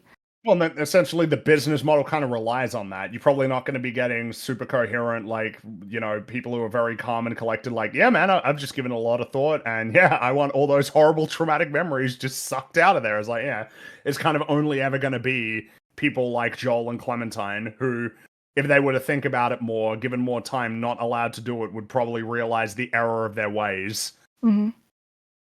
But alas, it happens, and now they have to essentially complete the arc, and in a sense have done so, even if they don't fully appreciate or understand the nature of that arc, which is kind of like a fascinating thing for a story. It's like you've done it, and you don't even know that you've done it. Like you're kind of incapable of understanding how much you've learned about yourselves because what you learned is gone, but also kind of not. Yeah. It's funny thing about this, sort of it's paradoxical, this procedure, because it literally defeats its own purpose. Because by going through this, you're basically erasing the lessons. So you're doomed to repeat the mistakes. So you're basically... True. It's just... this movie is fantastic. I don't know what to say. It's a gutsy movie. We should probably also note the sort of final bit of imagery where we see Joel and Clementine gleefully sort of scamper down the beach in Montauk on a snowy winter day. 3 different times, because it stutters, but the stutters every time it's a little bit different. They're not running in exactly the same way. They're not doing exactly the same thing, but they're having a blast together. What does that mean? Do you want to I'm go asking. first, or What does that mean? Well, I thought it was a Uh, particular note that they chose this environment, right? It feels like a blank slate. Oh, I mean, sure. certainly the imagery of it certainly would lend credence to that idea. The fact that it's flat, snow covered, just kind of them out there. It's empty apart from whatever they're doing with one another. It's theirs to mold and to make as they see fit. But why does it stutter? The looping. Why does it play 3 different times? This is why like filmmaking is so fascinating, because this could be a very meaningful hidden sort of gem. The meaning that the filmmaker put inside of the scene that we have to figure out, or it could have been a very sort of impulsive, like technical decision that they made with no intention behind it. But people make imagine it has something. It'd be like Yeah. I mean, they've done photograph, this. almost creating memories as you're going forward. Like a freeze frame is like, this is a new thing. This is a new thing. This is what would they compensating for the things that have been lost by creating. Would it something new. be representative of how you have the fragmented and almost erased old memory with the relived and brand new memory, and they're like reformatting and being joined together? Now this is how it's remembered, but represented through filmmaking, as in, I think that's a possibility. like it's not quite fully functional because it is a new life that's actually repeating something you've done in the old, but refilling the memory where it was erased. Like it feels appropriate. It would be a jittery it's thing. Similar, but it's not quite the same. It's not quite the same. Like the core is the same, but the details are different. Mhm. It also could be symbolizing them kind of all these different versions of themselves that they could have been or they are, Well, and if we want to get really technical, you'd have her erased memory of this, his erased memory of this, plus the recreation of the memory as like fragments all coming together to make what is now the functional brand new one between them, which is this. Art. But then, of course, like I How said, about that? the blank slate thing, it just makes me feel like it's them striding out to write a new set of memories on a blank canvas. Yes. Mm-hmm. This film's pretty neat. And it's snow and winter, but which you'd think would almost not be conducive to going to the beach, but fuck it. Yeah. That's their thing. That's what they do, and it's facilitated this great experience that they get to share with each other, even if it's seemingly strange and kind of like a bad idea. They'll make it into something worthwhile. It's one of those things where you can sort of come away with like 10 different interpretations that are all like compatible and incompatible, but they can all sort of exist. That's is art, man. That's what I'm kind of here for, man. It's this sort of kind of storytelling. Jesus, is this kind of storytelling? Even if it kills you. And that is the end of the film. Eternal Sunshine of the Spotless Mind. I mean, near flawless. What's wrong with it? Montauk. Montauk. That's not. He had to go to Montauk. Not its fault. I mean, it's a real tearjerker. It really hits you in the feels, and it's a great, wonderful, happy ending. Great Valentine's Day movie. It's got really cool visuals and neat effects. The way that they portray, memories, going from one to the other, elements of them, being lost, the way that you might perceive a memory with what is in the shadow and what isn't, what you're focused on and what's in the periphery. There's a lot of really neat stuff here. And then you get one thing I was sort of surprised of was rewatching this was how there's like 2 essentially different, I guess depending on how you want to look at it, there's like 2 or 3 like side stories between Joel and Clementine or outside of them, when you have Stan and Mary, and you have Howard, and then you have the couple who are arguing, and you have all these sort of side stories that are kind of happening as well, that have different perspectives on things and people who act differently in good or worse ways. There's a lot going on here. It just feels It feels like a really oddly cozy in the way that a lot of the the people are dressed, and the way that the sets are, and how just lived in they feel. There's just a lot going on with this movie. A lot to like, a lot to be impressed by, and the kind of planning that it must have taken to make sure everything in the timeline was arranged correctly, and that all the little details, all the little phrases people use, the way they look at each other, the things they say, to have all of it line up to where on a repeat viewings, it all just is helped and it all comes together more cleanly. It really is impressive, not just from the filmmaking perspective, but like narratively wise. There's a lot going on. Something I really It's like, not really that I think, long a is movie either. direct result of it being Charlie Kaufman is not only like what many people might assume is for them maybe too abstract or too artsy or whatever. For me, this is a borderline perfect blend, because once you get the skeleton key of understanding the story, you're all good. But then on a meta level, right? Jim Carrey playing the reserved and quiet sort of dude, and then Kate Winslet being sort of explosive, but then showing there's a significant side of these two that you might not expect, judging from their archetypes. Tom Wilkinson, very respected sort of theatrical actor who's awesome in so many different things. Presented as the doctor who's very aware of all the different things, but then underneath is like actually slimy as fuck with the different things he does. Elijah Wood coming off of being the intrepid hero Frodo Baggins. He's like this Weasley disgusting little piece of shit. And then the film itself having all of these backwards and unintuitive things that actually tell us a lot about what you could say would be relationships, or the nature of love, or the nature of existence and thought and the self. It's so ridiculously cohesive for a movie that is a jobbled, gumbled, glim-glam mess of all these different shapes and colors and events. But once you get the idea of how it all comes together, you go, holy shit, this is actually more coherent than most movies.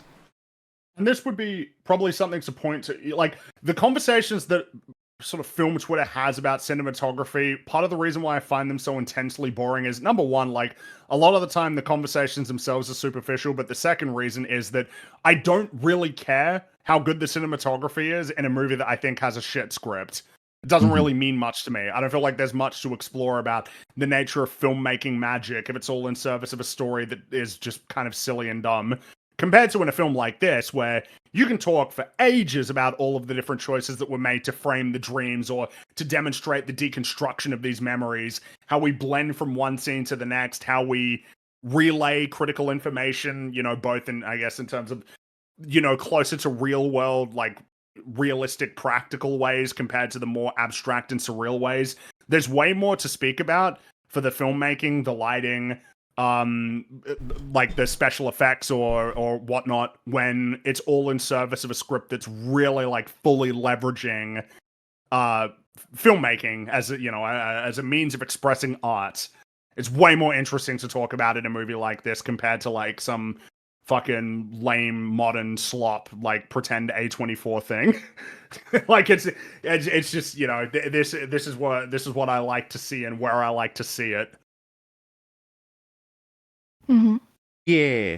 And I mean, this script is so tight. It's so well structured as a film, and it's a lot of challenges for which the answers are not easy. Obviously, when you watch it, play out, there's an almost effortlessness to our prologue, epilogue, and where we start the story and how the information is relayed, and when we start to indicate that we're already in his mind and erasing things, and like the order in which we progress through these memories and how this information is provided to the viewer. Like, all of it seems effortless, but it's also deliberate. It's all basically like perfectly placed to create an experience in the for the viewer, like to curate an experience out of something that could be very messy without a sort of deft hand to guide the viewer through it, to get them on the same page, to get them so in sync with the story that it all coalesces out of this seeming madness. It's just brilliant. Which I suppose brings us to the end of Eternal Sunshine of the Spotless Mind. Yeah, so if you haven't seen it yet for some reason, you should still watch it. Yeah. And if you've seen it, you might, if you watched it so that you could participate in this little conversation, it might be worth watching it again to see what else that you can extract Watch it from with- it. It is the gift that keeps on giving. Watch it with a Yes. friend or maybe a partner. And both of you can come away knowing, you know what? Sometimes we have fight here and there, and it's all part of it. It's all worth it. Gaslight them into loving you. Oh my god. And that is the first and last EFAP Valentine's Day episode. Oh, Probably. maybe I'll watch like another, one that's like, oh hey, but I mean, really, it was because the timing was so I don't even know what word I'm looking for here. Serendipitous, fortuitous, apt. Yeah, let's go with apt. What a coincidence that it happened to fall on Valentine's Day, even though it's the 15th here, and I don't know if it's the 15th over in England land yet. Wait, according to Defrosted, it'll be 11 years until this happens again, so... All yeah, right. I guess that makes sense, right? Because it could fall on a leap year or something and it throws it off. So, maybe. Doesn't need to necessarily be exactly on Valentine's Day, but, Batman and Robin in 11 years. Greatest Valentine's story untold. Maybe. They might have released a new masterpiece movie in those 11 years.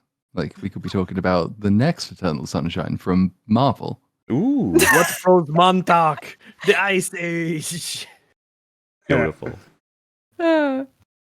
Eternal Sunshine, the sequel.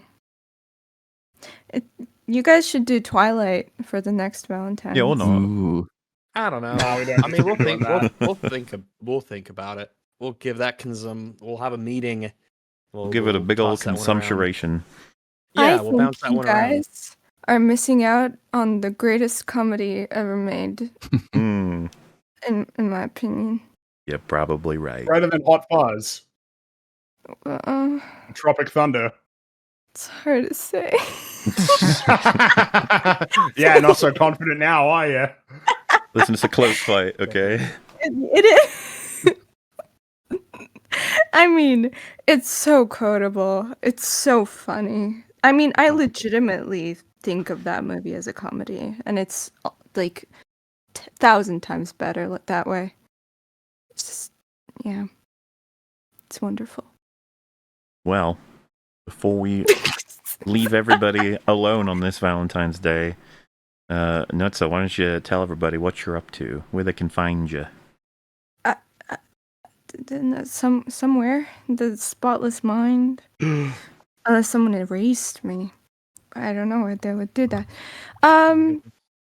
They can find me on YouTube, and I have a big project planned that I'm working on. That's gonna come out soon. I'm gonna post on Patreon soon. I promise, if anyone's watching. And yeah, I've been, I've finished university and I'm coding, and that's about it. Oh, on my part. Well then, awesome. And you. Ringy, Rags, Platoon, how about you fellas? Oh, nothing to really report, I suppose. At least, not right at this moment. It's carrying on. I should have something out this week. I still haven't finished Stranger Things yet. Part 2, hopefully this week. Luckily, I've done all the recordings, so my fucked throat isn't interrupting it, but it's taken a while. But that'll be done hopefully this week, and then Part 3, and then Avatar 3. It's a full-on February month. What a Keep you terrific time! occupied until all the Good slop comes God. out I know, in the yeah. summer. Thing of this time last year, I was wondering what I'm going to be doing for January and February and March this year. But no, it's all lined up nicely. I get no break whatsoever from the utter shite that comes out. I'm just working. Working. Well, I, on the other hand, I'm going to stream tomorrow, and I believe, well, either tomorrow or Monday. I'm considering both, mainly because I want to do more Mugenics, but I also got to play Sons of Sparta, which is probably going to take 2 streams in and of itself. But the problem is, we got fucking Slay the Spire. Will be out any second now. And that's not including the fact that I want to play Resident Evil Requiem. Is that when that comes out? Yeah. So there's just too many fucking games to play. So, yeah, Sunday and Monday, I will likely stream some Vidya and keep you guys company if you're feeling alone those days. Post Valentine's loneliness. All right, we've all been there. It's okay. So, yeah, those on the way. Also, obviously, Real BBC and Open Bar and etc. etc. And then, yeah, we've got the next Night of the Seven Kingdoms episode coming very soon. So, color me excited with the events of this next one. It's going to be good shit. And so, see you on Gary Nedrotic's channel if you want to get a review of it, I guess, right after it premieres. And there may very well likely be an EFAP episode to cover the season. Who can say? Who can know? But as for that, as an update, that's about that. Suppose, anything else anybody wants to mention before we head out? Nope. Go No, I watch the don't movie think so. again, or for the Yes. first time, do Yeah, it. go watch it. Go watch it. Go watch it. When will you wear wigs? Yes. Anyway, bye. See you later, Bye, everybody. everyone. Bye. See Bye. Bye. you Bye. later. Bye.